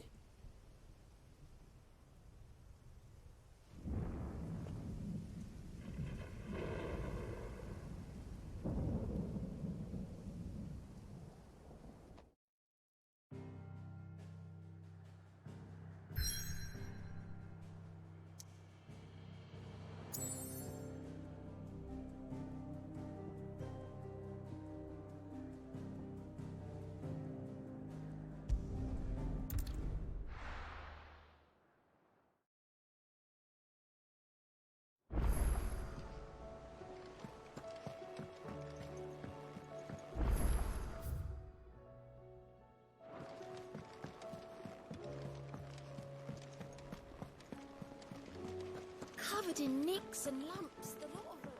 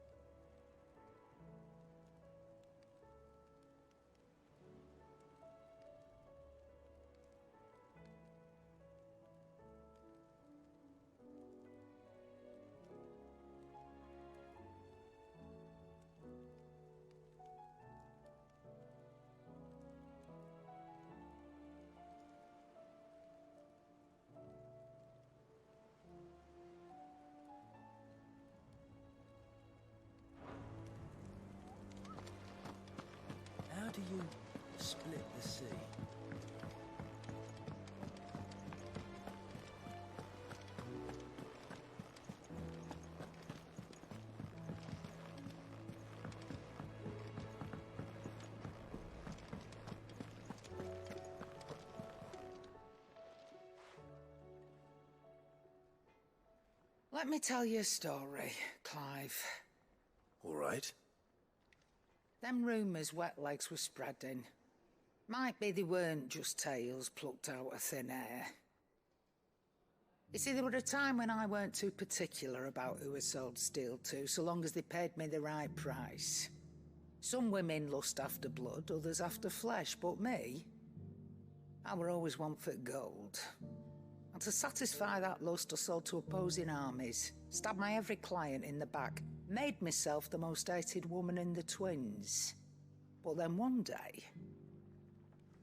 I met him, said he'd give me access to a realm-wide community of like-minded individuals in constant need of steel and sundries. On the condition I sold to him and his alone. Was that the first time you met Sid? Aye. And I fell right into his damn trap. He was true to his word, so I ended up being true to mine. And I soon started making the best profits I've seen, and all without... Said that with them gone, the realm would want for all manner of things. An opportunity for the likes of me to mint gil. Why, I reckon an enterprising individual could find himself the richest dam in the twins. And that's when he had me. I emptied my stores that day and moved into the hideaway proper. And the rest, as they say, is ancient bloody history. A dozen years on, and I'm still not the richest dam. Not for lack of trying, mind. But I can say that I have never been happier. You've all shown me there are some things more precious than gil. That there are. So don't you go messing it all up, or you'll have me to answer to.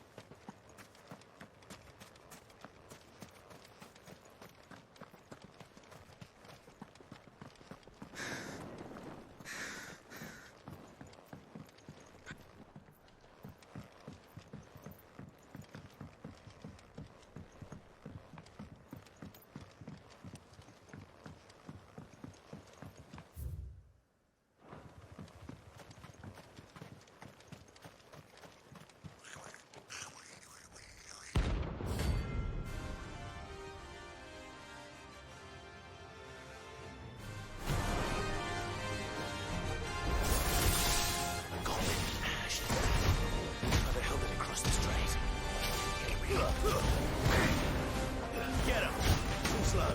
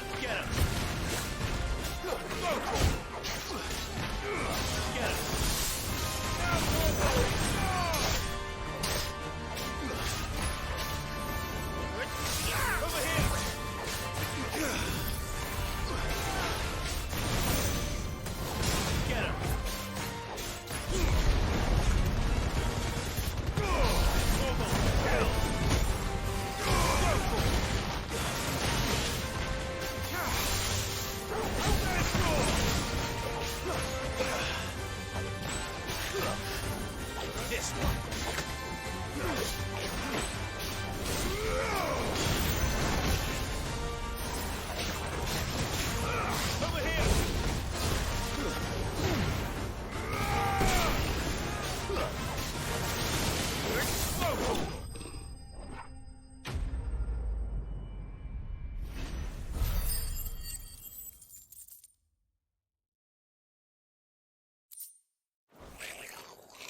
Your journey ends here.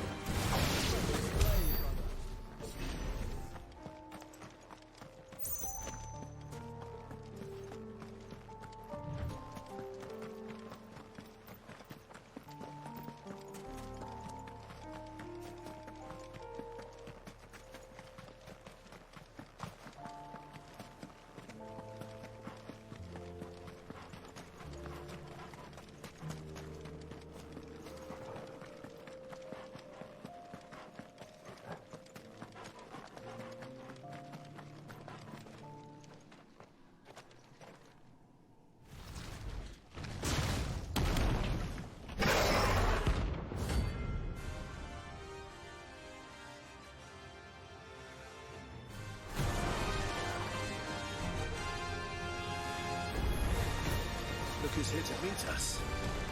Pity that empty can't be visited. This yeah.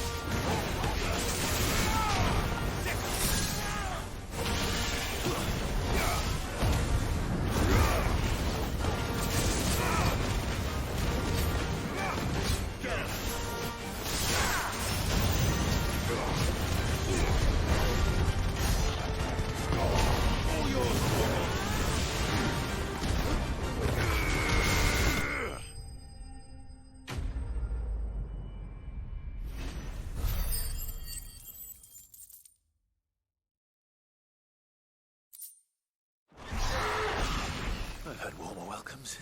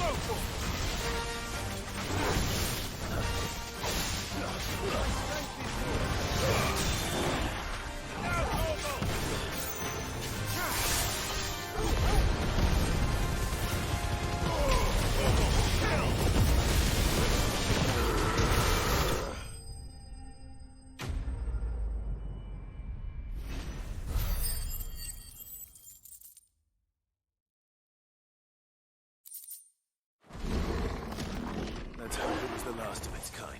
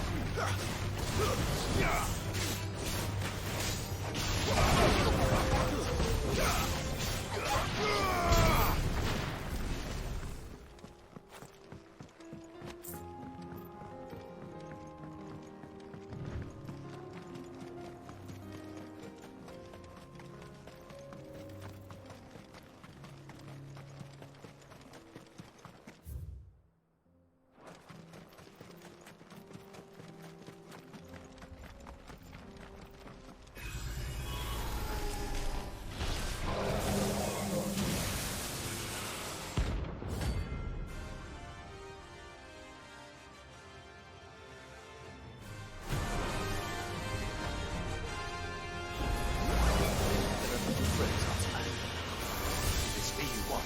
I'm right here. Over here!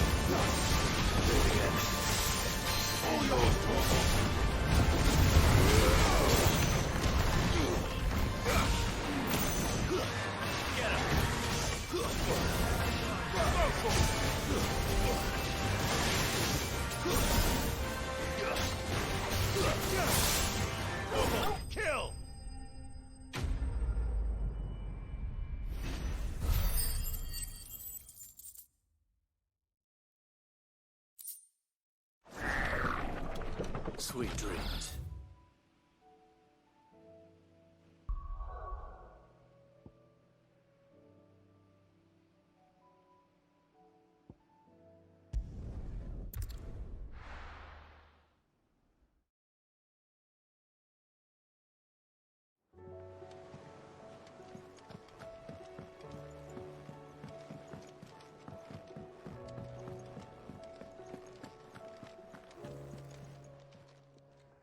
Still alive, are ya? If you're gonna buy something, be quick about it.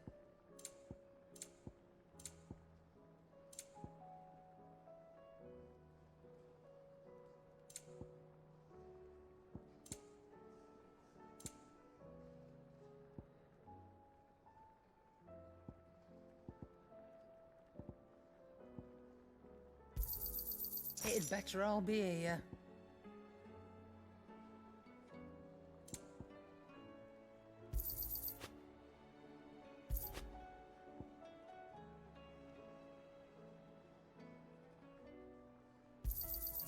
You're rubbing me blind, you know.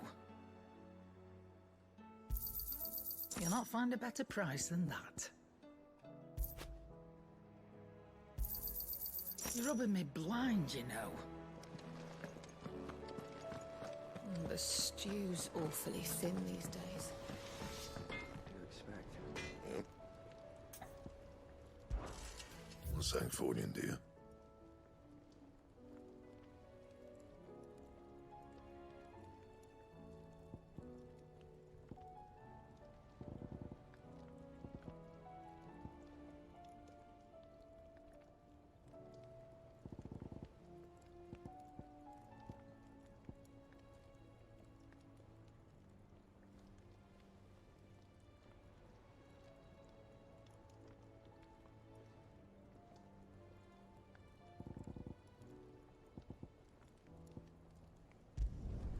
Not bad, if I do say so myself.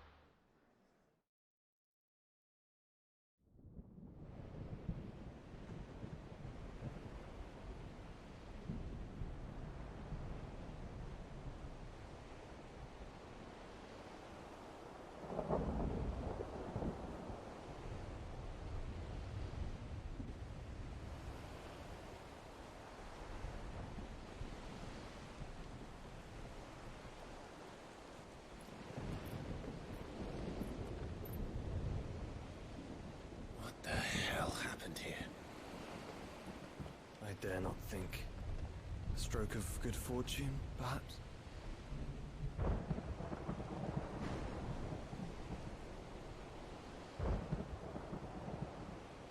I hope you're right. So do I.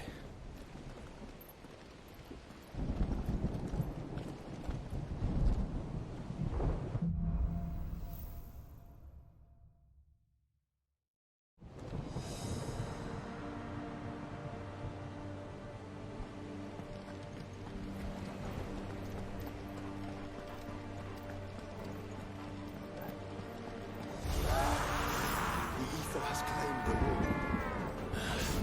Let's see the win on next.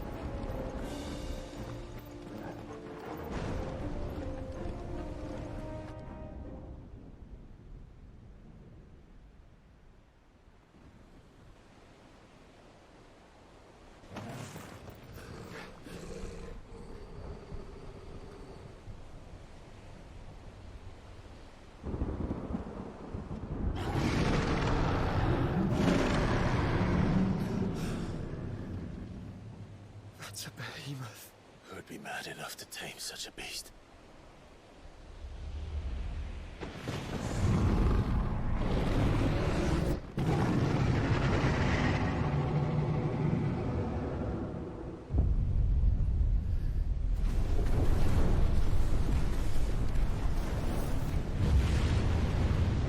Stand back.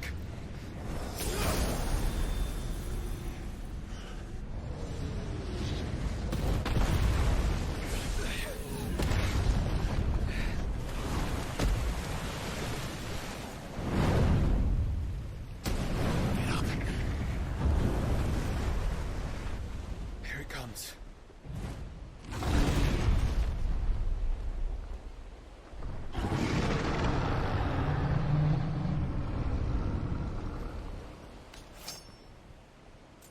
Well, what are we waiting for?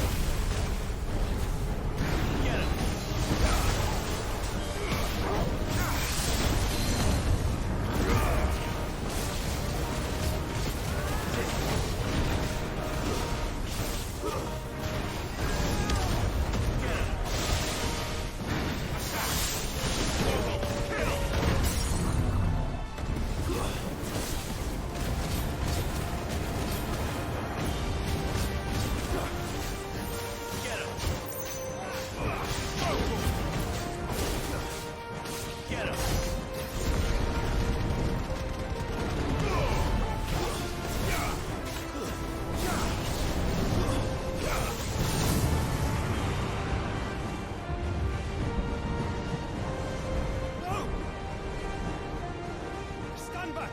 I'll conjure a ward!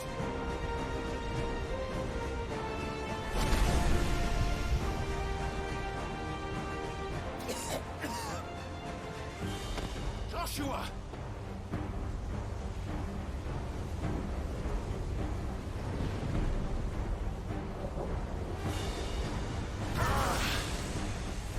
Desperate times. Clive, no! Trust me. I'm your shield, remember?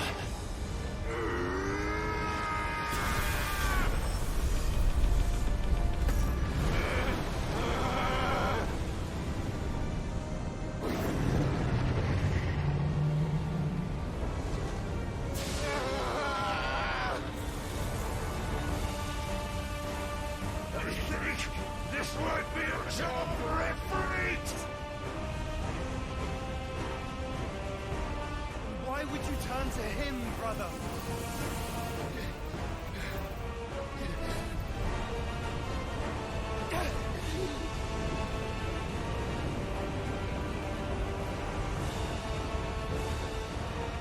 When we fight together.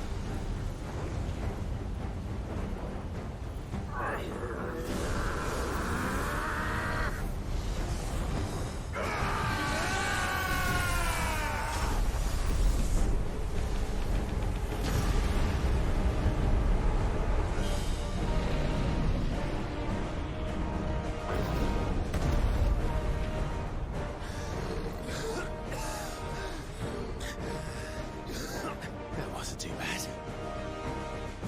That was just the beginning.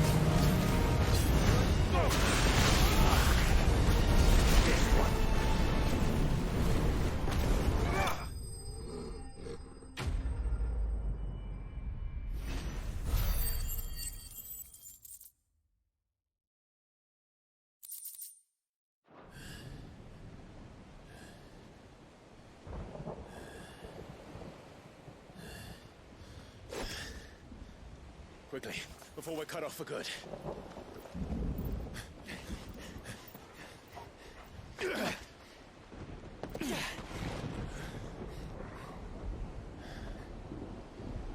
If it is like the others, the entrance to the inner sanctum will be at the foot of the crystal. We're almost there.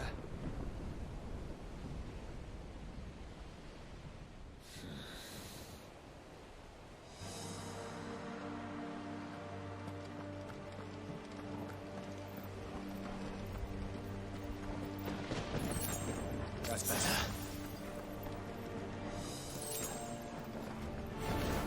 Don't get surrounded.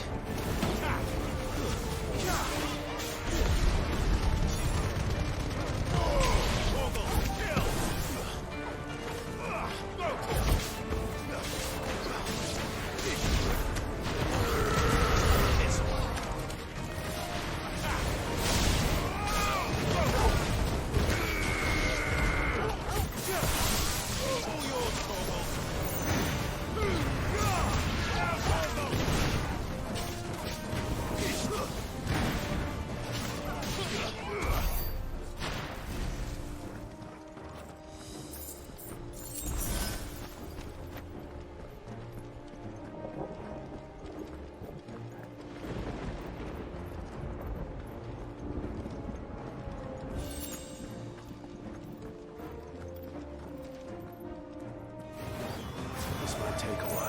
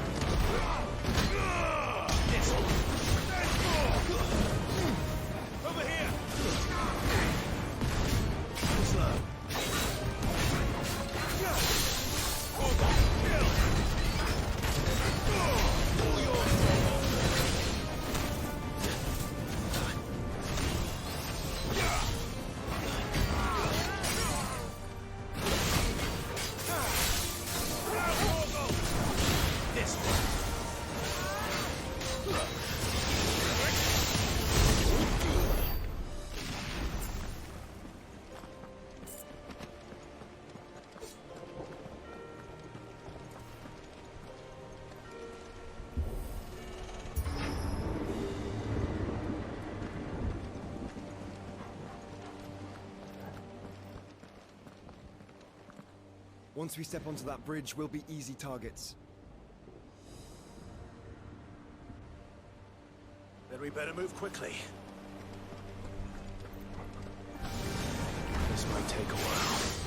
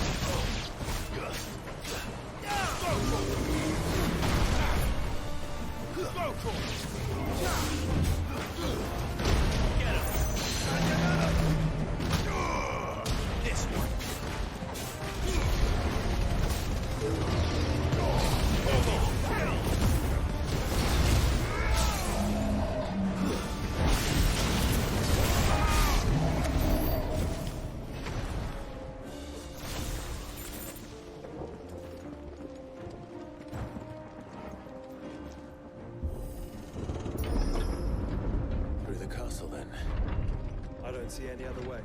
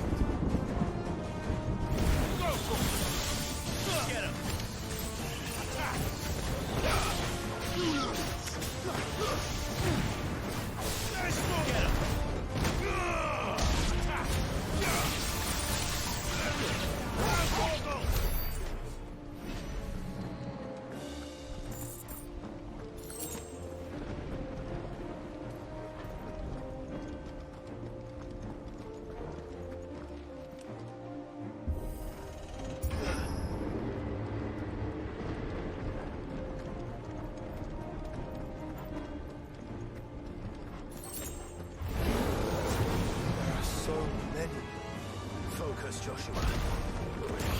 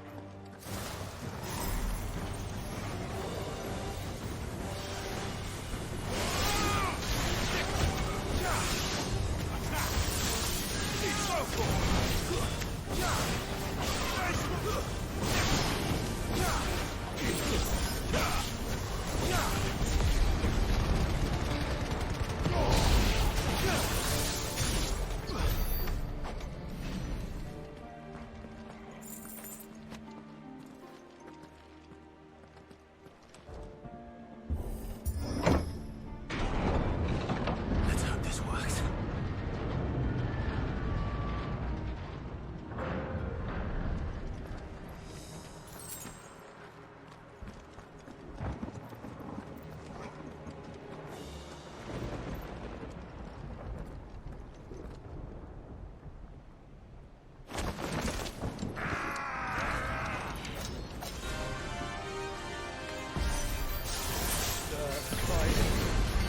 Of course there's more.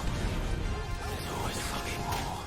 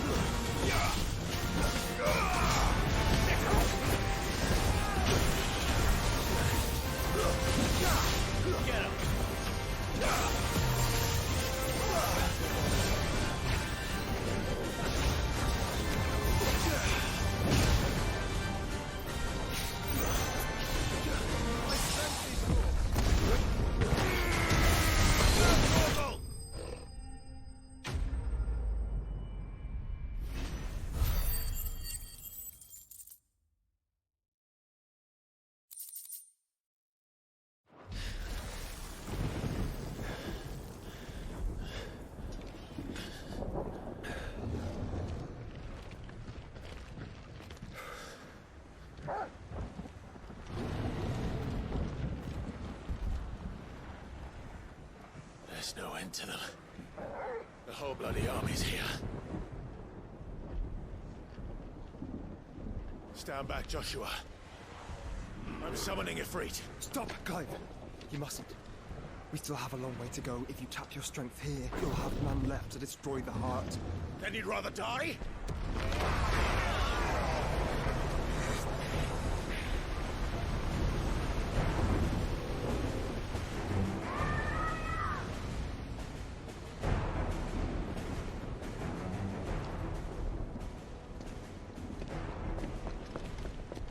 Jill!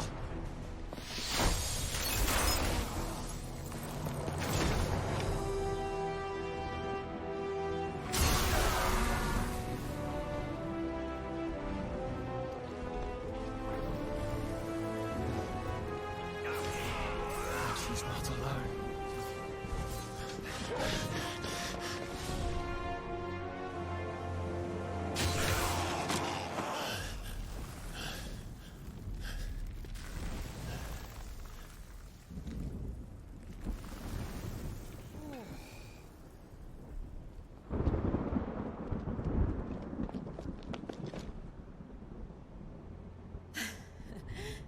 Surprised to see us. How did you? Gav. He told us exactly where you'd be. Even sniffed out a crack in the castle wall. And when we saw the heavens come crashing down, we had no choice but to believe him. It's been quite a day. To what do we owe this honor? A debt I would see repaid. Prince Dion. It's good to see you well. So, this must be Ifrit. Your uncle bade me give you a message. Listen to your heart. It will guide your steel true. Your father would expect no less. That is all. Thank you. For everything, Your Highness. Dion, please. You do realize the only thing we've freed so far is this wall from its foundations, right? Now, if your lord and ladyship's quite finished. Well said, Gav. We have work to do.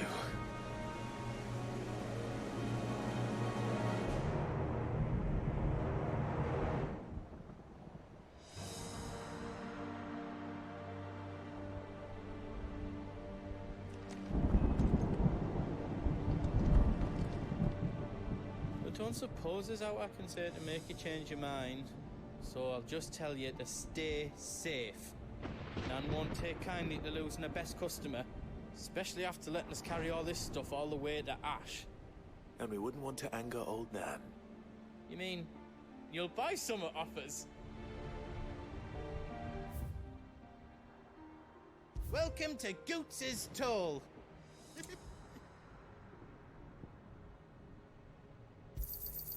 Thank you.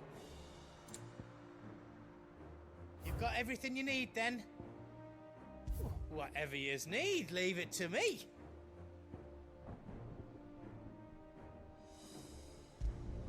Finished! I think. Reckon I did a good job. You don't want me to make yous out else? Good luck, Clive.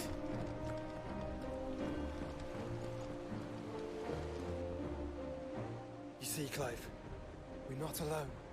If we are to win the day, we must all play our part. And ours. Ours lies beyond those doors.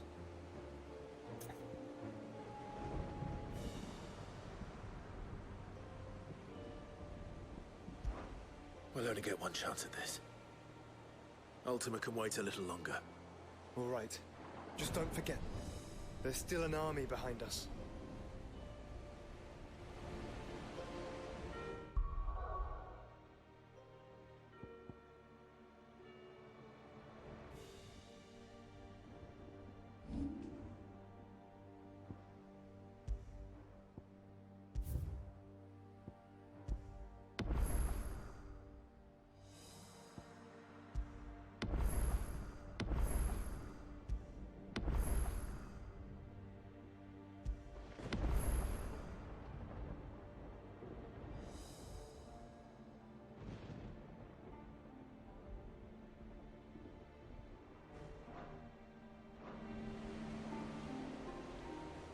See, Clive, we're not alone.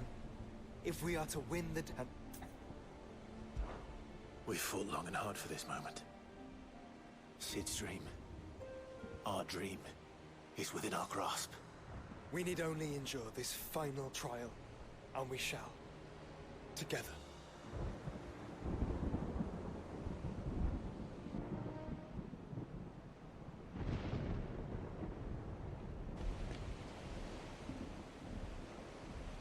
You all know what it is that awaits us beyond this gate. And we shall face it together. Aye.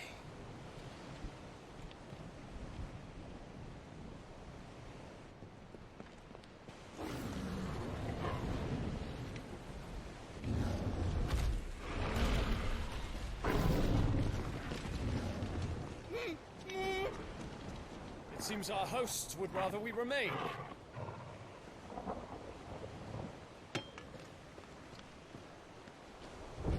I will stay them.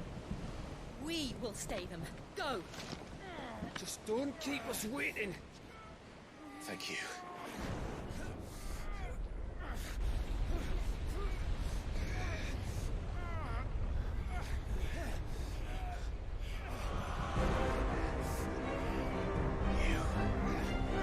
Welcome, sons of fire.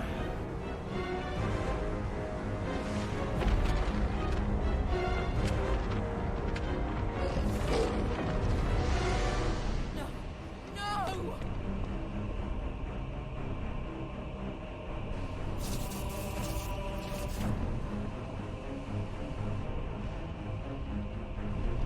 Come back. What?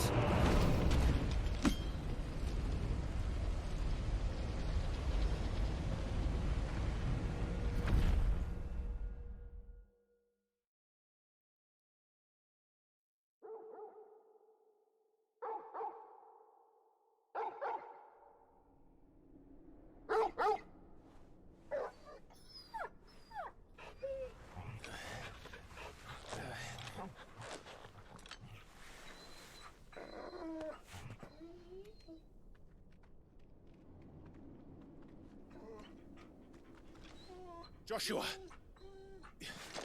Joshua! Wake up! Clive, is that you?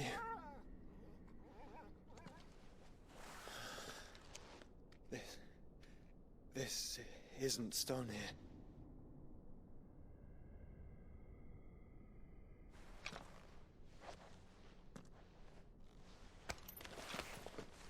Welcome to our darkness. A rift between worlds wherein your kind might reflect. Show yourself!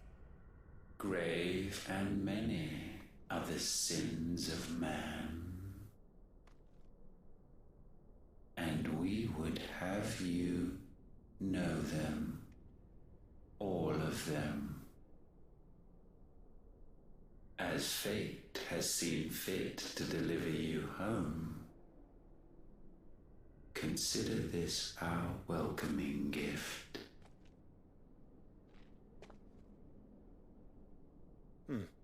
It would seem we are trapped. And the only way out is through Ultima. We find him, and we leave.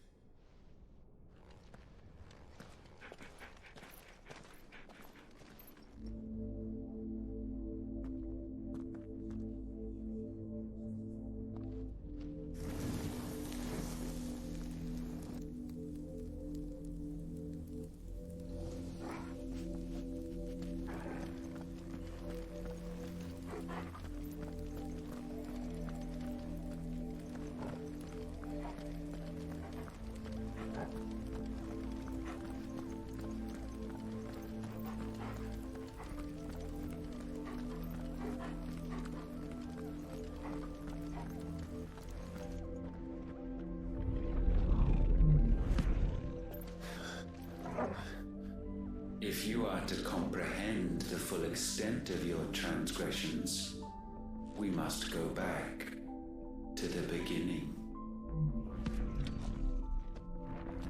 When the world was still young, we visited upon it a miracle, magic, and in its light did all life flourish.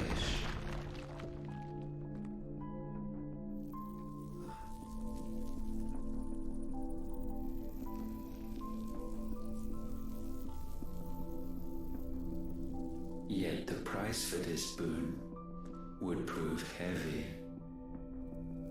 A pall descended upon the land, painting the horizon black as night. Though we labored to forestall its spread, in this one endeavor we stood powerless. And so we fled, that we might endure, that we might discover a means of salvation.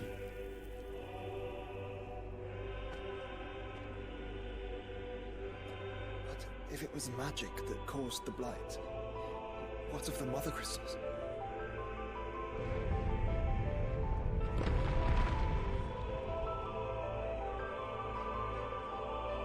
I expect he'll tell us soon enough.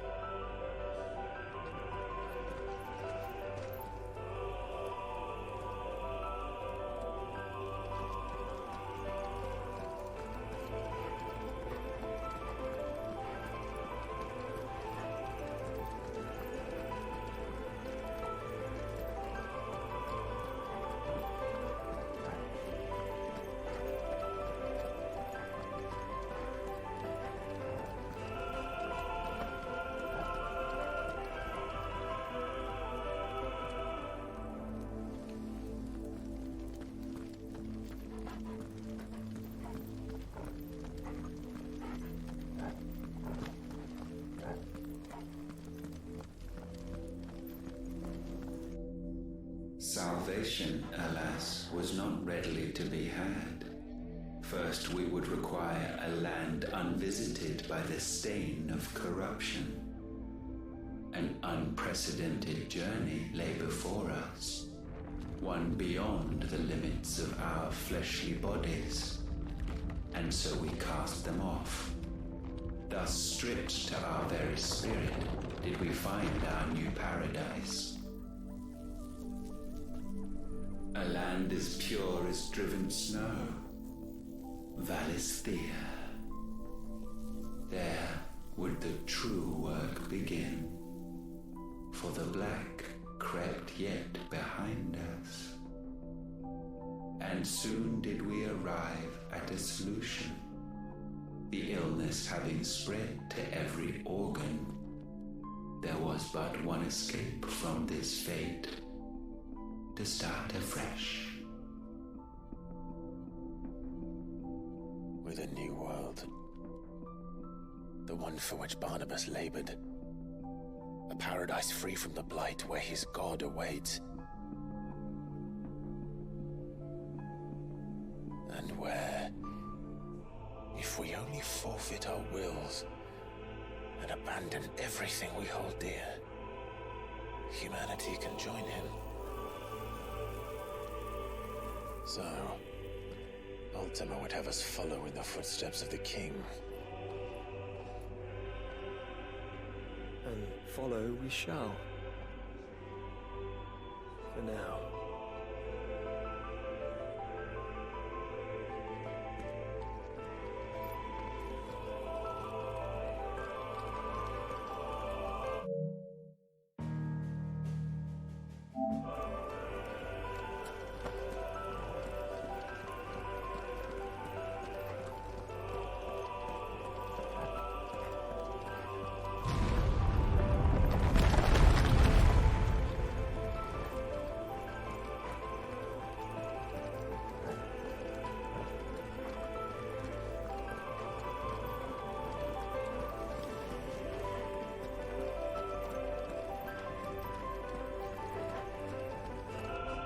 To forge a new world would require not only power, but a constitution strong enough to wield it. Acquiring the first would be simple, untouched by the blight, Valisthea was replete with ether, and we had only to place jewels in her crown to claim it. Acquiring the second, however, demanded creativity. And so I cast forth the seeds of humanity. You created us.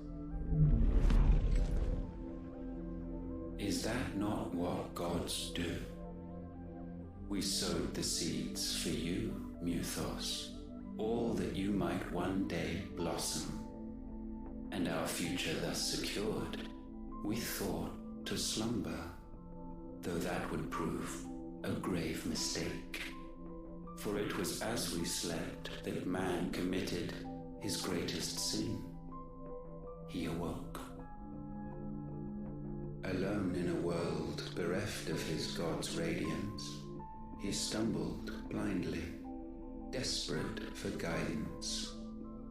Finding no light, he sought to kindle his own, and from that single errant impulse was his will born.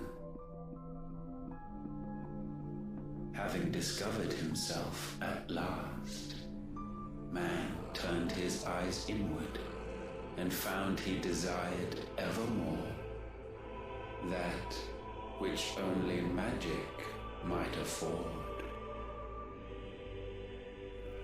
So wars were waged and brothers slain for custody over that dwindling resource, and the land, she wept tears of black.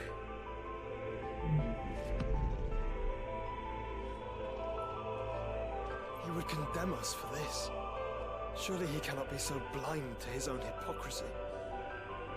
Not blind, just unwilling to admit the truth. Though we're one and the same.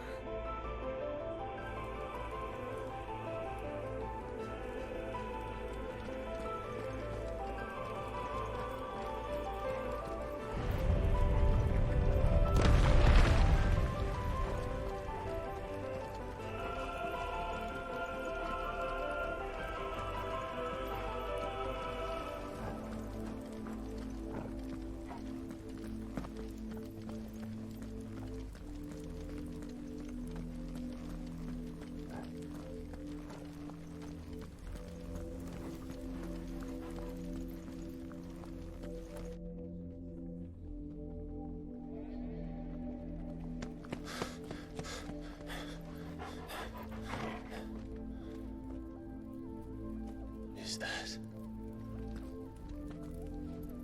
Ifrit, or what's left of him. Long have our ashes lain cold for want of a spark. Cast your eyes upon them and see what you must become.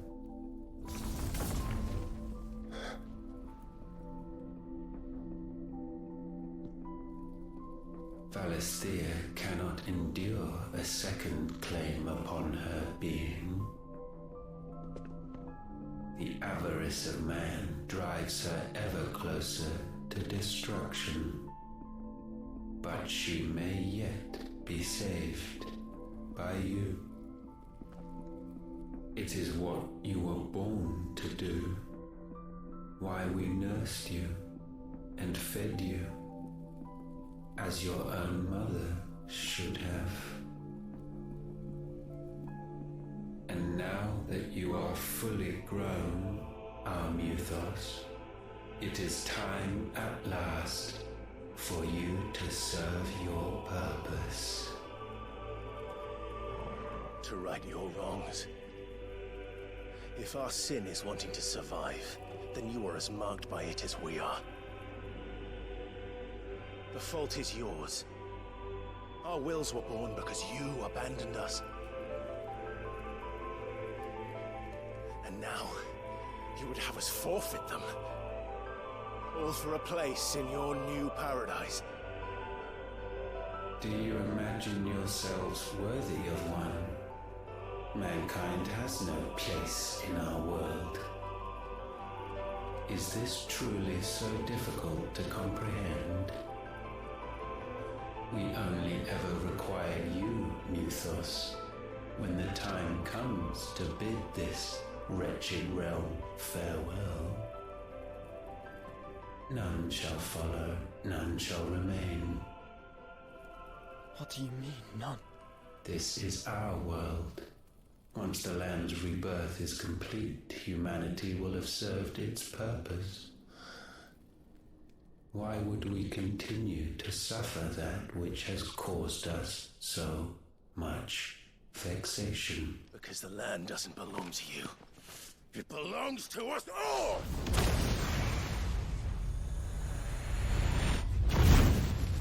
What? That is where you are mistaken. You own nothing but your precious will.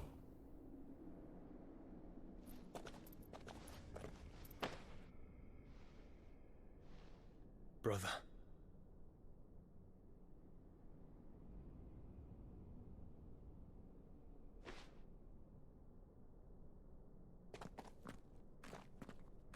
I can't do this alone. And you don't have to. I grow weary of your dissent. Now you must learn that this master will not tolerate disobedience.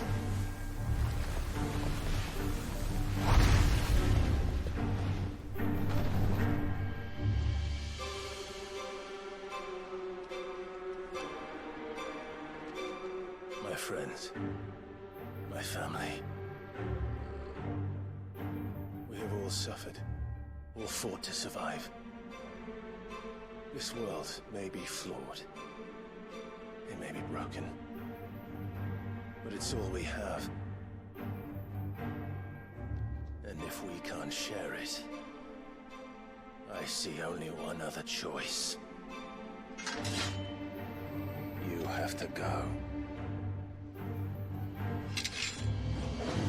You may have created us, Ultima. But it's time we lived on our own terms. This isn't your world anymore.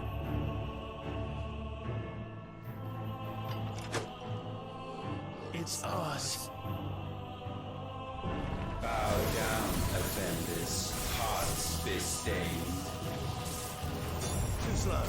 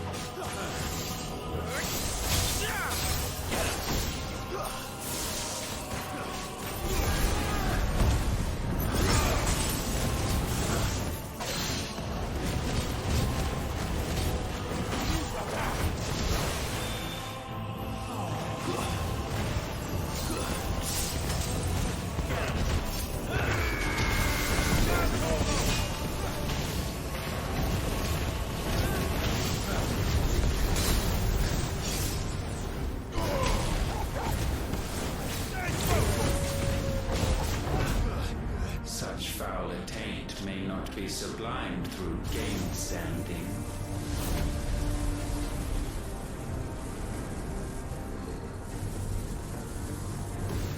Only with heads hung low is penance paid.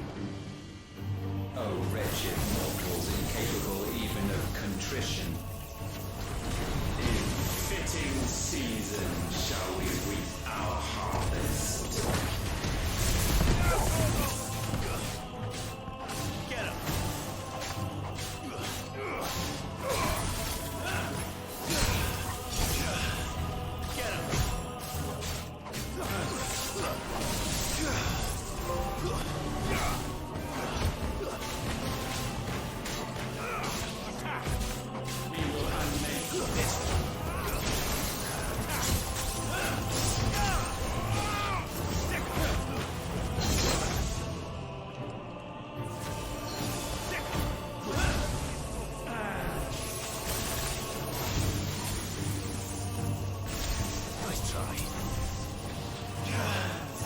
slow.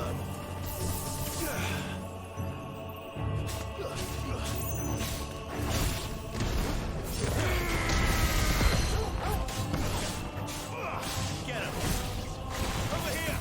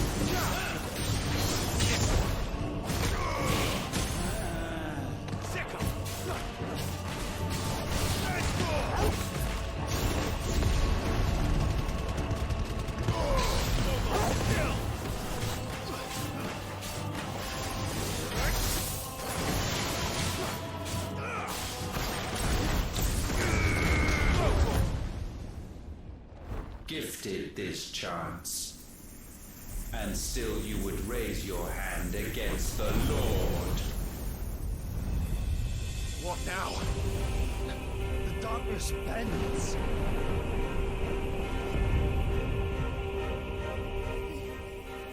He means to end us. It wouldn't be the first time. But let's make it his last. Your fate is inexorable. Surrender the vessel unto the darkness. Surrender it unto us.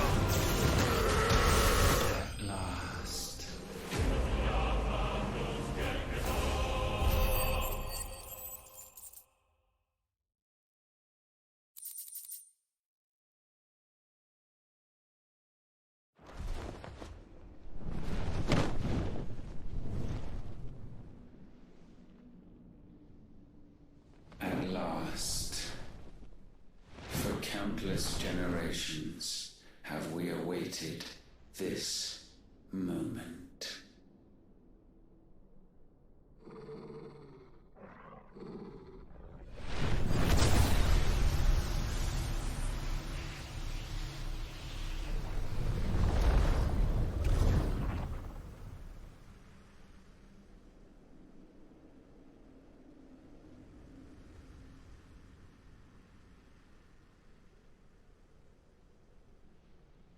struggles have made you strong, yet your soul remains heavy with sin.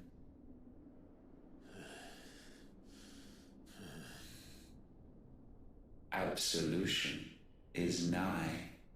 Repent, and all shall be forgiven.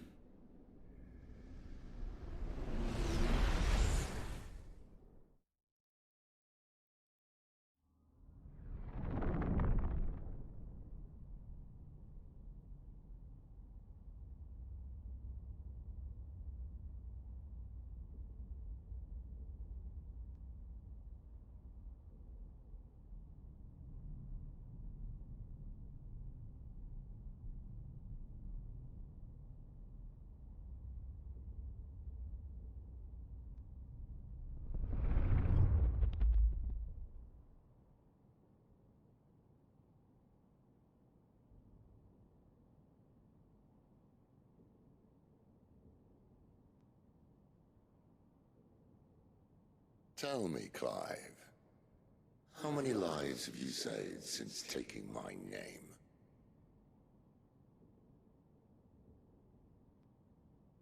Fewer than we have ruined. Wherever we go, we leave a sea of tears in our wake. These are the wages of your will, son. What good are our choices when all they ever bring, all they will ever bring, is death? There's no atoning, Clive. No matter how hard you try. So why not leave it all behind? Leave it all behind.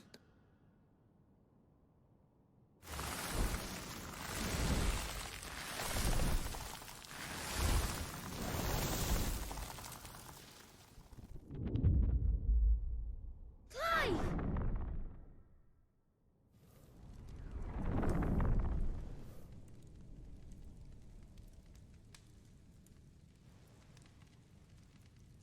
Please, won't somebody save me? Won't anybody love me? I yearn, yet still she is not mine. Have I not given enough? From will is born desire, and it is this which consumes you, rendering you incomplete. Do you not see how the world bends and warps under the weight of your hungering hearts?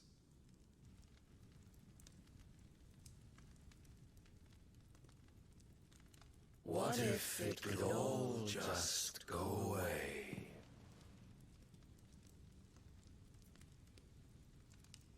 Just go away.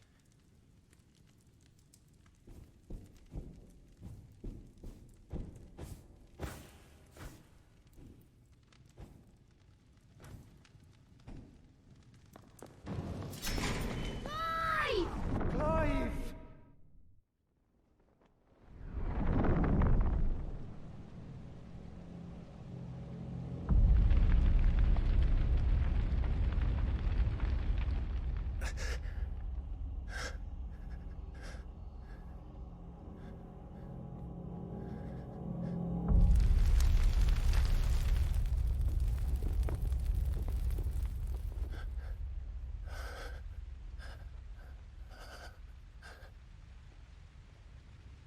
None of this is real. Wake up. It's time to go home, Clive.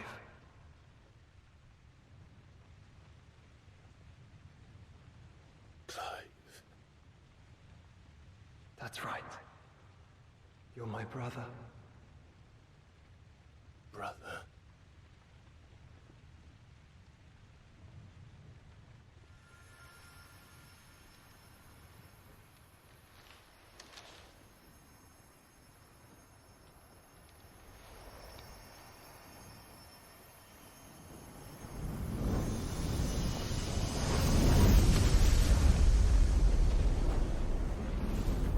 Come.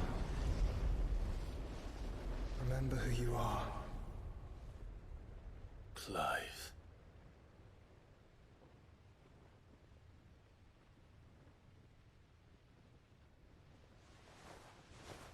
Once more, lest you forget.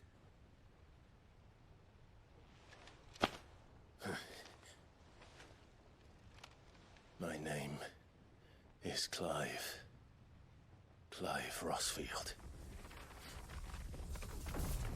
Look, Ultima.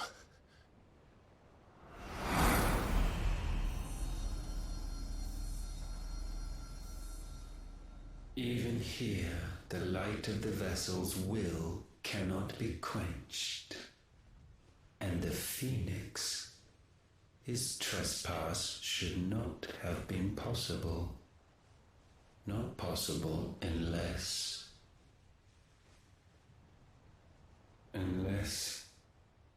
he has been with Muthos all along.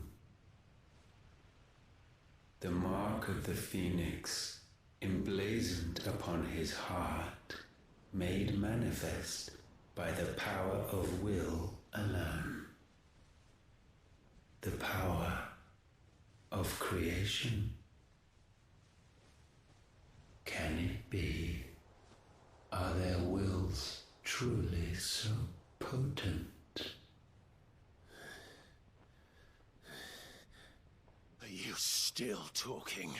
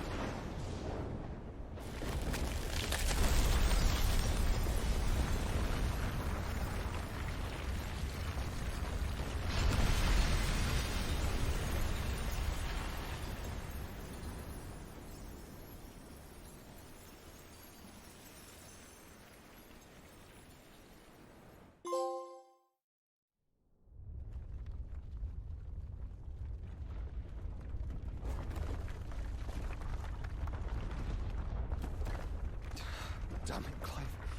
Wake up.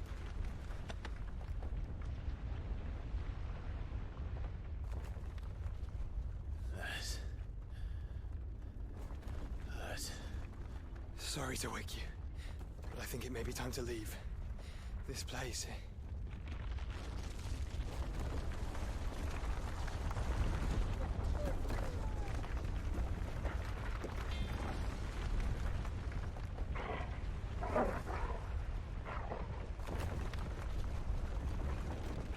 Once again does my creation stray from the path laid before it.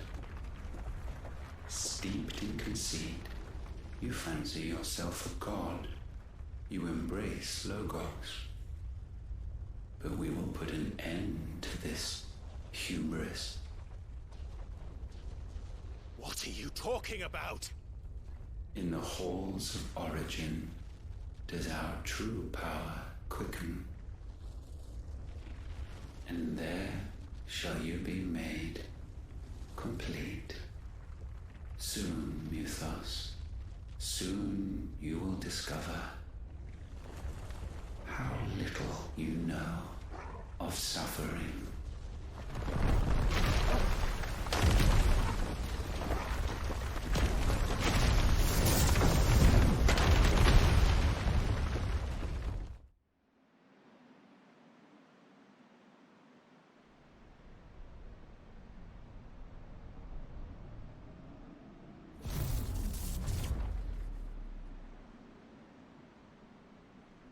And so the crystals are no more. Yet in their silence, a new song rings. Its chorus building, a crescendo as it enters its final movement, stirring those long aslumber to waking, and back to their origin.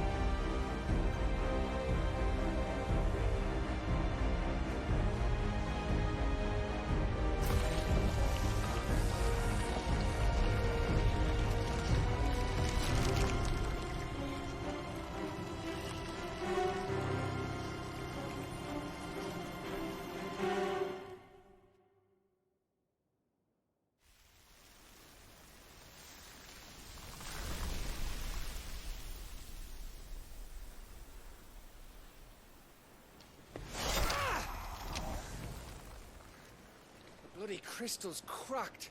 So where the hell are they?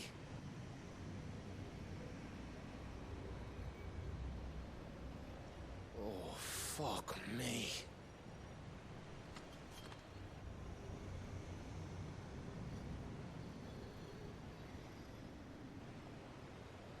Is that ether?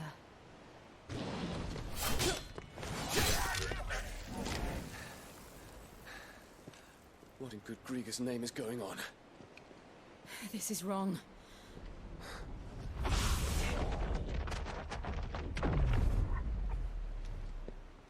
Are we back? Clive! Joshua! Jill!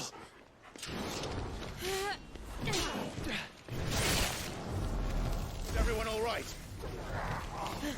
We're fine. What happened? Too much to explain here. Mate! We're leaving! Now! Everyone, fall back to the ship!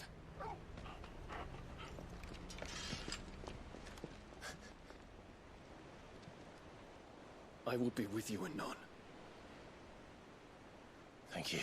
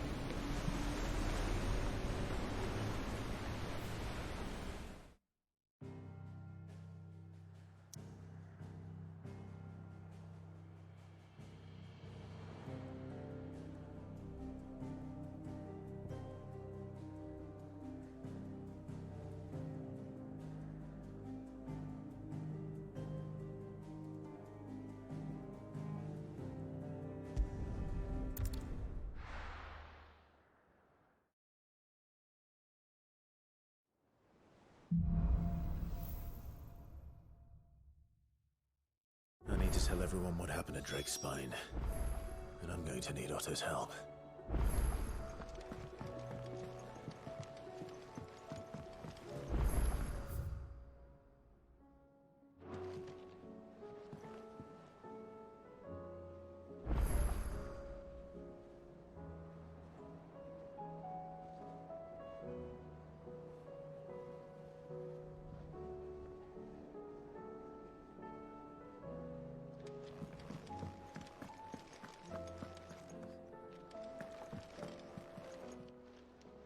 Aye, it's a dangerous world out there.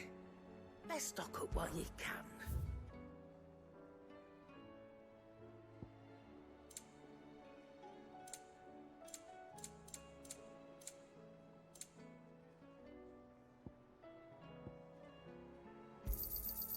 You'd better all be here. You'll not find a better price than that. Finished, are you?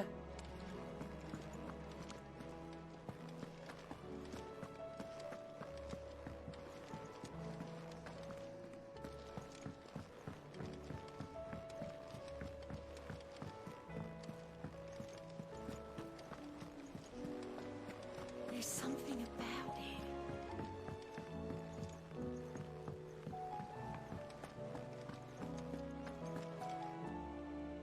Still alive, I see.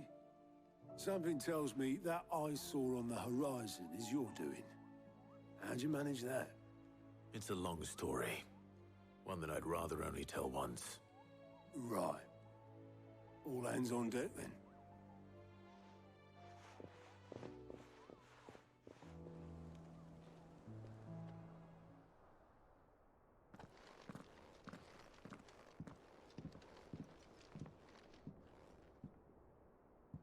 Is this everyone?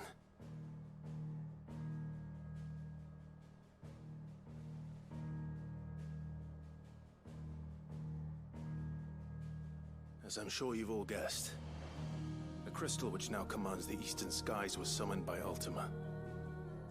He called it Origin. Though the significance of that name is as yet unclear. What does it matter what it's called? Its emergence tore Twinside asunder and wiped my homeland from the map.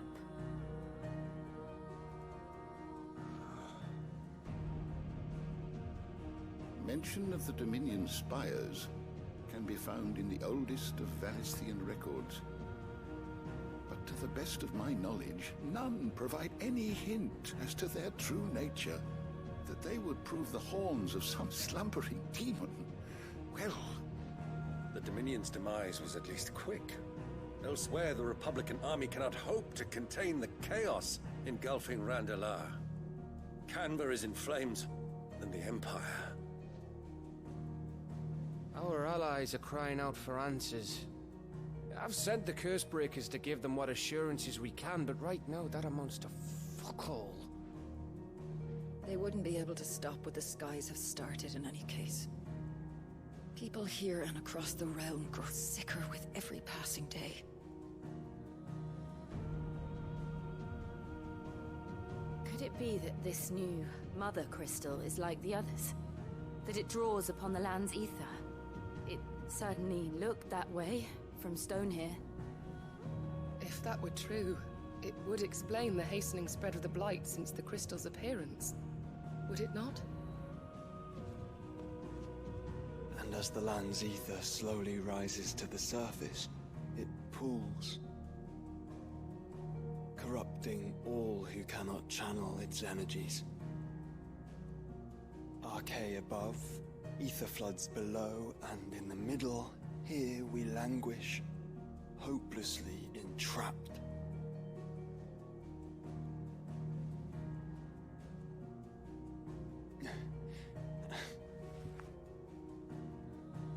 It's all right. When we faced him at Stone here, Ultima told us his true power quickens in the halls of Origin. Needless to say, we cannot allow that to continue. If we are to stop him, we will have to find a way into the crystal. How are we going to manage that then? It's up in the sky. And fast as she is, the Enterprise can't fly.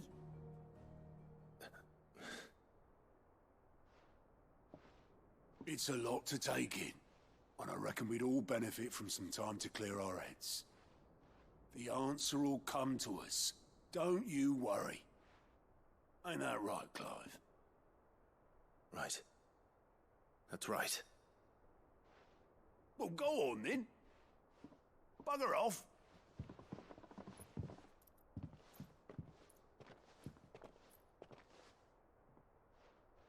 Same goes for you, Clive. You won't solve anything like this.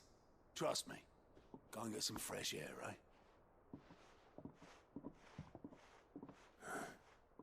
Thank you.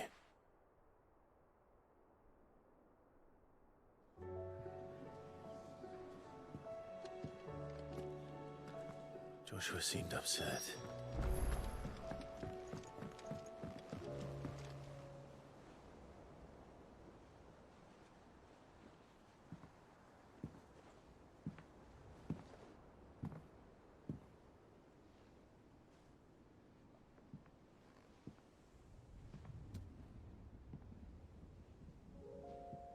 Ultima may have created us, but he doesn't make us who we are. Only we can do that.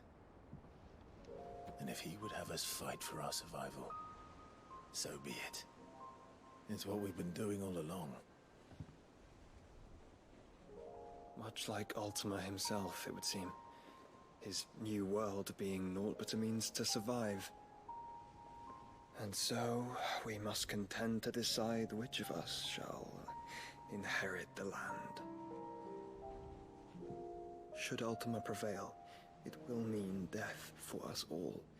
Of that, we can be certain. But even should he fail, what world awaits us? A withered, godless place, where our newfound freedom will most like prove a chain in itself. Well, that may be, but a chain can always be broken. As long as one has the will to break it, it won't be easy. It may take generations, centuries of suffering. And that is, if everyone plays their part. But it will happen. And when it does, it will be on our terms. That is the world that awaits us. Indeed. And what better world could one wish for?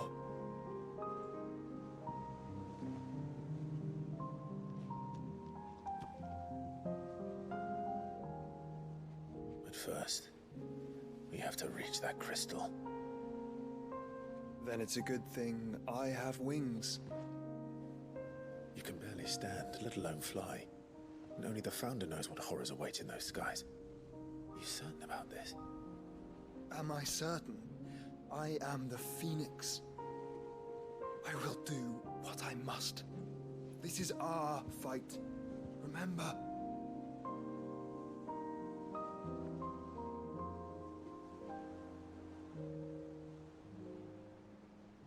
All right. I yield. But only what you must, yes? I am still your sworn shield. That you are. And what of my wings? Lest you forget, you go to stand against a god. I would not have you succumb to fatigue before the fight begins. Ifrit, your brother mentioned that some few of the dominants who had lost their power to you were still able to prime. Is that true? It is. But their icons no longer submitted to their will.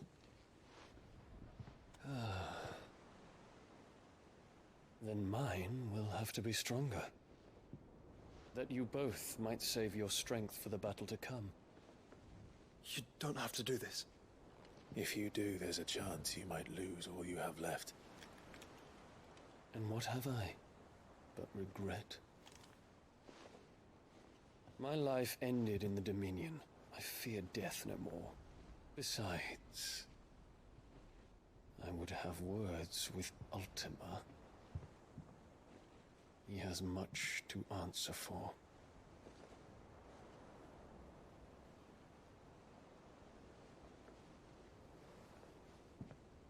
We are in your debt, Dion.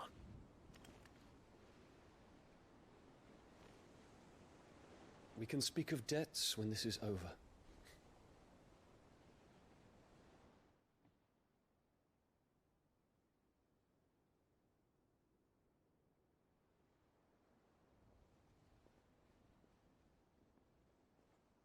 He speaks like a man who knows he's not coming back. And has come to terms with that. That doesn't mean that we have to, does it, Clive? Time to talk to Jill. I only hope she understands.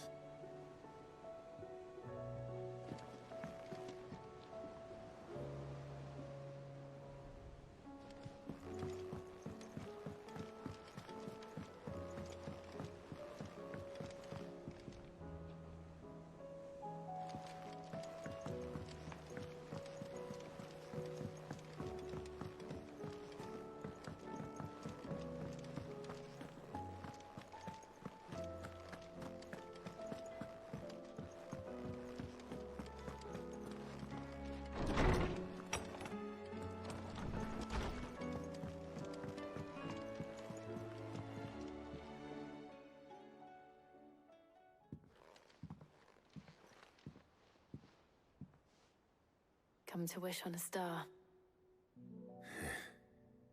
That might not be such a bad idea. This is it, Jill. You know what I have to do. Why I have to do it. There's no turning back now. This is where our journey was leading us. Where it will end, for better or worse. I could pray to Metia for you. But you'll be all right, won't you, Clive? You always are.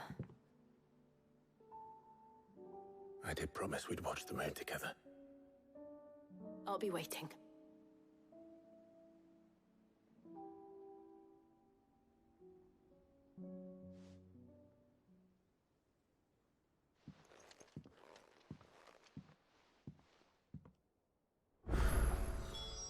It's almost time. Better make sure I haven't forgotten anything.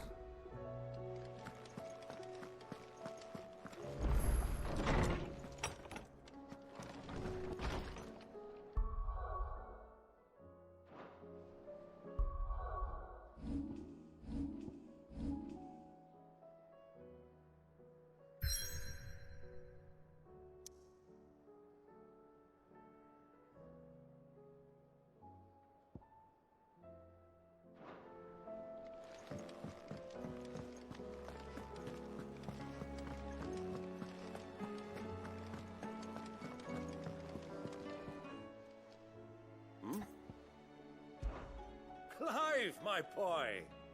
Rutherford informs me that we owe you our thanks. Hadn't intended for you to get involved, but such are the times we live in, huh? I would have done the same for anyone else. You're far too modest, Clive. You'd make a terrible nobleman. But tell me, is the realm truly in as dire a state as Rutherford suggests? From what little I saw, you were right to be worried. I suppose I should have expected the worst. But I was rather hoping the great and good of the realm might have things a little more under control. Alas, it seems that firm leadership is in short supply these days, and without it, the people are bound to lose their way. We must move quickly. But where do we start? True, the challenges that face us are many. But in my estimation, there are two key areas to be addressed before any other. The realm's armies and her larders. As you've seen firsthand, it's every man and woman for themselves out there. Certain cities have banded together to try and maintain some semblance of order, yes? But such cases are few and far between. And yet, the only remedy for the chaos that faces us is unity. A unity that transcends even the borders laid down by our ancestors. In short, if Storm does not stand together, she will fall apart. But how would one even begin to unite the realm? The armies, my boy. As I told you already, we begin by restoring order among the ranks of those sworn to maintain it. Sadly, I doubt I could convince even the lowliest gaggle of privates to dig a latrine together. But I do know someone the High Commanders have been known to listen to on occasion. Field Marshal Eugen Havel. I thought he was retired. He was, until an Akashic army tore through Randalar and killed most of the rank and file. There is no man alive more capable. Literally. And as luck would have it, I've already spoken with him on the matter. Of course you have. And he's agreed to help. On one condition. That he first speaks with you personally. Havel has always been a man of frustratingly rigid principle, and he has certain qualms about clasping arms with, well, with an outlaw. I extolled your many virtues as best I could, of course, but the old goat was adamant that he be allowed to appraise you in person. You don't mind, do you, my boy?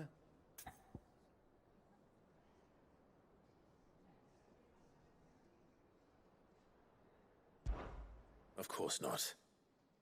As long as chaos reigns, we will never build a better world. I'll do whatever it takes. And if the Field Marshal wishes to speak with me in person, then so be it. That's the spirit. I'll leave for Randalar at once. Would you send a Stolas? Of course. Rutherford is already in the Dalmekian capital. I'll have him tell Havel to expect you forthwith. Excellent. Thank you, Uncle. No, thank you, Clive.